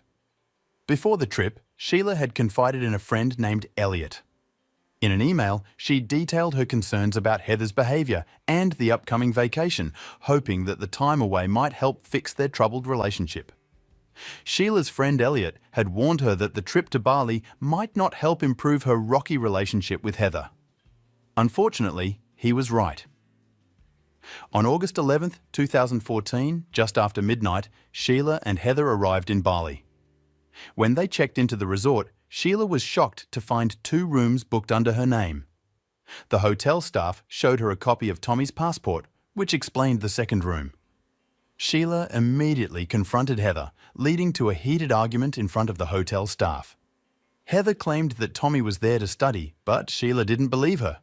She knew a high school dropout wasn't likely to be in Bali for school. Frustrated and feeling disrespected, Sheila walked away angrily. Tommy arrived at the resort just after midnight on August 12th, a few hours after Heather and Sheila. Once Tommy got to his room, Heather messaged him about an hour later, saying her mother was still angry but had gone to bed. Around 1:54 a.m., Heather sneaked out to Tommy's room and they wandered the hotel corridors until about 2:45 a.m. After returning to her room, Heather and Tommy continued to text each other, planning how to kill Sheila. They discussed their plot in code, using the phrase "say hi" to mean murder. Heather suggested they should say hi right away. Tommy replied that Sheila should be made completely unconscious first, hinting that she should be drugged.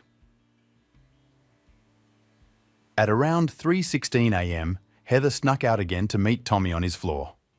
Noticing her daughter was missing, Sheila went to the lobby at 3:27 a.m. and spoke to the staff, likely worried. Heather then appeared in the lobby to talk to her mother and returned to their room afterward. From 4 a.m. to 8 a.m., Heather and Tommy exchanged more messages. During this time, Heather reportedly drugged her mother with sleeping pills. Their texts continued, filled with plans and anticipation for what they would do next. The night was filled with tension, deceit, and the looming horror of what was to come. Heather texted Tommy, saying that Sheila had woken up and the sleeping pills hadn't worked well. Tommy advised her to wait at least 20 minutes to make sure Sheila was asleep before they said hi, their code for the murder. Heather was excited and said she couldn't wait. Initially, Heather was supposed to carry out the attack, but she got scared and asked Tommy for help. Tommy suggested that Heather should create a distraction to keep Sheila occupied while he hid in the bathroom. In their chilling messages, Heather urged Tommy to be relentless, no matter what Sheila did or said. As they waited for Sheila to fall back asleep, Tommy messaged his cousin, Robert Bibbs, again. Robert was surprised that Sheila hadn't died from the sleeping pills and suggested drowning her. Tommy, aware of the resort security cameras, decided instead to hit Sheila with something hard. He sent Heather a picture of a glass fruit bowl with a metal handle, and they agreed it would make a good weapon. The plan was for Tommy to jump out and hit Sheila over the head with the fruit bowl, knocking her out so they could kill her together. They would then claim that Sheila had slipped and fallen. Heather pretended to go get some water and confirmed that the bowl was a suitable weapon. Their final text exchange was around 8:57 a.m. After that, Tommy went back into Sheila's room with Heather. Following their gruesome plan, Tommy picked up the fruit bowl and struck Sheila over the head repeatedly. The couple continued to beat Sheila until she eventually died, choking on her own blood. Once Sheila was dead, Heather and Tommy worked together to cut up her body and stuff it into a suitcase. Resort security cameras captured them moving the suitcase on a hotel luggage cart, heading to different floors. At 10:02 a.m., Tommy messaged Robert, confirming Sheila's death and showing no remorse. Robert responded by blaming Sheila, saying it wasn't Tommy's fault for not feeling anything. At 10:43 a.m., Heather and Tommy loaded the suitcase and some other items into a cab. As they did, they noticed blood leaking from the seams of the suitcase, causing them to panic. They quickly left the bloody suitcase in the trunk and told the cab driver they needed to go back inside to check out of the hotel. After leaving the suitcase in the cab, Heather and Tommy returned briefly to the resort, but then left through another exit. The cab driver, waiting for them, eventually opened the trunk and found blood on the suitcase. He informed resort security, who took it to the police station. When the police opened the suitcase, they discovered Sheila's body inside. She had been seriously injured and later died from her injuries. The exact cause was determined to be related to the injuries she sustained. Heather and Tommy were arrested the next day while staying at another hotel nearby. Tommy's cousin, Robert Bibbs, saw news of their arrest and feigned surprise. However, texts between Robert and Tommy discussing the incident made him an accessory. Initially, Heather and Tommy claimed they had been taken by armed individuals who had harmed Sheila. They said they had fled and were scared to report the incident. However, Tommy later changed his story, alleging that he had harmed Sheila in self-defense. Tommy claimed he struck the 62-year-old woman in self-defense. Heather made a similar claim, alleging Sheila was abusive. However, police reports filed by Sheila contradicted these claims, showing Heather had been the aggressor in previous incidents. Heather also claimed she wasn't in the room during the murder. She said Tommy acted alone in putting her mother in the suitcase. In Indonesia, the penalty for murder is death, which worried 18-year-old Heather. However, due to her pregnancy, she avoided the firing squad pending trial. Tommy pleaded guilty to killing Sheila in September 2014, while Heather confessed to being an accomplice. They were formally charged with murder in January 2015. The potential sentence was death by firing squad, but in April 2015, Heather received a 10-year prison term.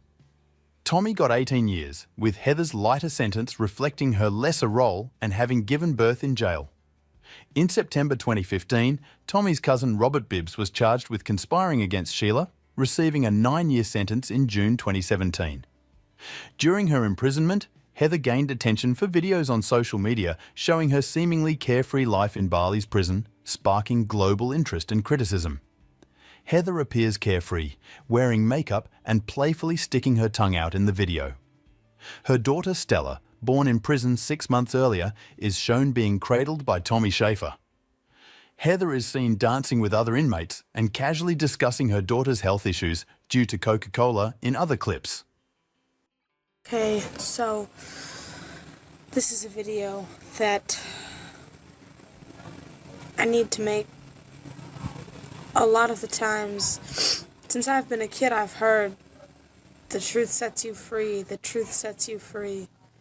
And I never understood, but I'm Heather Mack,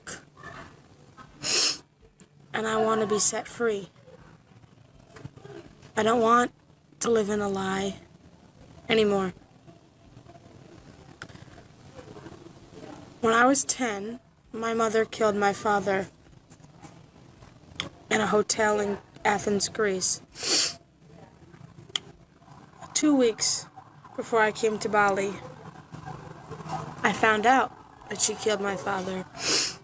And I made it up in my heart, in my mind, my soul, in my blood, in the oxygen running through my body, that I wanted to kill my mother. First, I asked Tommy Schaefer to help me find somebody to kill my mom for $50,000. And he said no.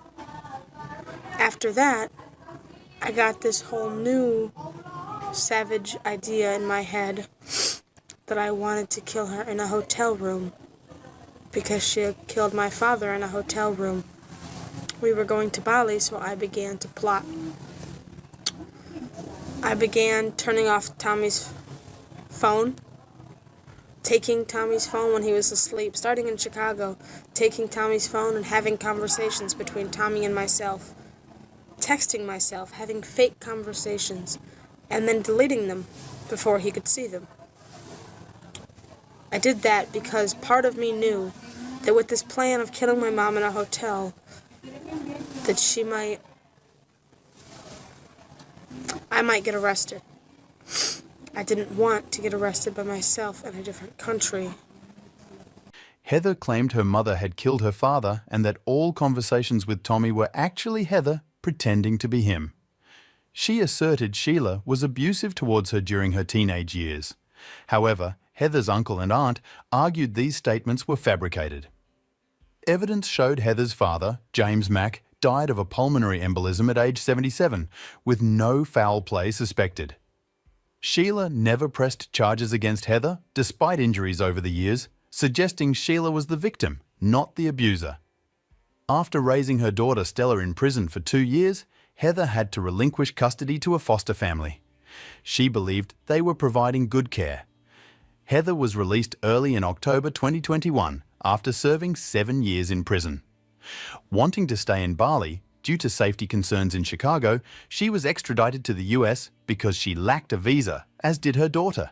Heather was arrested upon arrival in November 2021 and held in a federal penitentiary.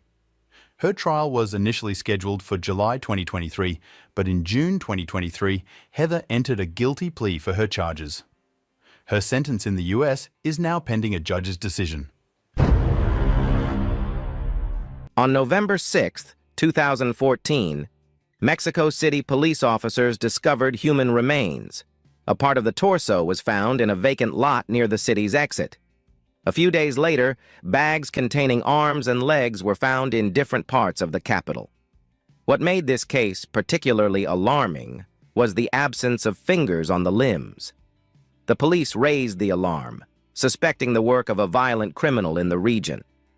Squads of officers were assembled to comb the streets, with the primary goal of finding the head and limbs of the unfortunate victim and preventing further crimes. At that time, everyone believed this case was the work of a serious offender. However, the fingers and head were never recovered. Despite this, forensic experts determined that the remains belonged to the same individual. Due to the absence of fingers and teeth, identifying the person was impossible. The story unfolds in North America, with the main character being a resident of Mexico City named Alejandra Lafuente. She was a striking brunette with beautiful hair and bright brown eyes, further accentuated by thick, dark lashes. Alejandra maintained an athletic, trim figure through fitness, yoga, and breathing exercises. She enjoyed indulging in self-care activities like visiting beauty salons, getting massages, or going to spas. In warm weather, she liked lounging on the beach, and on cloudy days, she frequented tanning salons. In terms of her career, Alejandra's father, Dr. Alberto Dente, was a renowned psychiatrist specializing in conditions such as schizophrenia and manic disorders. He was not only known for his scientific work, but also for his patient experiments. Alejandra idolized her father and aimed to achieve similar success. With determination, resourcefulness, and extraordinary intelligence, coupled with her father's connections, she pursued psychiatry at the best university, graduating with honors. Eventually, she wrote and defended her thesis on manic syndrome. However, instead of pursuing psychiatry, Alejandra became interested in psychotherapy. With financial support from her father, she obtained a license and opened her own office in a new business center in the heart of the capital. Clients, primarily women, sought her counseling services for issues like eating disorders, depression, relationship problems, and low self-esteem. Alejandra assisted them in resolving family conflicts, yet her personal life faced challenges. Her first marriage ended, But the couple had 2 children, 2 charming girls with Alejandra's eyes and her father's sense of humor. Despite the divorce, Alejandra remained determined. She believed that having 2 children was not a reason to neglect herself, still dreaming of finding her ideal partner, someone who could also be a good father to her daughters. Sometime after the separation, Alejandra's ex-husband, whose name remains undisclosed, visited her home, a customary practice to spend weekends with his daughters and help with household chores. Unbeknownst to him, this visit would be his last.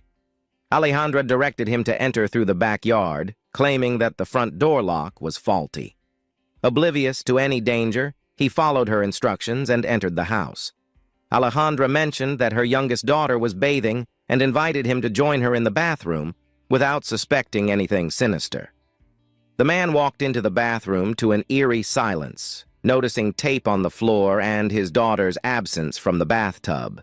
Realizing something was amiss, his ex-wife appeared behind him, wielding a hammer, and struck him repeatedly on the head. He collapsed, blood flowing from his skull. Sadly, their eldest daughter witnessed the horrific scene. Alejandra's behavior had been turbulent before, with friends noticing her physical outbursts toward her husband and frequent tantrums. The daughter fled, seeking help, and a neighbor called the police. Alejandra was arrested and charged with murder, maintaining her innocence. Her lawyers argued for self-defense, claiming her ex-husband's jealousy and false accusations triggered the violent confrontation. The incident occurred on June 14, 2012.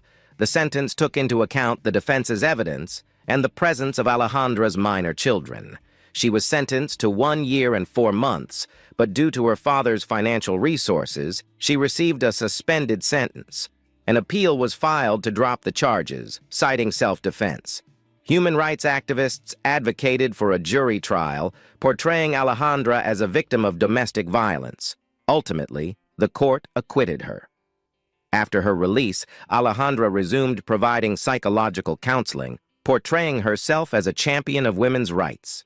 She gained popularity among potential clients. Alejandra then met Alan Carrera, a prominent Mexican businessman, and the son of Adrian Carrera Francis. Alan was tall, handsome, and successful, having established a chain of construction stores across the country. However, part of Alan's business was clandestine, involving criminal activities such as drug trafficking to the United States. His father was ousted from his position due to financial fraud linked to Alan's operations. Their base was located in a border town and was guarded by hired police officers. This group controlled a small portion of drug trafficking in the South. Alan's father was implicated in his son's activities, and he faced a 20-year prison sentence. However, on July 18, 2000, Adrian Carrera was released early through the Witness Protection Program. After his release, he focused on his son and legitimate business endeavors. Alan Carrera followed in his father's footsteps and became an entrepreneur after graduating from college. He was particularly interested in a household appliance store, which he managed himself. Despite his success, his marriage was short-lived due to his demanding work schedule and absence from home. Alan struggled with loneliness and turned to alcohol to cope with his depression after the divorce. Despite attempts to overcome his addiction, including AA meetings and therapy, he found solace in consulting with Maria Alejandra's father, a renowned psychiatrist who was also going through a difficult divorce. Alan was the only man in the young woman's life, and despite the separation, she couldn't bring herself to allow anyone else into her life to alleviate her loneliness. Alan's ex-wife also decided to seek therapy from the same psychiatrist Alan had seen for rehabilitation. The psychiatrist, mindful of ethical considerations, couldn't treat both spouses and suggested the woman consult Alejandra instead. However, he didn't disclose that Alejandra was his daughter. Alejandra quickly saw an opportunity to match her patient's ex-husband with herself. She believed he could be a suitable partner due to his pleasant demeanor, wealth, and prime age. Without hesitation, Alejandra asked her client to bring her ex-husband for another consultation, assuring that she could resolve their issues in one session and sever the strong bond between them. From the outset of the consultation, Alejandra began to implement her plan to seduce the entrepreneur. The outcome was swift, and soon after the session, Alan invited the therapist for coffee to discuss family matters. Initially hesitant due to medical ethics, Alejandra eventually agreed to go on a date with Alan the same evening. Their relationship quickly developed, much to the shock of Alan's ex-wife, who contemplated reporting the incident to the doctor's ethics committee. However, Alejandra, being a skilled specialist, managed to persuade her client to let go of her jealousy and accept the situation. She argued that holding on to resentment towards her ex-husband would hinder her chances of a happy future, as advised by the doctor. Alan's ex-wife chose not to intervene, and the sessions came to an end. Meanwhile, the relationship between the new couple progressed rapidly. A few months after their first date, they decided to move in together, and 2 months later, they opted to legalize their relationship.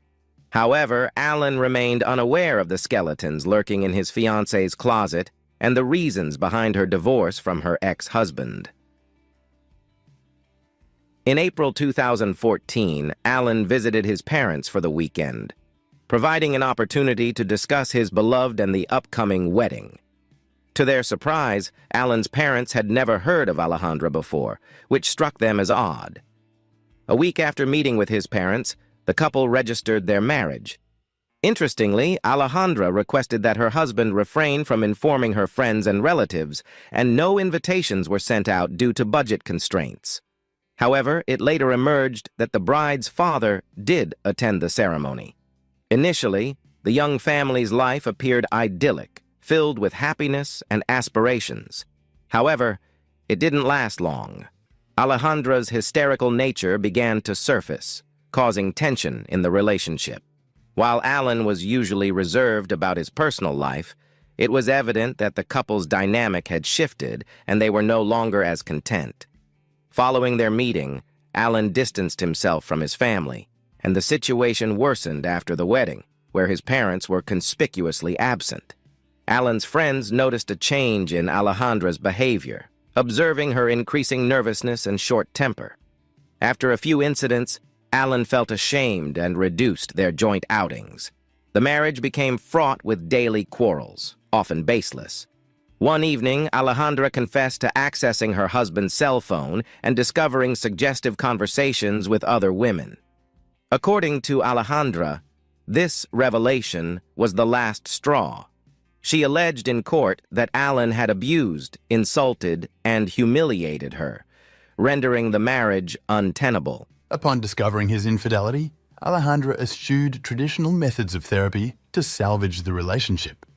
Instead, she resolved to address Alan's betrayal with a method she was familiar with, focusing all her attention on devising the perfect murder plan. Meanwhile, Alan continued with his usual and steady rhythm of life, unaware of what lay ahead. He maintained infrequent communication with his family, but couldn't miss the traditional feast held annually in honor of his beloved grandfather's birthday. Despite his attendance, Alan's parents made it clear that his wife was not the most welcome guest, further straining their relationship. Little did anyone imagine that this would be the last time the family saw Alan alive. On October 31st, 2014, Alan's phone last signalled its activity with a text message confirming his safe arrival home after his birthday celebration. Since then, there had been no contact. His absence from work for several days was unusual, as Alan was known for his diligence, especially with a new store launch impending. The reason for Alan's disappearance was his spouse's sinister plan, which she set into motion upon his return from the holiday. Following another altercation, Alejandra decided to eliminate her husband.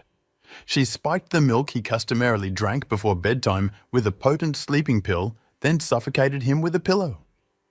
She took pleasure in observing her husband slowly lose consciousness as he struggled to remove the pillow and breathe. The most challenging task awaited her next, disposing of the body.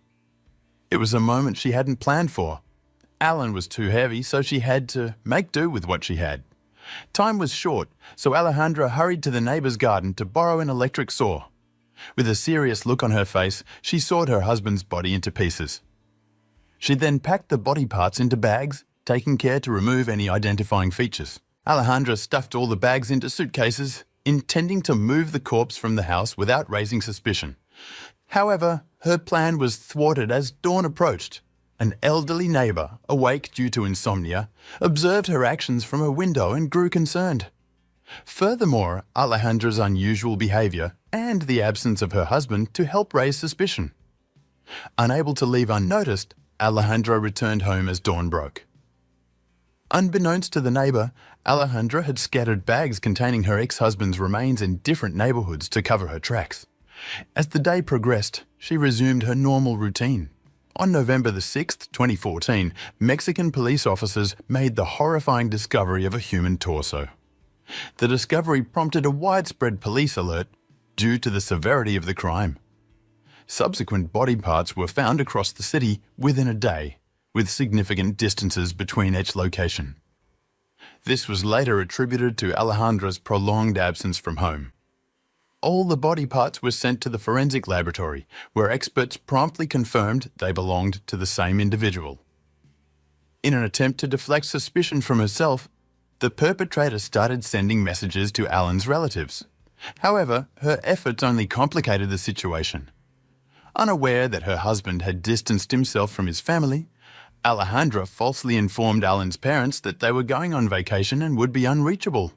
This plan backfired when Alejandra's father, Alberto, began calling Alan's family to inquire about her whereabouts.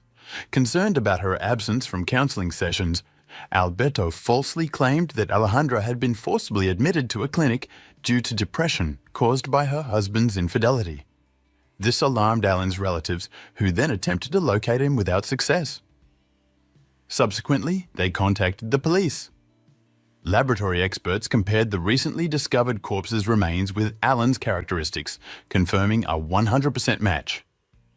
His relatives also identified him, which deeply affected Alan's grandfather, who fell ill with heart disease soon after.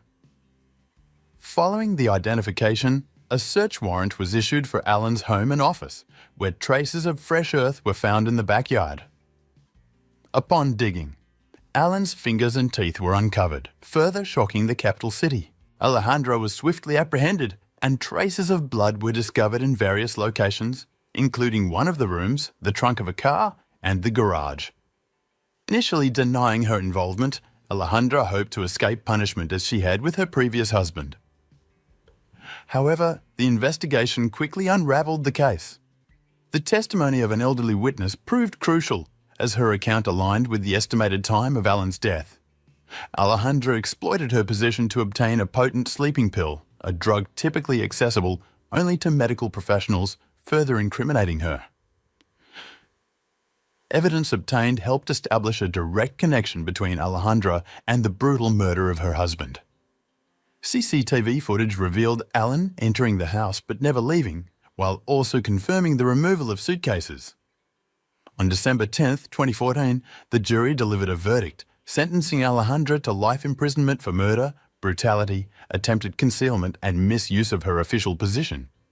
Despite her father's efforts to shield her from imprisonment through connections and bribes, the trial remained closed to the public and pressed to limit further publicity. However, his actions tarnished his career, deterring potential clients from seeking help from a specialist who failed to recognize the severity of issues within his own family. The case of Alejandra's first husband's death resurfaced during the trial, though evidence had dissipated over time. Suspicions arose regarding her father's involvement, suggesting collusion with his daughter for scientific curiosity. Yet this theory lacked substantiation. After numerous appeals from the victims, Alejandra's sentence was commuted to death, an unprecedented turn of events. Sentences like these are exceedingly uncommon in Mexico, especially in contemporary times. Furthermore, the defendant is not entitled to a case review. All property owned by the accused must be transferred to the victim's family, though little solace can be found in this, as the individual cannot be brought back. Evidently, Alejandra was a pragmatic and heartless individual grappling with significant mental health challenges despite medical assessments indicating otherwise. Influenced by her father, she abused her official position to execute her nefarious schemes. Escaping consequences after her initial crime only emboldened her further. Perhaps Alan would still be alive if this remorseless woman had been held accountable the first time. However, it is too late for such reflections now.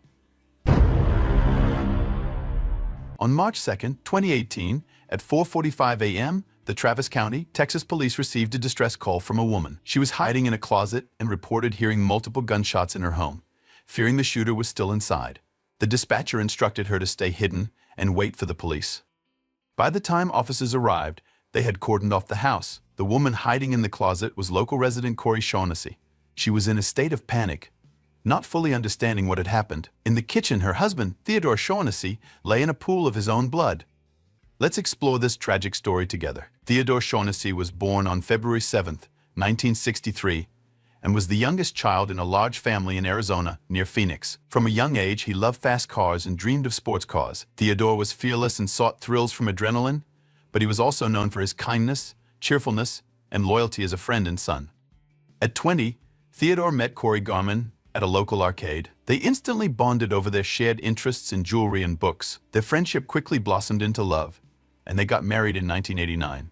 After their wedding, the Shaughnessy couple moved to Austin, Texas, where they made a new home for themselves. The Shaughnessy family launched their business, Gallery Jewelers, which quickly became a success. Corey had a deep passion for gemstones and fine art, working as an appraiser for the family business. Theodore was the charismatic face of the store. His ability to connect with people made him a natural at building relationships, which greatly benefited their business. Theodore's friendliness and energy drew people in, helping to secure the best deals and partnerships. The business flourished, and the family's fortune grew to an impressive $8 million. Despite their wealth, Theodore remained generous and kind, often buying food for the needy and making regular donations to charity. As the business continued to succeed, the Shaughnessy's bought a beautiful new home near their store. They seemed like the perfect couple, complementing each other perfectly. However, there was one thing missing: they didn't have children. In 2000, the Shaughnessy's decided to expand their family. They adopted a 16-month-old boy from an orphanage in Ukraine. The moment they saw him, they fell in love. They named him Nicholas. This adoption completed their family, bringing them immense joy and fulfillment. Nicholas grew up as an active and obedient child. He shared his father's love for animals and cars, often joining Ted at the racetrack. Father and son enjoyed sports car rides and spent time together walking in the park. In high school, Nicholas developed an interest in car dismantling and started his own small business with his parents' support. They helped him buy equipment and enlist the help of friends to get started. Nicholas met Jackie Edison, and they were instantly attracted to each other. However, when Nicholas introduced Jackie to his parents, they weren't impressed. Corey felt Jackie wasn't right for Nicholas, but despite this, the couple's relationship continued. Over time, Jackie managed to win their approval and started spending so much time at the Shaughnessy home that they eventually let her move in. In August 2017, Nicholas and Jackie moved out of his parents' house to start their own life in College Station. Nicholas went into day trading with financial support from his parents while Jackie attended school. Despite the move, Nicholas remained close to his family, making the 2-hour drive to Austin every weekend to visit them. Everything seemed to be going well, and there were no signs of trouble. On March 2, 2018, at 4:30 a.m., Ted and Corey were woken by their dogs barking loudly. This was not unusual, as the dogs often reacted to small animals on the property. Corey thought the noise would subside soon, but Ted decided to investigate. He grabbed his .40 caliber pistol and went to check the house. Corey went back to sleep but was jolted awake by a gunshot, followed by several more shots. Terrified, Corey grabbed her revolver from beside the bed and headed toward the kitchen to help Ted. On her way, she saw their beloved dog, Bart, shot and lying in the doorway. Suddenly, a dark figure appeared, and Corey, in a panic, fired all 6 bullets from her revolver toward the door. She then hid in a closet, fearing for her life, and managed to call emergency services. She reported a break-in, said she had shot one of the attackers, and heard moans coming from the room. While speaking with the dispatcher, the terrified Corey kept saying that she heard moaning but didn't know who was making the sounds. She wanted to check, but the dispatcher advised her to stay hidden and wait for the police. 15 minutes later, Corey was told that officers had arrived at the house. By this time, the moaning had stopped, and the house was eerily silent. Corey cautiously stepped out of the closet and went to the front door. As she passed through the kitchen, she saw her husband, Theodore, lying in a pool of blood, surrounded by shell casings. Overcome with fear, she reached the front door and opened it, but there was no one on the doorstep. The police had mistakenly gone to the wrong house due to an unusual street layout in the neighborhood. They were at a neighbor's house, trying to determine which side of the street the shots had come from. Once they realized their mistake, they rushed to the Shaughnessy home, where a shaken Corey waited for them. Her life was shattered, and she was at a loss as to what had happened. The police officers went inside to calm her down. Corey called her son, Nicholas, to report the attack. She and Jackie immediately headed for Austin and arrived at Theodore and Corey's home around 8 a.m. Theodore Shaughnessy, 55, was found dead, having been shot multiple times in the head, back, and thigh. The news shocked family, friends, and acquaintances who couldn't believe that such a brutal attack could happen to them. After the tragedy, Nicholas and Jackie stayed at the house with Corey to support her and help with the investigation. Law enforcement officers examined the crime scene and found shell casings from two different guns, a .40 and a .38 caliber, indicating that the shooting involved more than one weapon. There were no signs of forced entry, but an open window with its safety netting removed in a far bedroom drew attention. The forensic team found a fingerprint at this window, which was sent to the lab for analysis. Police also spoke to several neighbors about the Shaughnessy family and if they had noticed anything unusual. One neighbor mentioned that this wasn't the first time the Shaughnessy's home had been targeted, given their chain of jewelry stores. The police collected Corey's pajamas for examination and swabbed her hands for gunshot residue. From the start, Corey was upfront about firing her gun during the attack. The police began their investigation and quickly ruled out burglary because there was no forced entry and no valuables were stolen. Their focus shifted to the murder investigation. They found that all doors in the house were intact except for Nicholas Shaughnessy's room. The door to this room had been opened, and a firearm, a .40 caliber pistol, was missing from a dresser. Since the caliber matched one of the guns used in the attack, detectives suspected it was the weapon used to kill Ted. Nicholas, Jackie, and Corey all cooperated with the investigation. Corey allowed police to search her cell phone, and while Nicholas claimed he hadn't been in Austin for about a month, he and Jackie both agreed to answer questions at the station. The police aimed to gather as much information as possible about the family and the events of that day to track down the perpetrators. They were still unsure if the murder was a random attack, a botched robbery, or a targeted crime. No unidentified fingerprints were found at the scene, which led them to question if Corey, the sole surviving victim, could be a suspect. The fact that the shooters left Corey alive and stayed in the house for 17 minutes before the shooting, with nothing stolen, seemed suspicious. Assistant Prosecutor Amy Meredith, who reviewed the crime scene, was convinced that Ted Shaughnessy knew his attacker. She believed that the house was too large and dark for random burglars to navigate quickly. As a result, Corey Shaughnessy came under increasing suspicion, especially since she was the beneficiary of Ted's $1 million life insurance policy. Their home and business were also worth a significant amount. However, there was no concrete evidence against her. Nicholas Shaughnessy also drew suspicion. Even though he was over 100 miles away from the crime scene at the time of the attack, his behavior was concerning. Investigators found a particularly important detail during their questioning of him. Nicholas went straight to a wide-open side window on the first floor, the window to his own room. He specifically checked this window, which wasn't visible from the front of the house, and it turned out to be the exact entry point used by the criminals. At that point, Nicholas had no information from the investigators about the entry point, so it was puzzling how he knew where the criminals had entered if he wasn't involved. The investigation into Nicholas's financial situation revealed significant stress. He had been struggling financially for some time before the crime. He had borrowed $30,000 from his mother for his business and had recently received a reminder to repay the loan. He also owed a neighbor $2,600. These financial pressures suggested a possible motive. Things took a more serious turn when it was discovered that Nicholas was the sole beneficiary of a $2 million insurance payout if his parents passed away. This detail made Nicholas a prime suspect in the eyes of the police. Another concerning finding was Nicholas's phone, specifically an app that gave him access to his parents' alarm system. Corey had told the police that the alarm system was disabled that night because the family often chose not to arm it when they were home. However, the system's account history showed an activation of a window opening at 4:27 a.m., followed by a detection of broken glass about 17 minutes later.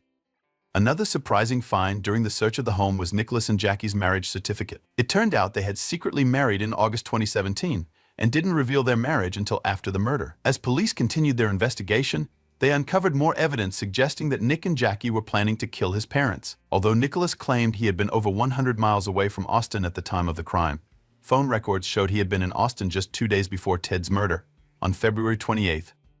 Investigators wondered if Nicholas had been in town making final preparations for the crime.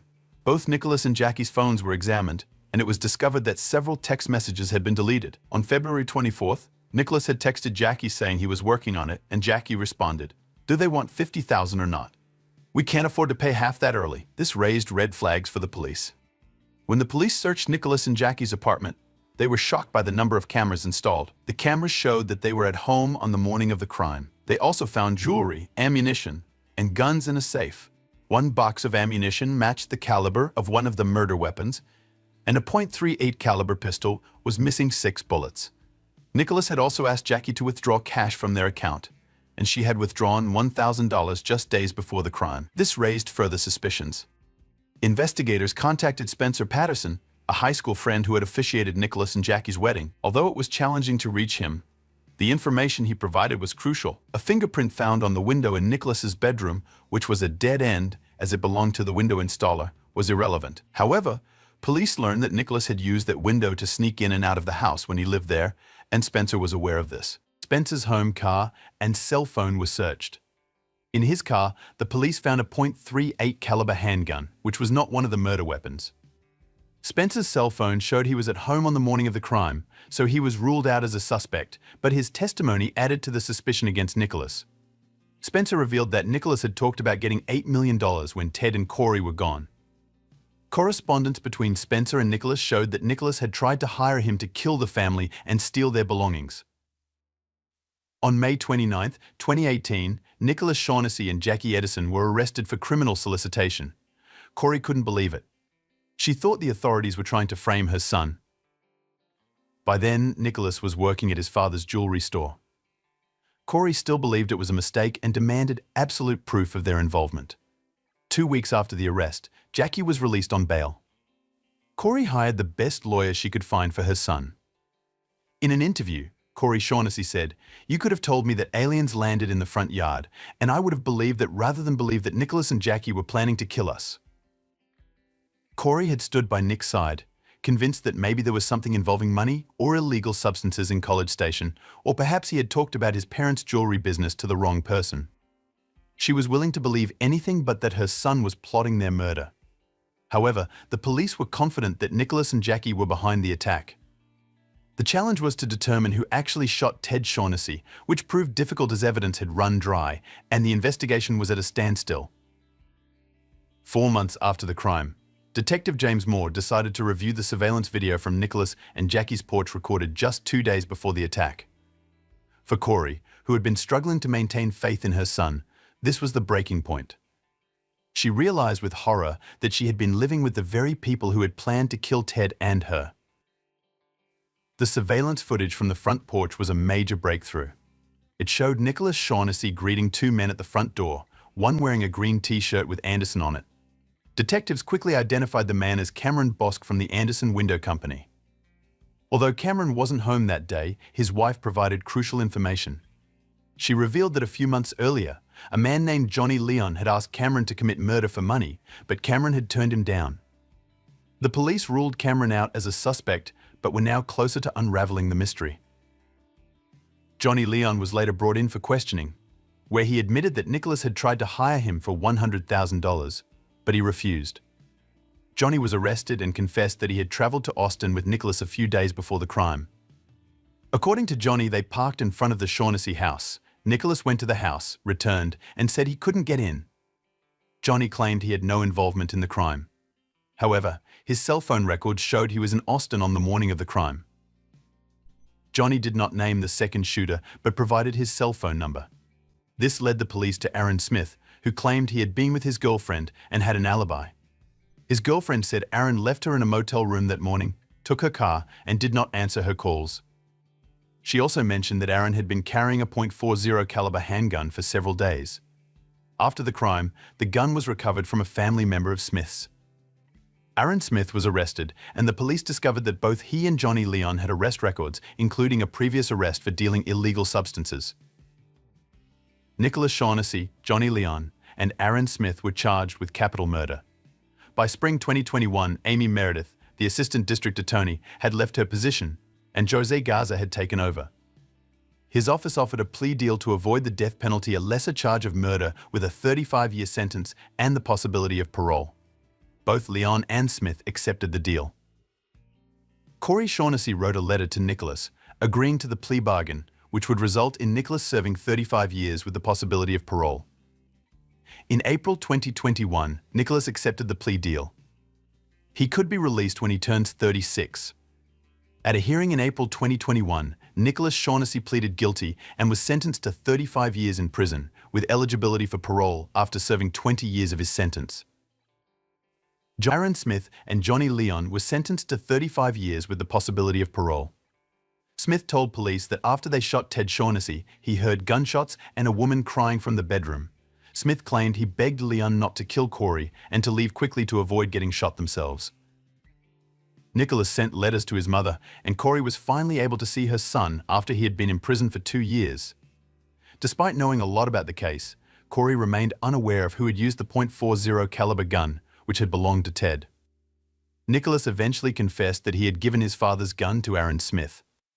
This revelation made Corey come to terms with Nicholas's involvement. Corey struggled to accept that Nicholas and Jackie would have wanted to kill her and her husband. Jackie initially downplayed her involvement, claiming ignorance, but police knew she was lying due to deleted text messages revealing her knowledge. Jackie admitted to traveling with Nicholas to Austin, but insisted she never took his threats seriously. Jackie divorced Nicholas while he was in prison. In March 2022, her charge was reduced to conspiracy to commit a felony. By June 2023, Jackie pleaded guilty to attempted conspiracy to commit a felony. She received a suspended sentence, meaning she could plead guilty and receive probation. Jackie spent 120 days in jail and will be on probation for 10 years, with a requirement to spend 2 days in jail each year on the anniversary of Ted Shaughnessy's murder. Nicholas, in prison, stated that he wanted to impress Jackie and become rich. Ted Shaughnessy, a registered jeweler, and Corey Shaughnessy, a certified gemologist appraiser, could have shared a prosperous life with their adopted son. Instead, Nicholas, driven by greed, chose to end their lives. Nicholas remains incarcerated at the Clemens Unit in Brazoria, Texas. Aaron Smith serves his sentence at the LeBlanc Unit in Beaumont, and Johnny Leon is at the Barry B. Telford Unit in New Boston. This is a story of transformation and tragedy that society recognized too late. Sometimes, kindness comes at a staggering cost, and those we hold close can turn into the very ones who betray us. Ironically, the enthusiastic Shaughnessy family went to great lengths to bring their adopted son into their lives, only for that same son to betray them in the worst possible way. Nicholas Shaughnessy's actions illustrate a harsh truth: while money can be replaced, time cannot. Nicholas's regret and apologies from prison come too late for a family shattered by greed and betrayal. His mother, Corey Shaughnessy, has endured an unimaginable emotional journey, grappling with the reality that her own son orchestrated a plan to end her and her husband's lives for financial gain. Despite the horror, Corey still loves the son she once knew, the same young boy who once filled her life with joy and hope. But that boy is gone, and with him, the future she and Ted envisioned together. Now, Corey lives under an assumed name in another state, seeking solace and trying to rebuild her faith in humanity. The chilling thought lingers: the very individuals who plotted to kill you are living right under your roof. It's a stark reminder to be vigilant and discerning about those we trust. Take a good look around you. I'm Harry, and today we're diving into a case that captivated the world: the tragic story of Caroline Crouch. At just 15, she thought she had found her fairy tale romance, but what followed was a nightmare that would end in unimaginable tragedy. How did a love story spiral into such darkness? Stick around as we unravel this shocking tale, filled with twists and turns that will leave you questioning everything. If you're intrigued, make sure to like, comment, and share this video. Your support means the world and helps us bring more stories like this to light. Many teenage girls dream of finding the one, the love of their life. They imagine eloping, sharing secret vows, and embarking on a lifelong adventure together. Caroline Crouch was no different. At just 15 years old, this bright high schooler found herself captivated by a dashing 27-year-old pilot who would fly his helicopter right over her school, capturing her imagination and heart. He won her over, and soon after, they eloped and tied the knot. But what began as a storybook romance would soon unravel into a global tragedy. On Tuesday, May 11, 2021, at around 4:30 a.m., Haralambasa Annapolis, known as Bobby's, was shaken high awake in a terrifying moment. At the time of the incident, he had rented a 2-story maisonette in Glyka, a suburb on the outskirts of Athens, Greece. Bobby's had little time to react as 3 men with their faces hidden by hoods stormed in and overpowered him. Armed with pistols, they tied him up and blindfolded him with duct tape. Bobby's couldn't do much as the intruders turned their attention to his wife, 19-year-old Caroline. Their 11-month-old daughter, who had been sleeping nearby, was woken by the commotion. The men, speaking in Greek and Albanian accents, kept demanding to know where the money was. Caroline had no idea that what looked like a robbery would soon end in her murder. Caroline Crouch was born on July 12, 2001, in Athens, to retired engineer David Crouch and Susan Della Costa. When she was 8, her family relocated to the island of Alanissos, where she was raised. David and Susan had fallen in love with the coastal lifestyle. Caroline quickly adapted to her beachside surroundings and developed a love for swimming and scuba diving. She met Babbies during a Good Friday parade in 2017. At the time, Babbies was a commercial helicopter pilot, and Caroline was only 15. 3 years later, on July 15, 2019, they married in Portugal. A few days before her murder, Babbies and Caroline had purchased a plot of land. They planned to build their dream home there, a place for them and their infant daughter. Caroline had received 50,000 euros as a gift from her parents to buy the land. The couple also had about 10,000 euros in cash hidden in their home for construction costs. At the time, many people in Greece didn't trust banks due to the ongoing financial crisis, which made storing cash at home a common practice. Caroline likely believed it was safer this way and had no reason to fear what would happen next. On May 11th, the situation turned dire. Babbies, Caroline, and their daughter were filled with dread as the intruders demanded to know where they kept their savings. In a desperate attempt to save their lives, Babbies revealed where the money was hidden, in an unusual spot. The men opened the Monopoly board game and took all the money the couple had stashed away for their future home. But they weren't finished. The intruders continued to roam the house, grabbing jewelry and other valuables, while Babbies and Caroline, terrified, pleaded for their lives and that of their daughter. Babbies could hear his wife's terrified screams as the men pointed a gun at their infant.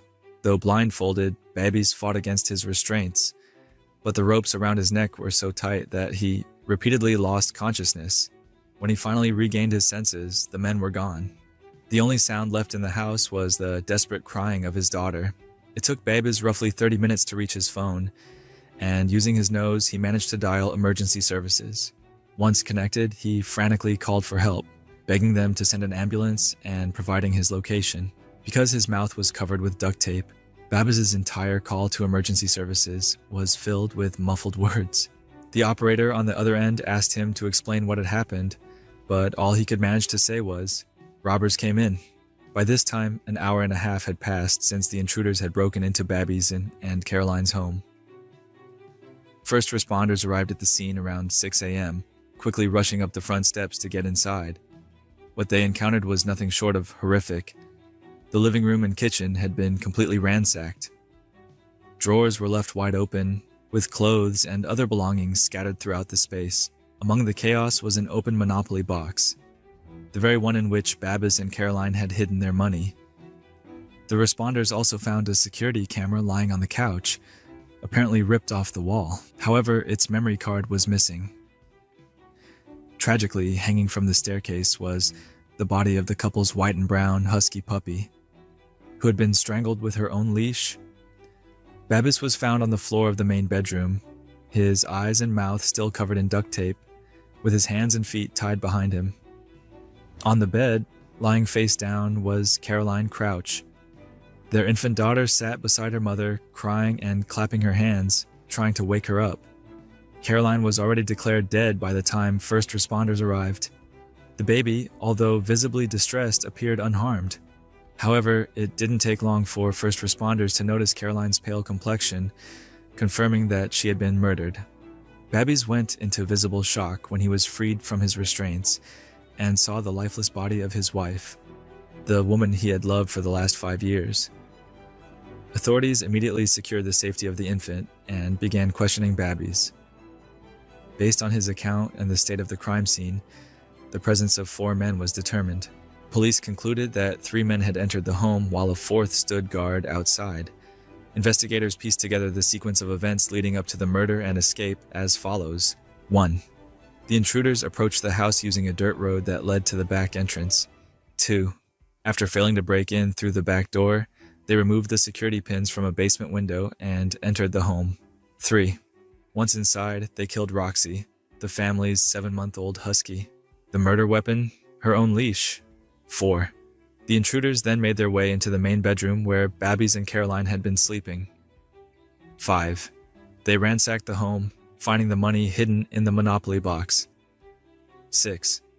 Before leaving, they murdered Caroline by suffocating her with a pillow. Since Babbies was drifting in and out of consciousness, the intruders may have assumed he had died and left the scene, believing they had no witnesses. As for Caroline's death, it was revealed that her ordeal lasted approximately 6 minutes. Bruises found on her body indicated signs of a struggle, while marks on her lips and tongue suggested sharp objects had been used. There were no signs of sexual assault. The investigation continued. Despite the extensive damage done to the home, the intruders left behind very little evidence. The only notable clue was the hood of one of the attackers found at the scene. Based on Babbies' recounting of the event, police concluded that the hood likely fell off while Babbies struggled to fight back. Although a small detail in such a significant case, this clue provided Babbies with a brief glimpse of one of the attackers. He was able to describe an overweight, dark-skinned man of tall stature, leading authorities to create a sketch. Despite being disoriented, Babbies also identified 2 firearms used by the intruders, a black pistol and a silver Colt. Details from the investigation revealed that the attackers had escaped with 10,000 euros in cash and jewelry worth 20,000 euros. Investigators believed the crime was carried out by professional criminals who had observed the family for some time, waiting for the perfect moment to strike. A police spokesperson described the attack as brutal and violent, and categorized it as an act of individuals with no empathy and a deeply antisocial personality. As the investigation progressed, numerous speculations arose, adding new layers of complexity to the case. One question lingered in everyone's mind. If money was the motive, why was the murder necessary?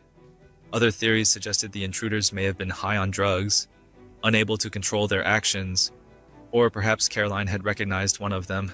Caroline, a skilled black belt in kickboxing, may have resisted and fought back, forcing the intruders to silence her. There were also suggestions that Caroline may have screamed when she saw her 11-month-old daughter held at gunpoint. While much of this remained speculative, investigators were certain about one thing. The attack was premeditated. They reasoned that the intruders must have known about the money hidden in the home. This led police to question members of Babbies and Caroline's inner circle, suspecting that the gang had received a tip. In addition to these interrogations, security footage from nearby homes and businesses was thoroughly reviewed for more clues. In the surveillance footage, authorities spotted a dark-colored car, followed closely by a motorcycle, and cruising near the couple's home on the morning of the murder. Caroline Crouch was laid to rest just 3 days after her tragic death. Her final resting place was the Greek island of Alonissos, where her parents had fallen in love and where she spent her childhood. Babbies paid his respects to his late wife, saying he felt fortunate to have met Caroline. Even more fortunate that she loved him, and luckiest of all that she was the mother of his daughter. He went on to express his sorrow that their daughter would grow up without ever knowing her mother. He described Caroline as the light of his life, adding that she would always be with him through their daughter. While Caroline's funeral was taking place, police made a routine stop in northeastern Greece, pulling over a car. Inside was a 36-year-old Georgian national, Georgi Hardishvili, heading toward the Bulgarian border. He handed over his passport, but it was quickly flagged as a counterfeit. Who was this man, and what connection did he have to Caroline's death? Investigators soon uncovered that this man was Georgi Haradishvili, a known criminal with a violent past and a string of prior convictions. He was wanted for 12 home burglaries committed across Athens over the last 6 months. What made him a suspect in Caroline's murder was that 3 of these crimes had occurred near her and Babis's neighborhood. One of those burglaries took place in December when Haradishvili and 3 accomplices broke into a home through a back window, much like the attack on Bobby's in Carolina. In that incident, they violently dragged a woman by her hair and threatened to slit her throat. The robbers left with 10,000 euros in cash and jewelry. Their next robbery was on March 7th, just 2 months before Babby's and Caroline became targets. During this attack, they tied up 4 victims, including an elderly couple and their housekeeper, stealing money and valuables worth a substantial amount. If this pattern of crimes wasn't enough to link Haradishvili to the murder, consider this. He bore a striking resemblance to the sketch based on Babis's description of one of the intruders. The mounting evidence against Haradishvili included his history of violent break-ins, his attempt to flee the country, and his resemblance to the suspect in the sketch. With all this evidence in hand, the police felt certain they had their culprit. Haradishvili was apprehended and subjected to 4 days of intense interrogation, during which more aggressive methods were used to extract answers. He was repeatedly questioned about how he got to the scene, entered the house, and murdered Caroline. These methods left him with a concussion. Despite this, Haradishvili stood firm, claiming he had never heard of Caroline Crouch. In the end, the police's evidence against him crumbled, proving he wasn't the man they were after. Haradishvili was cleared of any involvement in the murder. As a result, 3 officers from the Athens homicide unit were demoted. Shifting focus, the police turned their attention to a local Albanian crime syndicate. Their initial list of suspects was around 100 names, but they soon narrowed it down to 10 individuals, all of whom were part of a criminal network known as the Red List. Babis was shown mugshots of these men, but authorities withheld further information. The investigation dragged on, and public frustration began to grow, especially as racially motivated crimes continued to rise. Information about Caroline's case was so limited that even a substantial monetary reward went unclaimed. The citizens of Athens were gripped with fear, unsure who might be next. Experts cited in the media said this was no ordinary case. If it had been, it would have been solved by now. Some details that surfaced from the investigation revealed no DNA or fingerprints left behind. Caroline's family, though devastated, expressed their gratitude for the continued efforts to find justice. Babys told reporters that he wished no one else would ever have to endure what he was going through. He publicly supported the police investigation and made frequent media appearances to keep Caroline's case in the public eye. He was even active on social media, responding to messages and thanking people for their support. Then, 37 days after Caroline was brutally murdered, a breakthrough finally came. A small memorial service was being held for Caroline on Alonissos, and among the mourners, a detective was spotted. After the service ended, investigators discreetly approached Babis and requested that he accompany them to Athens. The detectives had new information and asked Babis to help identify a suspect. Without knowing what was coming, Babis agreed. By this time, investigators had followed numerous leads and uncovered key details from the night of Caroline's death. These details didn't add up. Babis had told police that the intruders broke in through a basement window, but the window was too small for the attacker's build, as Babis had described. He also claimed the house had been ransacked, yet neighbors reported hearing no such disturbance. The only sounds that night were of the couple's puppy in distress. There were no sounds of a house being torn apart, no cries for help, no infant wailing. Moreover, Babis claimed the memory card from the living room security camera had been removed by the intruders, but data showed the card had actually been taken out at 1:20 a.m., hours before the supposed break-in.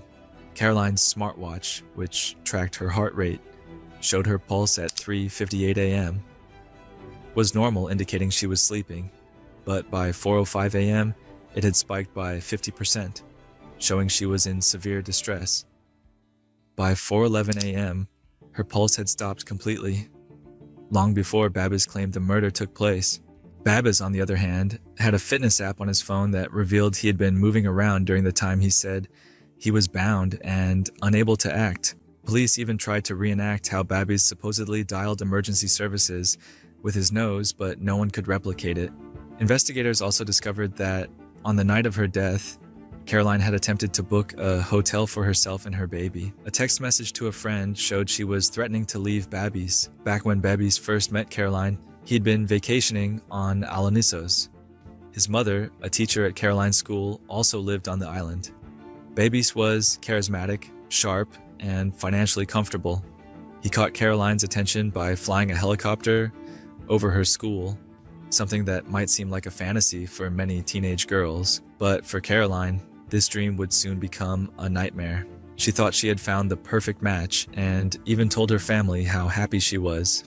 Babbis proposed after a year and a half of dating, and although Caroline was still underage, she turned 18 3 days later. The couple married and settled in Glycanera, with Caroline attending college in Athens while Babbis continued his work as a pilot. On social media, the couple projected an image of a joyful, loving relationship, but Caroline's private diary told a much darker story. In her entries, she often questioned her relationship with Babbis. In 2019, she wrote about a severe argument, stating she had considered leaving him and going to stay with her sister. She wasn't sure if she could continue with him. Over time, Babbis became increasingly manipulative and controlling. This behavior could be traced back to their unconventional wedding. When Babbis and Caroline wed, they skipped the traditional Greek ceremony full of family and friends, opting instead for a secret elopement. What might have seemed like a romantic gesture was, in reality, the first step in isolating her. The isolation continued once they returned home, where Babbis was the sole provider, while Caroline, a student, had little money of her own. Caroline's mother, Susan, sent some money, but even that was taken by Babbis. In her diary, Caroline wrote that she loved Babbis too much to leave him, even though the relationship was hurting her. One entry detailed a tearful confrontation where she expressed her desire to leave, but since she was pregnant, she felt she couldn't. Caroline wrote, "I stayed for the sake of my daughter, so she wouldn't grow up without two parents." Another entry dated July 2020 read, "Today my little girl is 1 month old. I told Babbis I want to leave. I feel awful." The diary also mentioned a house in Halandri, Athens. What started as a fairy tale romance for Caroline had turned into a dark abyss of pain, despair, and isolation, one she could never escape. Phone records from the hours leading up to her murder revealed heated, argumentative texts between her and Babbis, painting a picture of how distant and toxic their relationship had become. Investigators finally informed Babbis that he was now the prime suspect in his wife's murder. Overwhelming evidence laid bare the inconsistencies in his story. After 8 hours of interrogation, Babbis broke down and confessed. Though his confession was still riddled with lies, he claimed that on the night of May 10th, he and Caroline had argued about their daughter, with Caroline threatening to take her and leave. Babbis said he lost control because his daughter was his whole world. He claimed that during the argument, Caroline threw their baby into the crib and ordered him to leave the house. He alleged that she became violent, pushing and hitting him, and that in a moment of rage, his judgment clouded. From there, Babbis lashed out, strangling Caroline and smothering her with a pillow until she died. A cold-blooded murder in front of their 11-month-old child. Babbis admitted that he considered disposing of the body, but quickly realized that wasn't possible. It was then that the idea of staging a break-in came to him. To make it believable, he killed the family dog, placed his baby next to Caroline's lifeless body, and tied himself up with duct tape. Babbis said he deserved to be punished, apologizing to those he had hurt. While he admitted his actions were inexcusable, he tried to shift the blame onto Caroline, claiming her actions had made him unstable. All that remained was their daughter, who would now grow up without ever knowing her mother. A little girl who would never remember the woman she lost, brutally taken from her by the man she once loved. This case, later dubbed the murder that fooled the world, exposed Babbis' confidence in getting away with his crime. So confident, in fact, that he didn't bother destroying key evidence. By May 2022, Babbis was convicted of premeditated murder, obstruction of justice, perjury, and animal cruelty. Today, we're looking at a scary event from the summer of 1985 in London. It was a sunny and warm time, full of peaceful nature. But at 3:30 in the morning on August 7th, Jeremy B. Amber, who lived at White House Farm, got a sudden phone call. His foster father was on the line, sounding panicked. Jeremy couldn't understand what his father was saying, but he heard something about his sister having a gun and behaving strangely. Jeremy called the police right away and told them about the scary conversation. The police arrived an hour and a half later, following Jeremy. Everything seemed strangely quiet when they got there, which was suspicious considering what Jeremy had told them on the phone. Because they thought there might be weapons involved, the police decided not to rush in. This is their usual tactic. They usually wait for a situation to calm down or for a special unit to handle it. So, they stayed back from the house, keeping a safe distance. Jeremy was with the police and they asked him to explain what happened at the Bamber house the night before. Jeremy said that they had dinner together as a family with a small disagreement, but nothing serious. He mentioned leaving his pistol and a .22 caliber carbine with his parents, both loaded and working. A special team arrived and found all doors and windows locked except one in the master bedroom. They tried to talk through a loudspeaker for 2 hours, but only heard a dog barking. 3 hours later, at 8 o'clock in the morning, the SWAT team finally entered. Inside, they found chaos.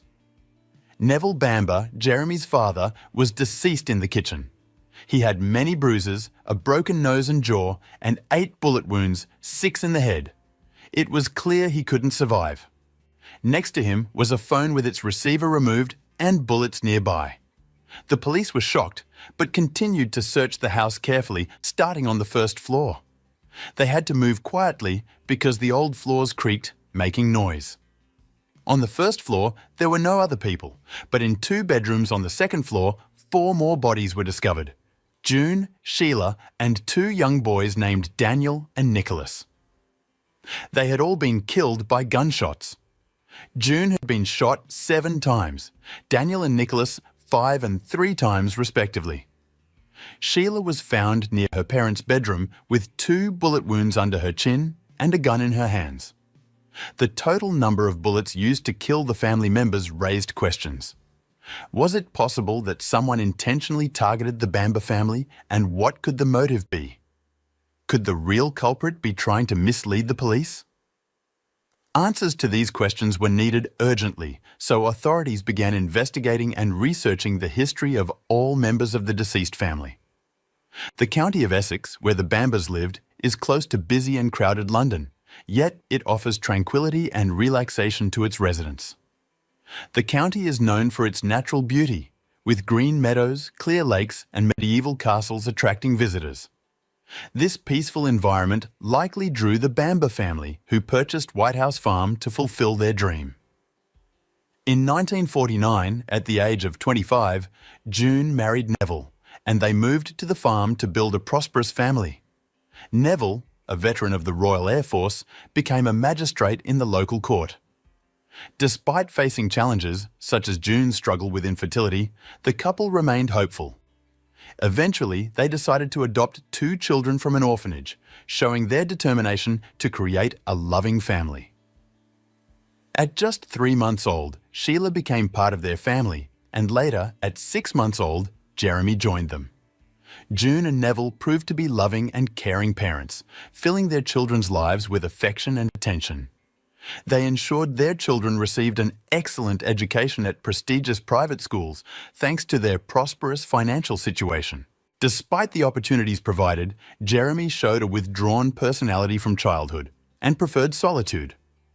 His rebellious nature became evident in elementary school, where he struggled academically, leading his parents to send him to boarding school when he was 9 years old. Boarding school life was challenging due to strict discipline, but it possibly contributed to positive changes in Jeremy's character. He excelled academically at university, becoming more composed, which made his parents proud. After university, Neville offered Jeremy a job on a farm in England, which he accepted eagerly. Upon his return in 1982, his parents provided him with comfortable accommodations, including a cottage, a car, and a good salary. They also expected him to support them in their old age. Despite outward success, tensions arose within the family due to religious differences. June, a deeply religious woman, struggled emotionally because her children didn't share her beliefs. Her attempts to guide them towards faith were unsuccessful, leading to family discord and contributing to her depression. Sheila, June and Neville's daughter, also struggled with mental health issues, influenced by her mother's depression. Unlike her calm brother Jeremy, Sheila was drawn to the fashion world and dreamed of becoming a model. However, June strongly opposed the idea, refusing to entertain the thought of her daughter entering show business. At 17, Sheila shocked her parents by announcing her pregnancy. June faced a difficult decision: forbid Sheila from having a child out of wedlock, which went against their religious beliefs, or push her to have an abortion, also against their faith. Ultimately, June distanced herself from the decision, leaving it to Sheila, but insisting that no one in the family should know if she chose to terminate the pregnancy. This strained their relationship. In 1977, Sheila married Colin Cuffell, the father of her unborn child, despite her parents' objections. They had twins, Nicholas and Daniel. However, Sheila's suspicions of Colin's infidelity led to divorce, worsening her mental health. She spent time in a psychiatric hospital, undergoing electroshock therapy like her mother. Meanwhile, her sons were placed in an orphanage for nearly 2 years. Sheila's mental state deteriorated further, leading to anxiety and paranoid schizophrenia. In contrast, Jeremy, who had caused problems in the past, found happiness on the farm. In 1985, Sheila reunited with Colin, and they brought their sons to visit June and Neville at the farm. They planned to stay for a week before Colin and the boys travelled to Norway. On Tuesday, August 6, 1985, everyone gathered at the beautiful White House farmhouse for what would tragically be the last dinner of the Bamber family. A few days later, the family's funeral took place, and Jeremy attended, deeply affected by the loss. However, during this time, Jeremy's behaviour began to raise suspicions. Relatives of the Bambers reported strange behaviour from Jeremy to the authorities. Despite grieving, Jeremy would sometimes make odd remarks, referring to himself as the boss and displaying an unusual smile, hinting at a sense of satisfaction. These observations prompted authorities to investigate further. The ill-fated evening seemed normal at first, a family dinner with a joyful atmosphere and good food. However, tension arose when Neville and June suggested that Sheila send her children back to the orphanage, implying she couldn't care for them properly. Sheila reacted sharply, expressing her independence in making decisions about her children. At 9:30 p.m, Jeremy left for his house, while Barbara Wilson, the farm secretary, called with a work-related issue. Neville answered, displaying unusual irritability with loud voices and arguing heard in the background, an uncommon occurrence for the Bambers, surprising Barbara. Barbara couldn't figure out the cause of the argument, as Neville quickly ended the call. The next morning, all family members in the house were found shot dead, except for Jeremy, who was left alive. He couldn't hide his tears, and investigators respected his emotions, giving him time to recover before questioning him. Jeremy cooperated fully, sharing all available information, including his sister's life struggles and the dinner conflict on August 6th. Initially, it seemed that Sheila, influenced by her mental state and upset by her parents' remark, committed the desperate act of violence. Investigators believed that Sheila, overwhelmed by the intrusion into her privacy, lost control and turned to gun violence, shooting the family before taking her own life. Evidence, such as the weapon found pointing towards her chin, supported this theory. The detective's actions afterward might seem odd in hindsight. However, doubts arose when Jeremy's girlfriend Julie questioned his innocence. She revealed that on the night of August 7th, Jeremy called her, mentioning farm issues, but abruptly hung up when she pressed for details. Additionally, some peculiar details emerged. She remembered Jeremy complaining about his family several times before the tragedy, expressing exhaustion with his in-laws. But the most shocking part of her testimony was about the Bamber will. Apparently, the Bambers had a will stating that all their property would be divided equally between their children, with Sheila's share to be rewritten in favour of her twins. This upset Jeremy, and he openly shared his dislike for this idea with his friend. According to Julie, Neville's will also stated that Jeremy had to work on the farm to receive his share of the inheritance. But the most alarming revelation was when Jeremy supposedly expressed his desire to kill his family and blame it on Sheila, who was mentally unstable. He even acted out a scene in front of the police, trying to appear as a witness to the tragedy. Julie admitted to telling the police about this not only to help the investigation, but also out of a desire for revenge, as she had learned about Jeremy's affair. In an attempt to divert suspicion from himself, Jeremy falsely implicated a plumber he claimed to have hired. However, this plan failed when the plumber provided a solid alibi, narrowing down the list of suspects to Jeremy himself. Despite being temporarily arrested, Jeremy was released due to a lack of solid evidence against him. Surprisingly, the police allowed him to travel abroad, even though his financial situation had significantly improved after inheriting his parents' wealth. He wasted no time and went on vacation to Saint-Tropez, France, and sold his father's car a few days before departing. Jeremy's cousins urged authorities to reconsider the theory that Sheila was the perpetrator. They even approached the police and media, but their efforts were dismissed by the deputy head of the CID. Undeterred, one of the cousins secretly investigated the scene himself, driven by doubts about Sheila's involvement. He managed to gain access to the house and found a shocking piece of evidence, a silencer for a .22 caliber carbine with traces of blood in a closet. This discovery led him to new conclusions. The length of the weapon, including the silencer, suggested that Sheila couldn't have used it to shoot herself. This indicated that Sheila couldn't have been part of the crime. Since she was shot twice and bleeding, it would have been impossible for her to remove the silencer and hide it in the closet. However, if she fired the gun without the silencer, why were there blood traces on it? This suggested that the silencer was indeed used during the crime. On September 29th, Jeremy returned home and was promptly arrested and charged with the murder of his family. The trial began on October 3, 1986, at Chelmsford Crown Court. Throughout the trial, Jeremy appeared arrogant in the dock. Prosecutors accused him of lying, and phone technicians confirmed that the Bamber Homes phone line was busy that night. Key testimony came from the medical examiner, who noted injuries on Neville's body, indicating he had resisted blows. The examiner suggested that Neville had been beaten with the .22 caliber carbine. Given Sheila's frailty, it seemed unlikely she could have inflicted such serious injuries on her father. It appeared more probable that Jeremy was capable of such violence, especially as Neville's body showed numerous bruises. It's evident that Sheila must have endured some blows during the struggle, yet there were no signs of beatings or bruises on her body. Jeremy's lawyers argued that despite her mental issues, Sheila was physically capable of committing the crime.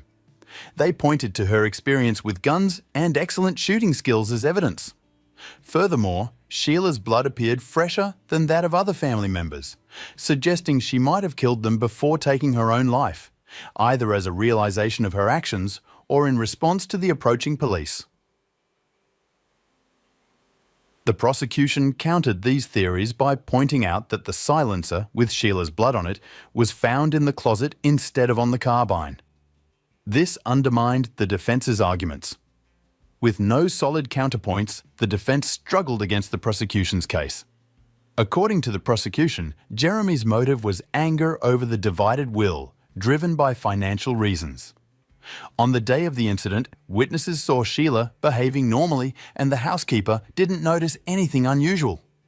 This testimony weakened the defence's position further. The farm clerk phoned Neville around 9:30 p.m, sensing that she had interrupted an argument. She noted Neville's unusual annoyance before hanging up, an uncharacteristic reaction from him as he was typically calm. Around 10:12 p.m, Jeremy left his in-laws' house and returned home late at night. He used a bicycle borrowed from his mother to avoid detection, taking a route away from the main road. Jeremy entered the house through an open window on the first floor, where he found a preloaded gun. In his parents' bedroom, he shot and killed his sister June. When he aimed at Neville, his father woke up and struggled to defend himself. They fought downstairs, leading to Neville's death in the kitchen. Returning to the bedroom, Jeremy killed Sheila and her children to frame her for the crime. He placed the carbine in Sheila's hands to make it appear as if she was responsible. Afterward, Jeremy returned home, first calling his friend Julie, nearly giving himself away with excitement, then contacting the police, claiming his father had called him. However, this call raised suspicions during the investigation. If Neville was in danger, he likely would have contacted the police directly rather than calling his son. Additionally, despite Jeremy's claims, there was no blood on the phone in the Bamber house, suggesting Neville wasn't injured at the time of the call. This suggested that the telephone receiver in the house had been removed as part of staging the crime scene. Jeremy's behaviour also raised suspicions. Why didn't he rush to the scene after his father supposedly called? Given the circumstances, it was his family involved. Considering all known facts, the jury deliberated on the verdict. The judge highlighted 3 key questions for them to consider: whether to believe Julie Mugford or Jeremy Bamber if they were convinced Sheila didn't commit the crime, and whether the second fatal shot at Sheila was fired with a silencer. After over 9 hours of deliberation, on October 28th, the jury unanimously found Jeremy Bamber guilty by a majority vote of 10-2, meeting the minimum requirement for conviction. He received 5 life sentences without parole. Home Secretary Douglas Hurd ruled in 1988 against releasing him. Despite no direct evidence of Jeremy Bamber's guilt, controversy persists. Some believe in a miscarriage of justice, suggesting Sheila Bamber may be the true culprit. Jeremy insists on his innocence, filing appeals with his lawyer, arguing biased judgment due to his behaviour in court. Jeremy Bamber contends that there's insufficient evidence against him, pointing to unexplained aspects of the case. Tests on Sheila's hands weren't conducted.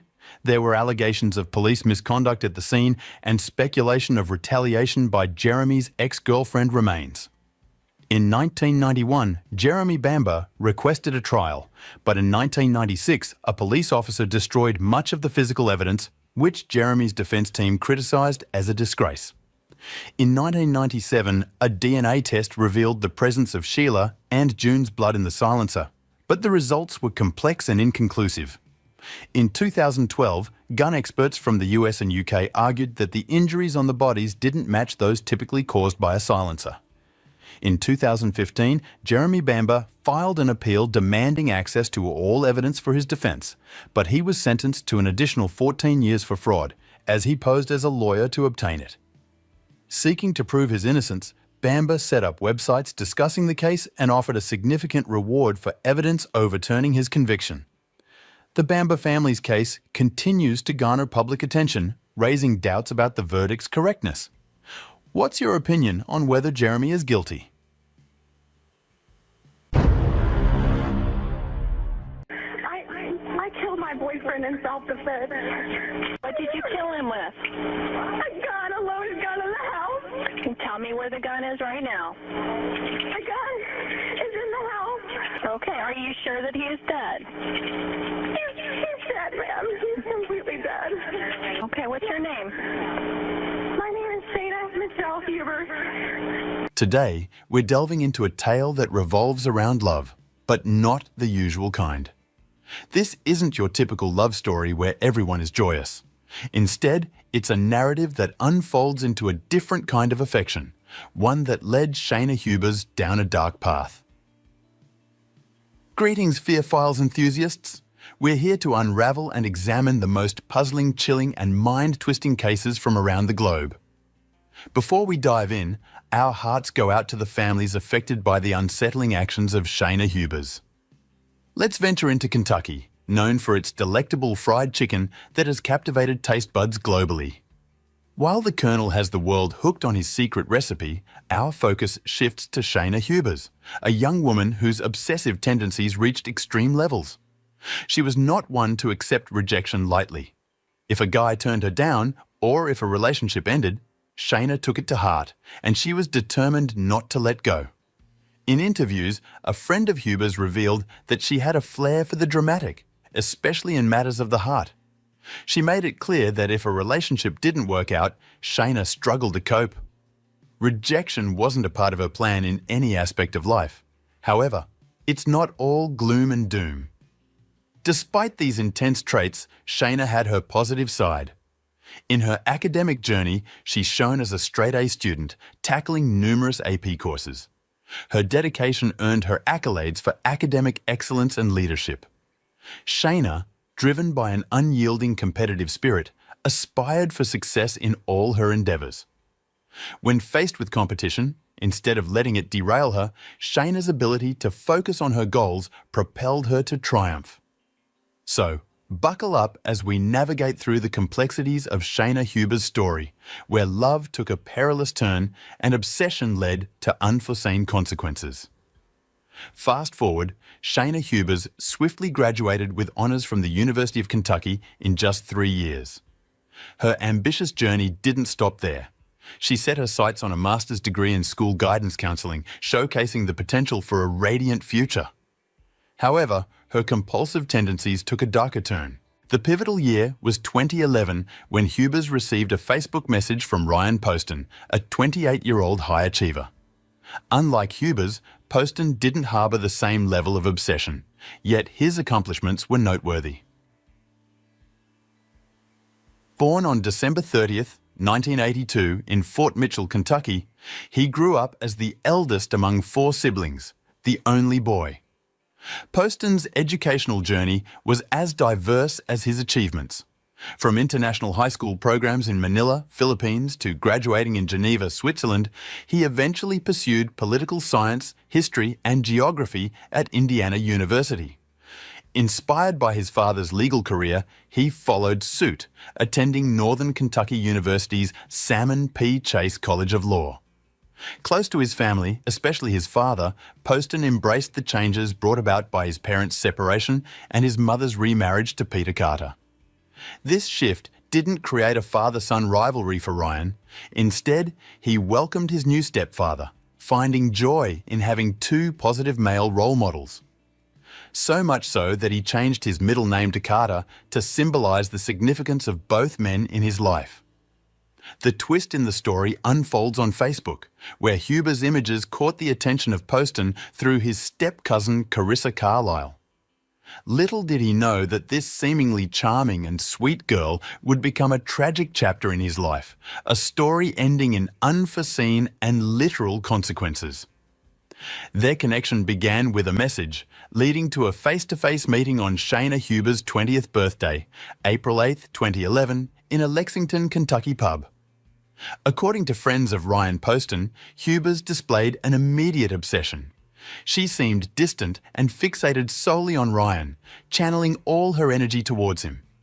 Such intense behaviour, as we know, can be unsettling, even overbearing.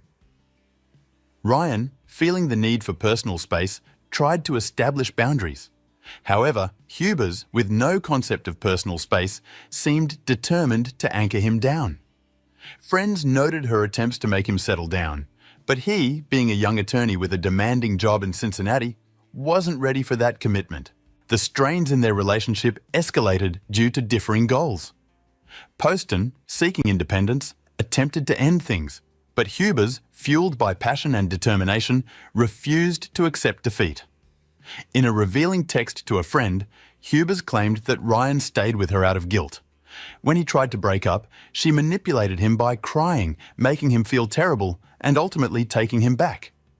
This on and off dynamic persisted for a year and a half, leaving Poston trapped in a cycle of misery. As Hubers grew more possessive, Poston, troubled by the situation, turned to his step-cousin Carissa Carlisle for help. In a text to Carlisle, he expressed the severity of the situation, stating, "This is bordering on restraining order territory."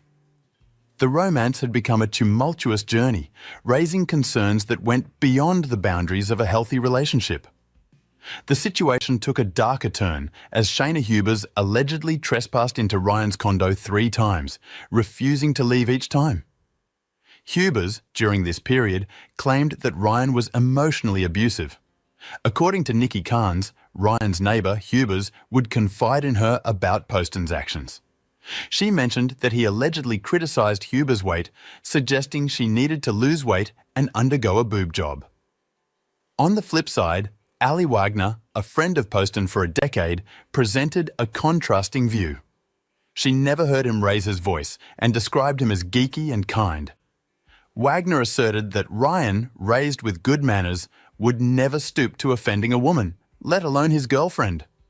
Poston, an enthusiast of firearms, would occasionally go to the shooting range, with Hubers joining him. However, a text Hubers sent to a friend on October 2, 2012, raised concerns. She expressed a desire to turn around and shoot him. Although intended as a joke, the seriousness of her emotions lingered. Despite Hubers' persistent presence, Ryan started talking to other girls in October 2012, even setting up a date with Audrey Bolt, Miss Ohio, USA 2012.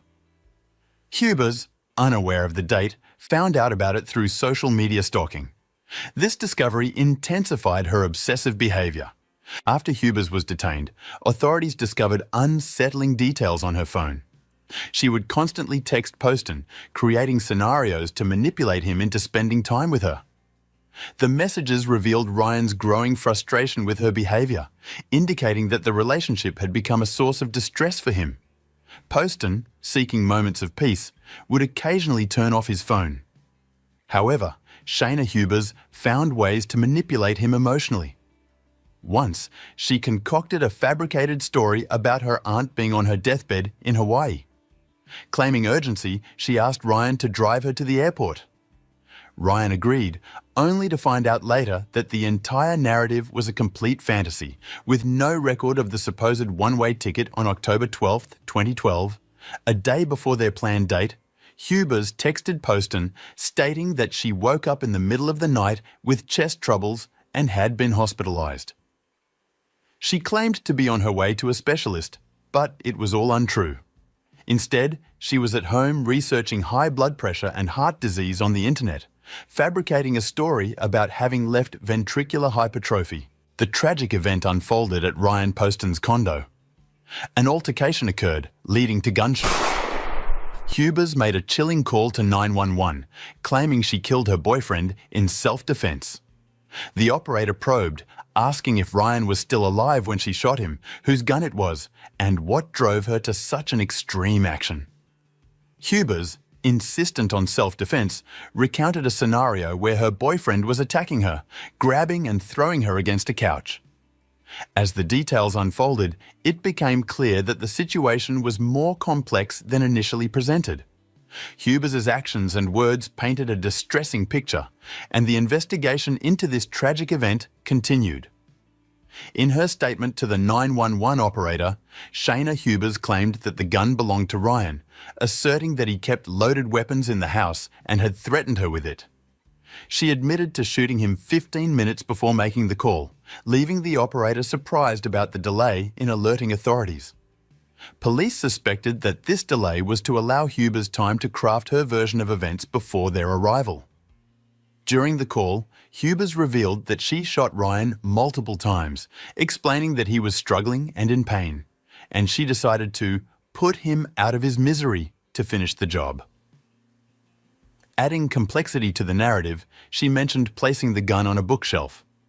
As the conversation unfolded, Hubers, after providing her and the victims' names and details about their breakup before the shooting, sought assurance from the operator about potential arrest upon the officer's arrival.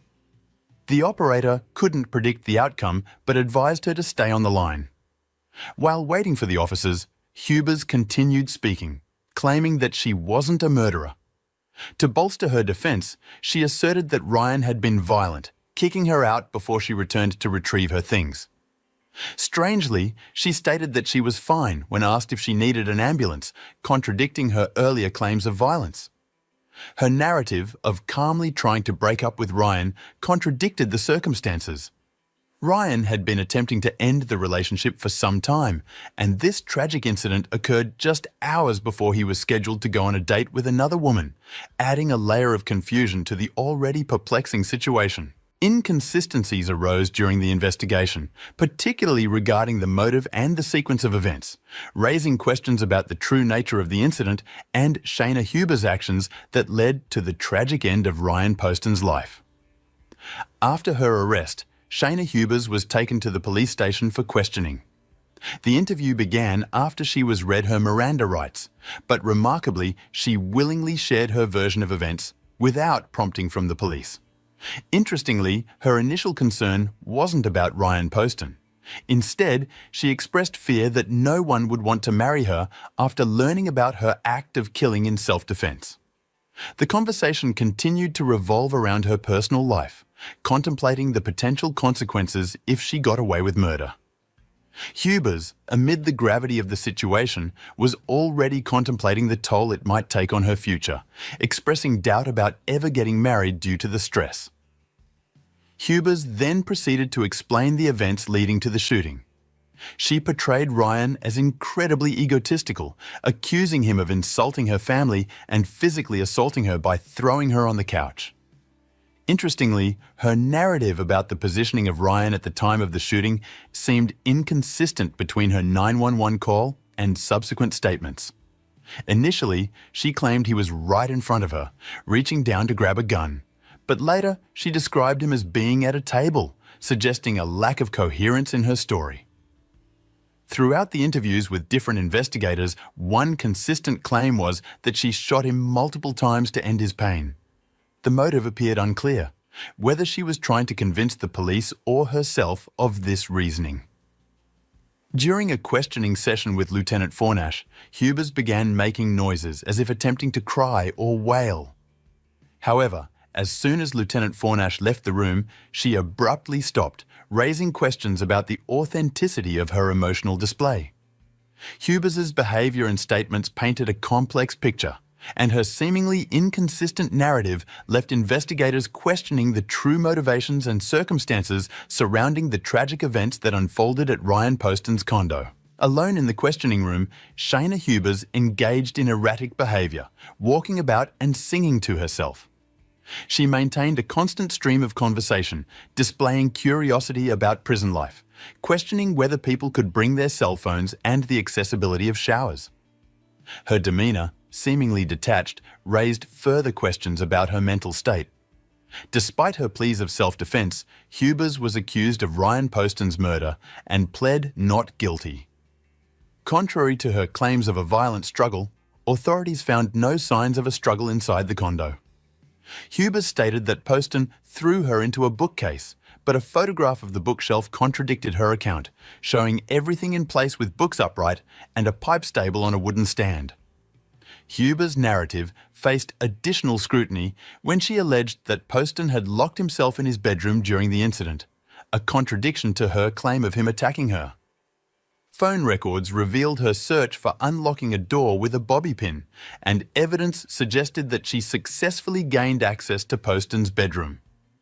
Analysis of the weapon's evidence also contradicted Hubers' version.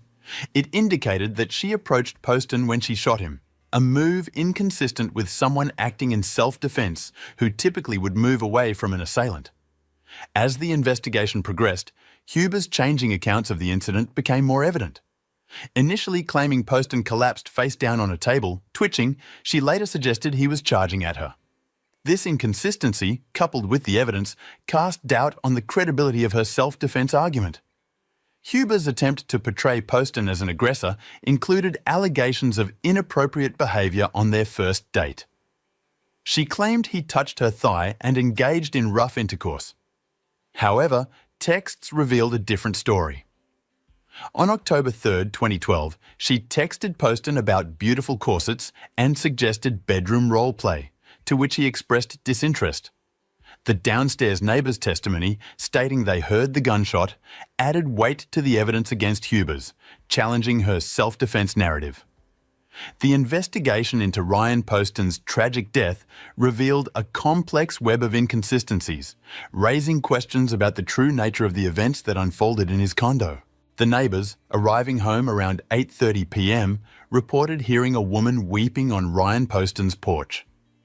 About 15 minutes later, they initially mistook 2 shots for firecrackers, but upon hearing 4 more in quick succession, they realised they were gunshots.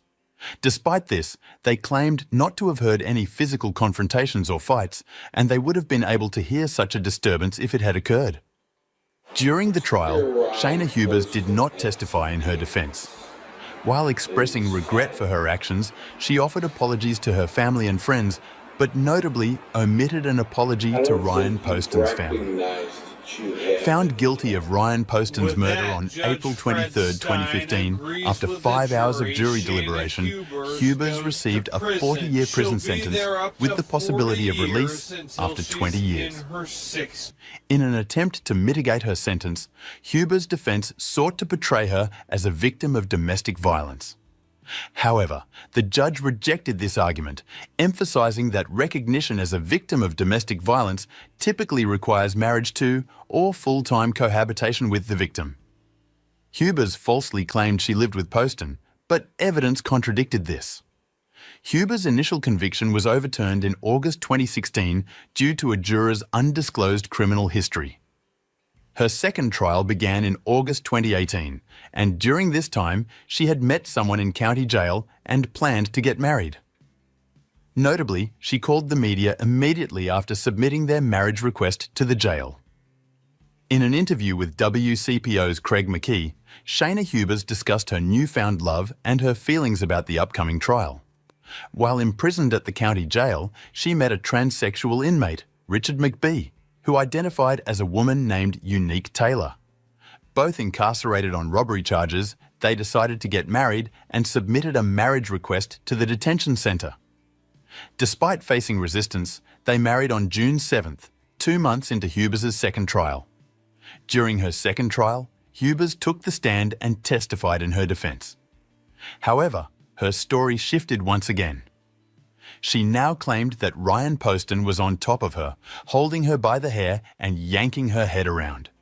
When confronted about her previous statement regarding Poston being at the table, Hubers pretended to be unaware, denying ever making such a statement. Ultimately, Shayna Hubers was found guilty at her second trial and sentenced to life in prison with the chance of parole after 20 years.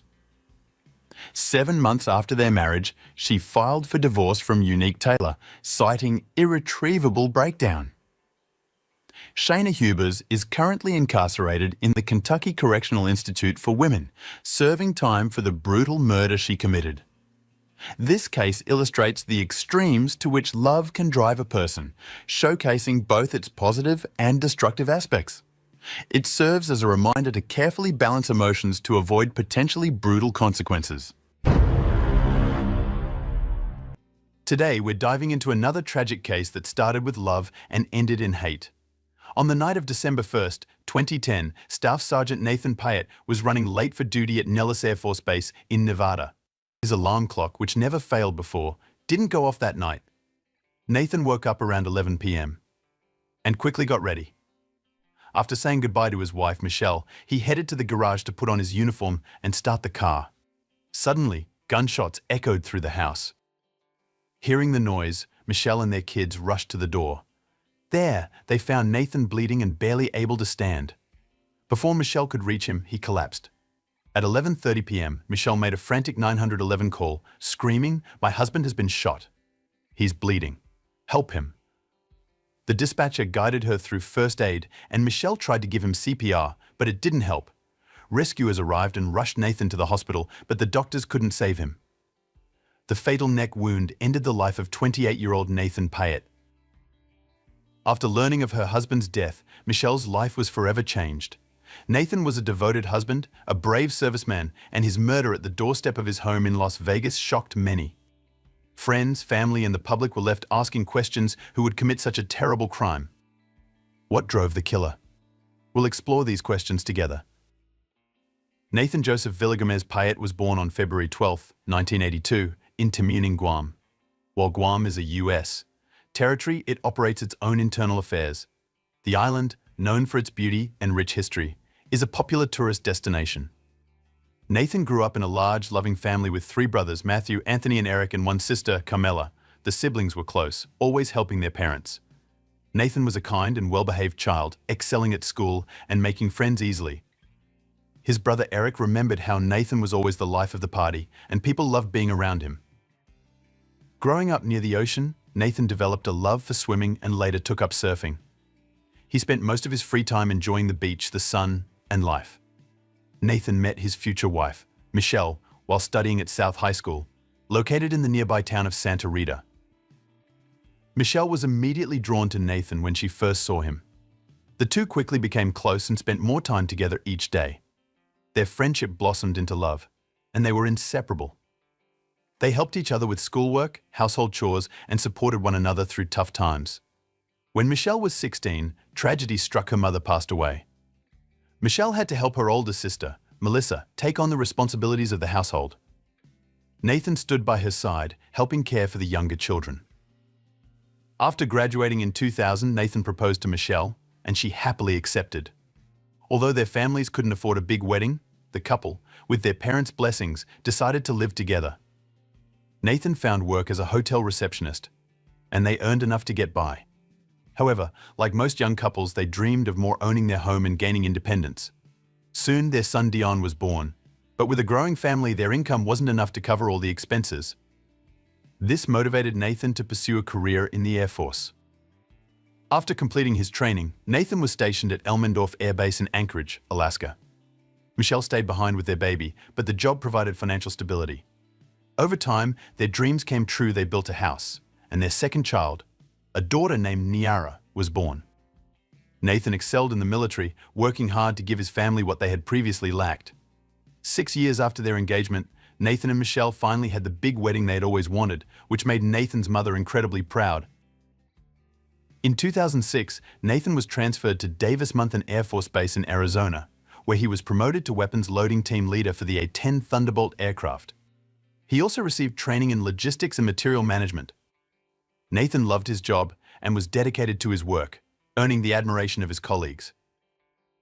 In 2007, Nathan and his family moved to Nellis Air Force Base near Las Vegas, Nevada.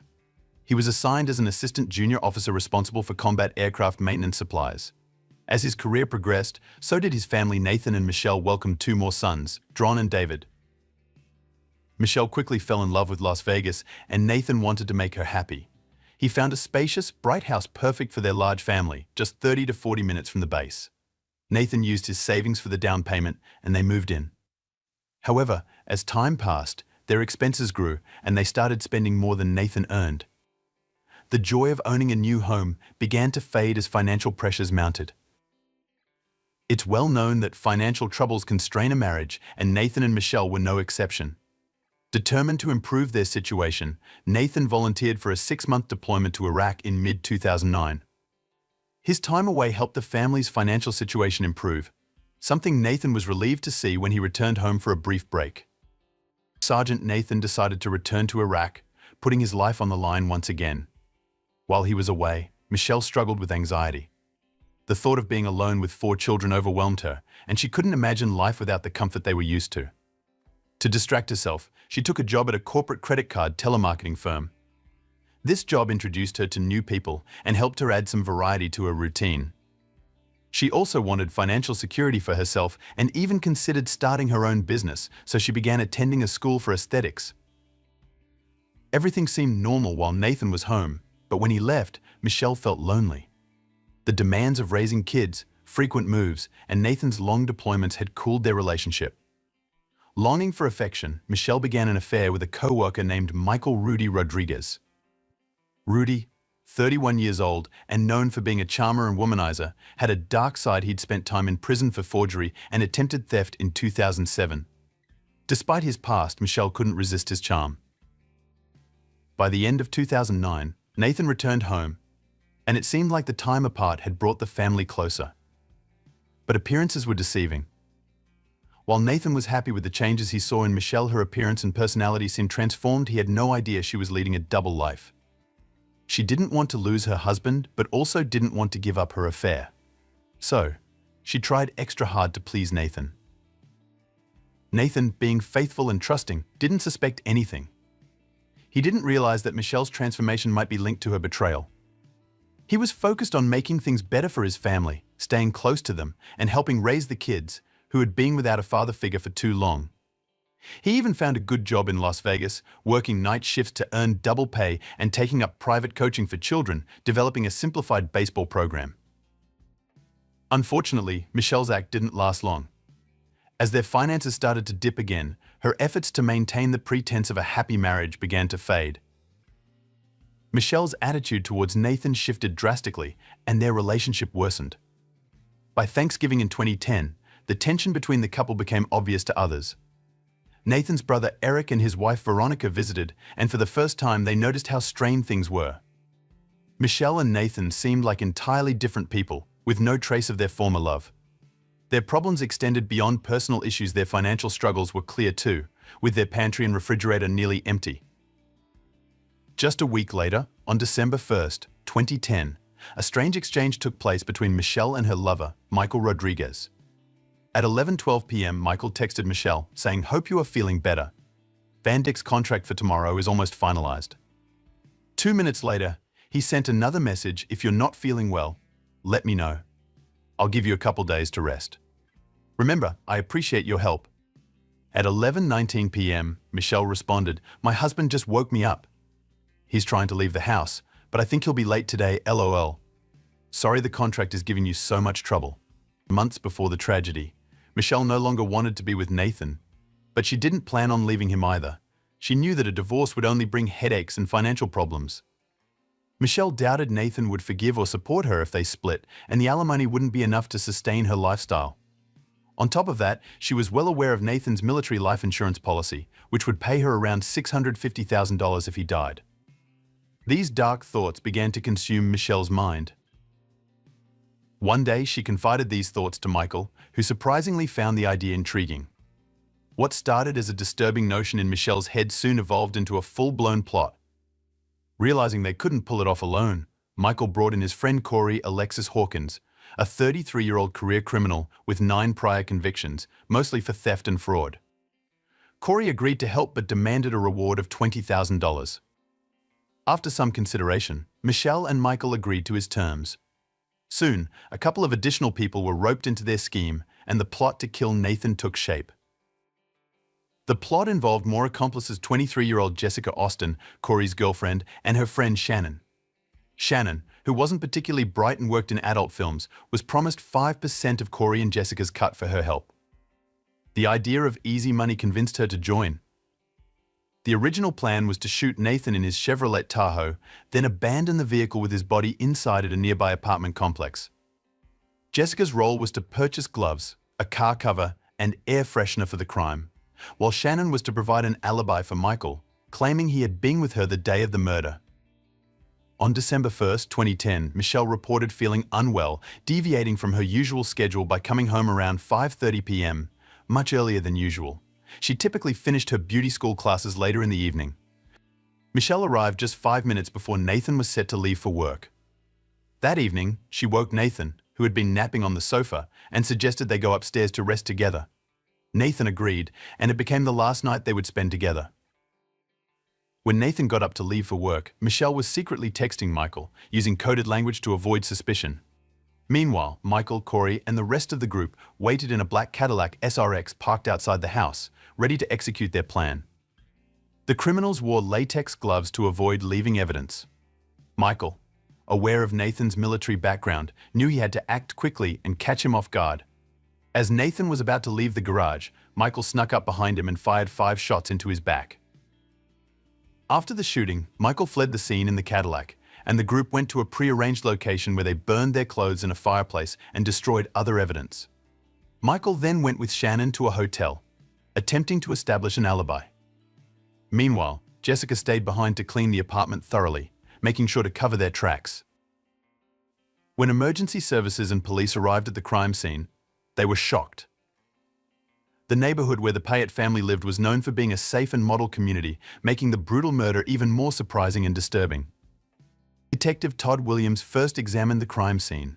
The garage door was unlocked, and there was a strong metallic smell of blood. Blood was smeared on the walls, the car, and on the floor.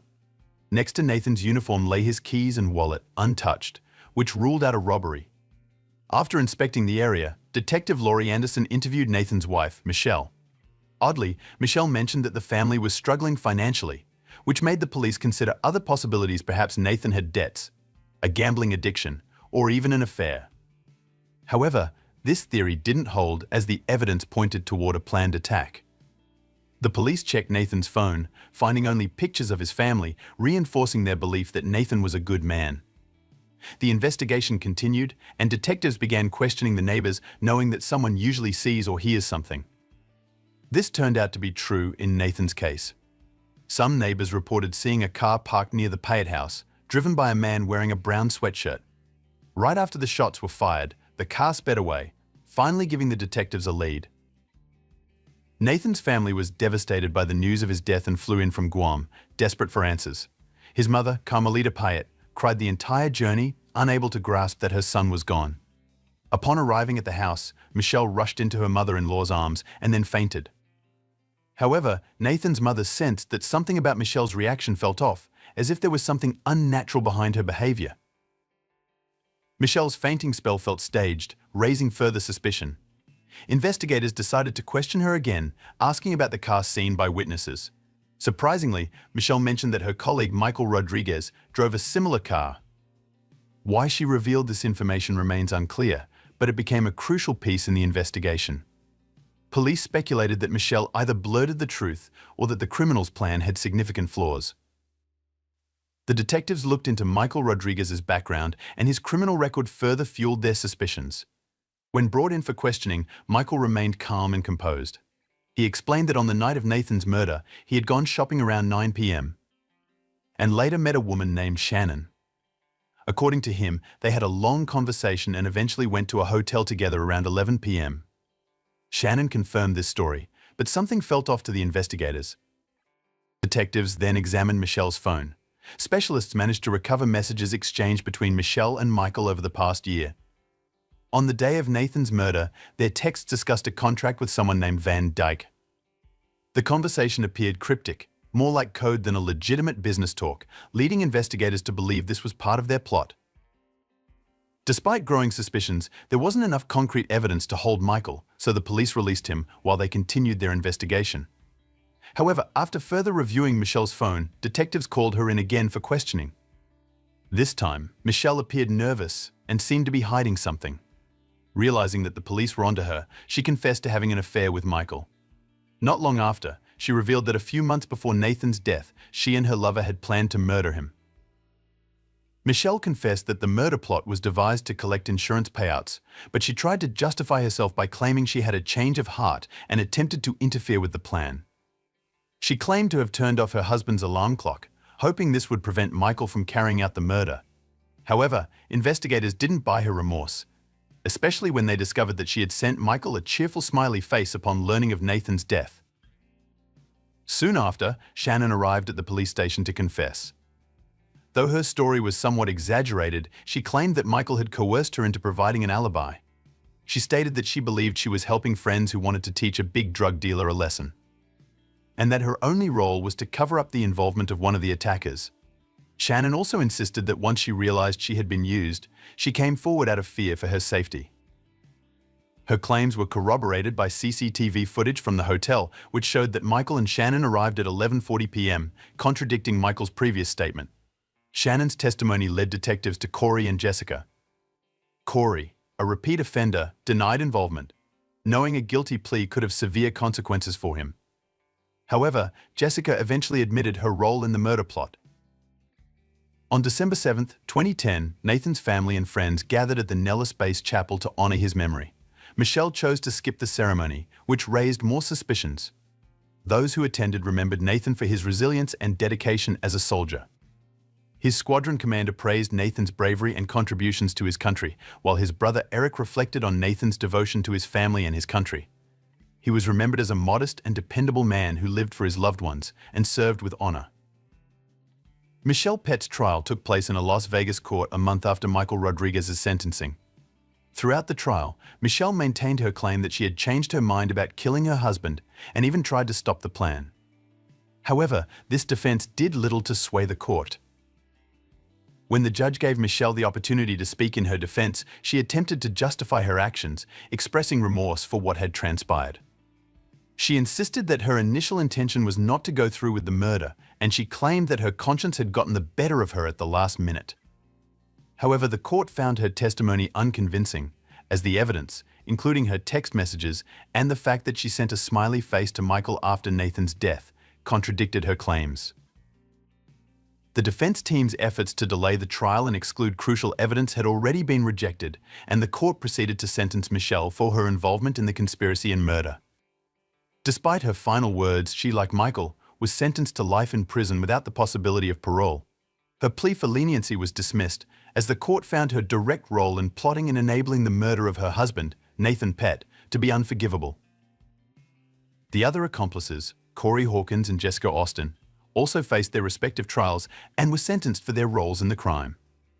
With the completion of the trials, justice was served for Nathan, whose family and friends continued to mourn his loss and remember him as a loving father, devoted husband, and loyal soldier. The case of Michelle Pett came to a tragic and emotional close in March 2016 when she was given her final sentencing. During the hearing, Michelle again pleaded for forgiveness, citing her unstable emotional state as the reason for committing the crime. She tearfully addressed Nathan's family, asking for their forgiveness. Despite the horrific nature of the crime, Nathan's mother, Carmelita Payette, a deeply religious woman, chose to forgive Michelle. Carmelita explained that Michelle's most significant punishment was that her own children no longer wanted to see her, fearing she might harm them as she had harmed their father. Eric Payette, Nathan's brother, reiterated the family's forgiveness, adding that they would move forward without Michelle and the children would grow up knowing their mother had committed such a heinous act. His wife, Veronica, however, expressed her deep hatred toward Michelle for betraying the family and dishonoring the name they shared. Michelle's actions, driven by greed and the love of another man, had not only destroyed her own life but also devastated the family she had built with Nathan.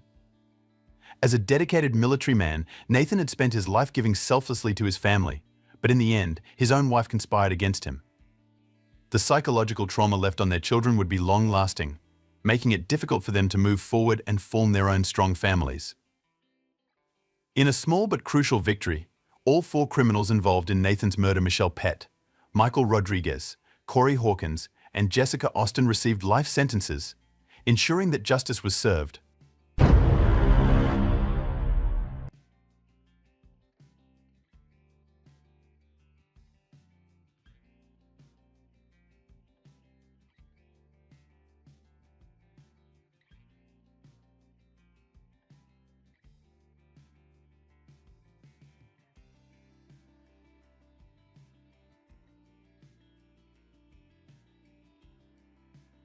When someone talks about a birthday party, you usually imagine a happy time with laughter, drinks, and of course cake. It's a joyful occasion, but sometimes things take a dark turn. In today's episode, we explore a tragic incident involving Tatiana Spitzner. Our journey takes us to Brazil, a country known for its fantastic football, or soccer as most of us call it, lively carnivals, delicious food, and overall positive vibes. However, like any place, Brazil has its dark side. While murder rates have been decreasing in Brazil, a new issue has arisen: femicide. This term refers to the killing of a woman due to domestic violence, and sadly, it's on the rise. A 2019 report from the Brazilian Public Security Forum highlighted this disturbing trend. Yet, this problem isn't unique to Brazil. According to the World Health Organization, 1 in 3 women worldwide has experienced violence from their partner. Most women manage to overcome such abuse, but Tatiana Spitzner wasn't as fortunate. Tatiana, a 29-year-old successful lawyer, lived in Guarapuava, a city with a population of 182,644 in the mid-south of the Parana state in Brazil. Despite its status as the largest municipality in the state by area, it couldn't shield Tatiana from a horrifying fate. It was supposed to be a fun night out for Tatiana and her friends, but as we'll discover, appearances can be deceiving. So, sit back, relax, and keep your ears open as we delve into the tragic case of Tatiana Spitzner. Tatiana Spitzner and her spouse, Louis-Philippe Manvilla, had celebrated over 5 years of marriage. Luis, at 32, was a university biology lecturer and a staunch advocate for a healthy lifestyle, actively engaging in various physical activities that held significant importance for him. Their love story began in early 2013, when Louis-Philippe, captivated by Tatiana, fell head over heels in love. He mustered the courage to ask her out in August of the same year. Over time, their connection deepened, and by November 15th, according to Louis-Philippe's account, he proposed, and the couple swiftly moved from engagement to marriage. The engagement, brief but sweet, lasted a little over 2 weeks. On December 3rd, 2013, the couple exchanged vows and rings in Guarapuava, marking what should have been the happiest day of their lives. Louis-Philippe made solemn promises to care for and provide for Tatiana throughout their lives. However, as life would have it, vows are sometimes tragically broken. Fast forward to Louis-Philippe's birthday, a day meant for joy and positivity. Instead, tragedy struck. On what was supposed to be filled with laughter, the couple found themselves in the midst of a heated argument. The roots of the argument between Tatiana and Louis-Philippe were planted when Tatiana arrived home a few minutes late. Luis, dressed up and eagerly awaiting their meeting with friends at a local restaurant, was visibly upset. Tatiana had been at a nail appointment, wanting to look her best for her husband, but the appointment took longer than expected. The usually cultured and educated public image of Louis-Philippe crumbled in the face of this disagreement. His volatile character emerged as soon as Tatiana entered the door, and he started berating her for being late, insisting they should have already been at the restaurant. Publicly, Louis-Philippe was seen as a refined individual, but he appeared somewhat distant compared to Tatiana, who had a wide circle of friends and a large family. The university professor, in contrast, was an enigma in Guarapuava, with little known about his past life. All that was known was that he had a brother and a sister. His father had passed away a couple of years before 2018, and his mother was battling cancer. Marcelo Virtuoso, a 35-year-old businessman and owner of the Uplay fitness gym in Guarapuava, shed some light on Louis-Philippe's activities. According to Virtuoso, Louis-Philippe would visit the gym, greet people, train, and then leave without engaging in conversations. Virtuoso noted, he wouldn't talk to anyone. Louis-Philippe's passion for physical growth was evident, with Virtuoso stating, "From the beginning of the year until now, he's gotten really big." To add another layer to the unfolding story, the police discovered a substantial stash of anabolic steroids in the couple's apartment, raising further questions about the dynamics of their relationship. Many people speculate that Louis-Philippe's outbursts of aggression and short temper might have been a side effect of the illegal supplements he was taking. Psychiatrist Adriano Segal from the endocrinology clinic at Hospital das Clínicas explained that the use of steroids can lead to psychiatric disorders, irritability, and also to transient testicular atrophy by increasing testosterone levels. This may have made it difficult for him to control his anger. However, this is in no way an excuse for the tragic events that unfolded. The couple eventually arrived at the restaurant where Tatiana's friends were eagerly waiting to celebrate Louis-Philippe's birthday. Initially, the atmosphere seemed amicable as everyone wished him well. According to the perpetrator's statement, they both drank that night and got a bit tipsy. However, other reports suggest that another fight erupted when Tatiana allegedly found evidence of her husband interacting with another woman on Instagram. In his defense, Louis-Philippe claimed that he had posted a story on his Instagram account about his birthday, receiving messages from online friends, including some from different women. Despite accusing his wife of jealousy, every story has two sides. Turning the spotlight to Tatiana, one of her close friends, Juliana Santos, aged 35, publicly revealed that Louis-Philippe was the jealous one, even resorting to physical violence. Juliana stated, "Tati was very reserved with personal matters, but with me, she opened up. The first time she complained about Louis Philippe, she said that his jealousy bothered her. This information came to light after the tragedy occurred. At the time when Louis Philippe's jealousy intensified, Tatiana was living with him in Germany, where he was pursuing a graduate course. The reason behind his increasing possessiveness was unclear, but one thing was evident. Their relationship began to unravel due to the physical distance between Tatiana and Louis Philippe. Tatiana and her friends didn't communicate much during this period, leading to a noticeable drift. However, upon the couple's return to Guarapuava, they reconnected. Tati called me in November to congratulate me on my birthday, and she already wanted to meet me for coffee. At that point, the complaints became more incisive. She even talked about divorce because she was so scared, but the bureaucracy that comes with it made Tatiana dismiss the idea, revealed a friend to the police.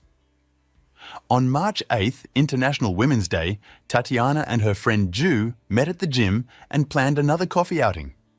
Things were taking a serious turn. Julianne shared, "She opened up.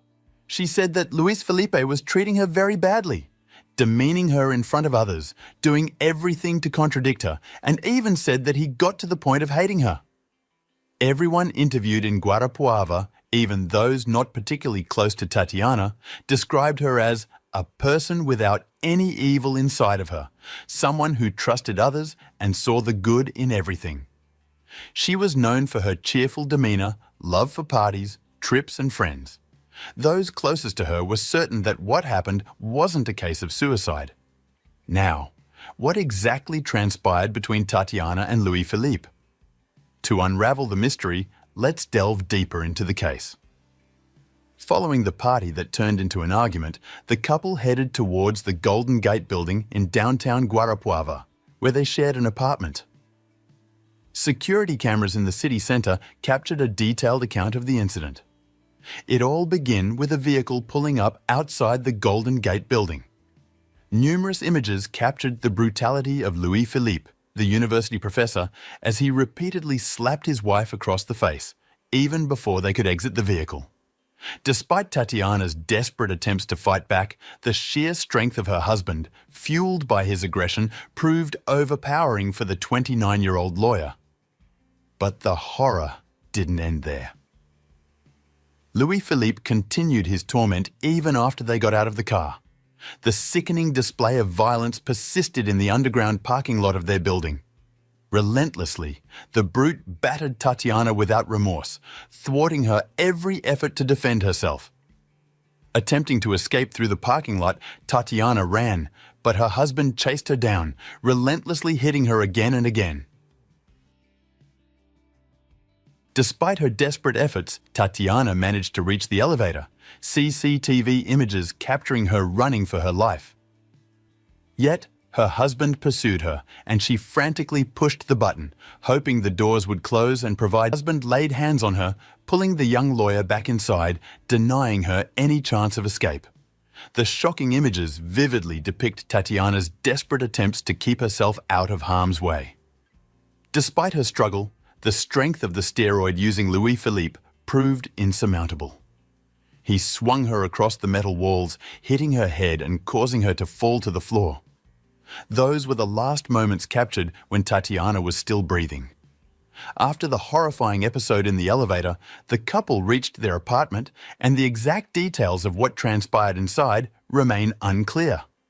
However, the outcome was undeniably tragic, with approximately 15 minutes passing since they left the elevator.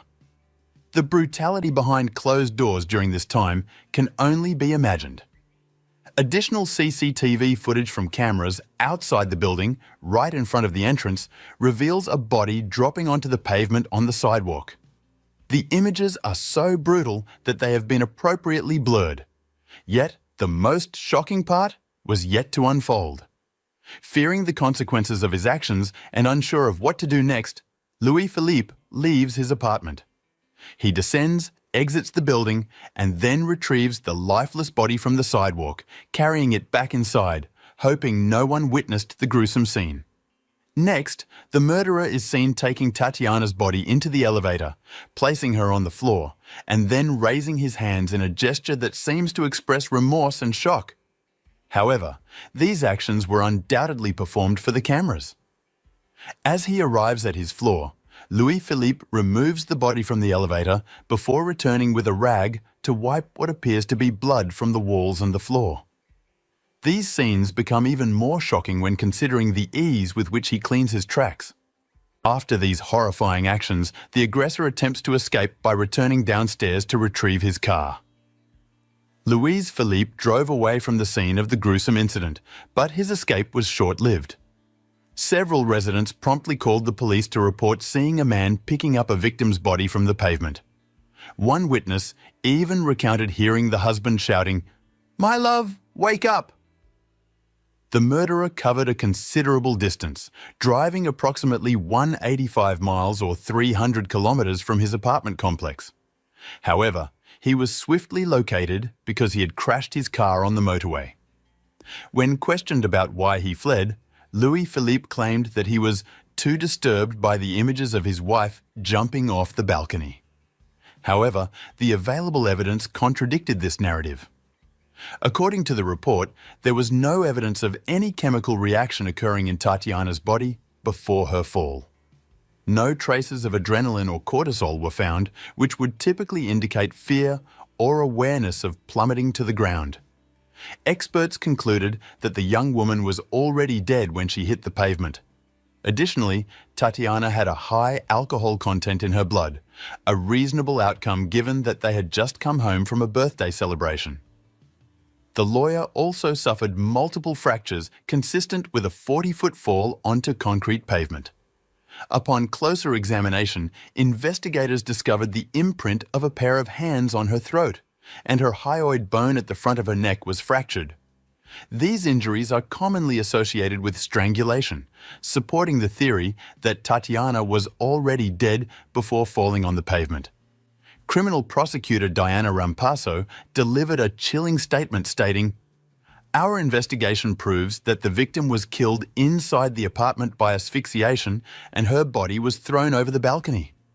We believe the accused then took the elevator to the ground floor and collected Tatiana's body, taking it back up to the apartment in the elevator." This harrowing account of the events leading to the lawyer's murder paints a vivid picture of the spousal violence she endured. Close friends of Tatiana alleged that she disclosed her fear of her husband, accusing him of mistreatment and expressing a desire for a divorce. These claims were evident in a series of messages sent months before her death. In contrast, the husband's defense counsel maintained that the pair had a happy relationship, a claim starkly contradicted by the evidence. Far from a happy relationship, other sources among Tatiana's friends revealed, "Tati complained to me one day that she and Louis-Philippe." WhatsApp conversations between the two friends provided a clear picture of the relationship Tatiana was in. One friend shared, "We started talking a lot. She told me everything. She said that Louis-Philippe didn't look for her in bed. She tried to get closer, but he pushed her away and said he was disgusted by her. This doesn't seem like a healthy relationship to us by any means." As the investigation progressed, further facts about Tatiana's mistreatment came to light. Witnesses reported that the victim's husband used humiliating nicknames for her, such as albino dung, referencing her skin color. Additionally, he would reportedly destroy Tatiana's clothing if he didn't like it, adding another layer of cruelty to the mistreatment she endured. Tatiana Spitzner, Louis-Philippe Manvilla, practiced various forms of violence against her. He exerted control over her choices, requiring his approval for her to wear anything new. Louis-Philippe refused to assist with any housework or even carry groceries. When Tatiana suggested hiring someone to clean the house regularly, he rejected the idea, insisting that she be responsible for it. Additionally, Tatiana was deprived of using her own hard-earned money as a lawyer. Any purchase, especially clothing, had to be approved by Louis-Philippe. If she bought something without his knowledge, he would promptly tear it and discard it. Following the events in July 2018, Louis-Philippe Manvilla was sentenced to 30 years in prison for the murder of Tatiana Spitzner, a crime many would classify as femicide. In addition to the initial sentence, he was convicted of procedural fraud, adding 1 year, 9 months, and 18 days to his sentence. He has been incarcerated in the industrial penitentiary of Guarapuava since then. The trial, lasting 7 days, resulted in a conviction by a jury composed entirely of men. During the proceedings, Louis-Philippe apologized to the victim's family for the assaults, but continued to deny the murder. He asserted that his wife jumped from the balcony, committing suicide, despite all evidence pointing in the opposite direction. The defense attorney, Claudio Dalladone, argued that Louis-Philippe's actions were a result of steroid use, emphasizing the potential impact on his mental state. Nonetheless, the overwhelming evidence and the jury's decision stood against him. Louis-Philippe Manvilla expressed dissatisfaction with the jury's decision, claiming it was clearly contrary to the evidence of the case. He announced the intention to appeal and seek the annulment of the jury, but this did not come to fruition. Gustavo Scandolari, the lawyer representing Tatiana Spitzner's family, considered the verdict a milestone in the fight against femicide. He emphasized, "The sentence of conviction is a satisfaction to the family. It is a clear message from the Guarapuavan society and all Brazilian citizens against gender violence and all forms of domestic violence." Scandolari pointed out that the jurors understood the case's evidence and the judiciary had delivered a proportional and fair penalty. He anticipated that this judgment would serve as motivation for more actions, encouraging people to report cases of violence against women. Following the trial and Tatiana's tragic death, her sister, Luana Spitzner, created an Instagram page called Todos por Tatiana, meaning Everyone for Tatiana. The page aimed to raise awareness about femicide, a growing phenomenon in Brazil and worldwide. Luana's page garnered over 60,000 followers dedicated to ending violence against women. In honor of Tatiana, it's crucial to shed light on the severity of the situation. Here are some facts and advice to address and combat femicide, a cause worth spreading awareness for. Most violence against women is perpetrated by current or former husbands or intimate partners. Shockingly, over 640 million women aged 15 and older have experienced intimate partner violence. Among women aged 15 and older who have been in a relationship, almost 1 in 4 adolescent girls aged 15 to 19, accounting for 24%, have faced physical and/or sexual violence from an intimate partner or husband. Additionally, 16% of young women aged 15 to 24 have experienced violence in the past 12 months. In 2018, an estimated 1 in 7 women had encountered physical and/or sexual violence from an intimate partner or husband in the last 12 months, with 13% of these women aged 15 to 49. These figures do not even account for the impact of the COVID-19 pandemic, which has heightened risk factors for violence against women. Tragically, 130 women are killed by a member of their family every day. In 2017, an estimated 87,000 women were intentionally killed globally, with over half, 50,000 of them, being killed by intimate partners or family members. Furthermore, more than a third, 30,000, of these intentionally killed women were victims of current or former intimate partners. Tatiana confided in her friends about the mistreatment she endured from her husband, but her cries for help went unanswered. Despite the care and concern of those around her, Tatiana's plea for intervention was ignored. If her friends had taken a stand against Louis-Philippe and sought help from the appropriate authorities, perhaps Tatiana would still be alive today. It's crucial to recognize that Tatiana did everything in her power to escape the violence, yet it wasn't enough. She needed support, just like many other women around the world facing similar situations. Don't hesitate to ask questions and speak up. Tatiana's story serves as a reminder that raising awareness and supporting those in need is essential. If you or someone you know has been through a similar situation, don't hesitate to share your experience. Let's spread awareness and create a supportive community. In this challenging world, it's vital to spread positive messages and help those in need. As the video concludes, the message encourages viewers to comment, share experiences, and express interest in other cases. If you enjoyed the video, don't forget to give it a thumbs up and subscribe to the channel. Also, click that notification bell so you can get updated each time we post another case.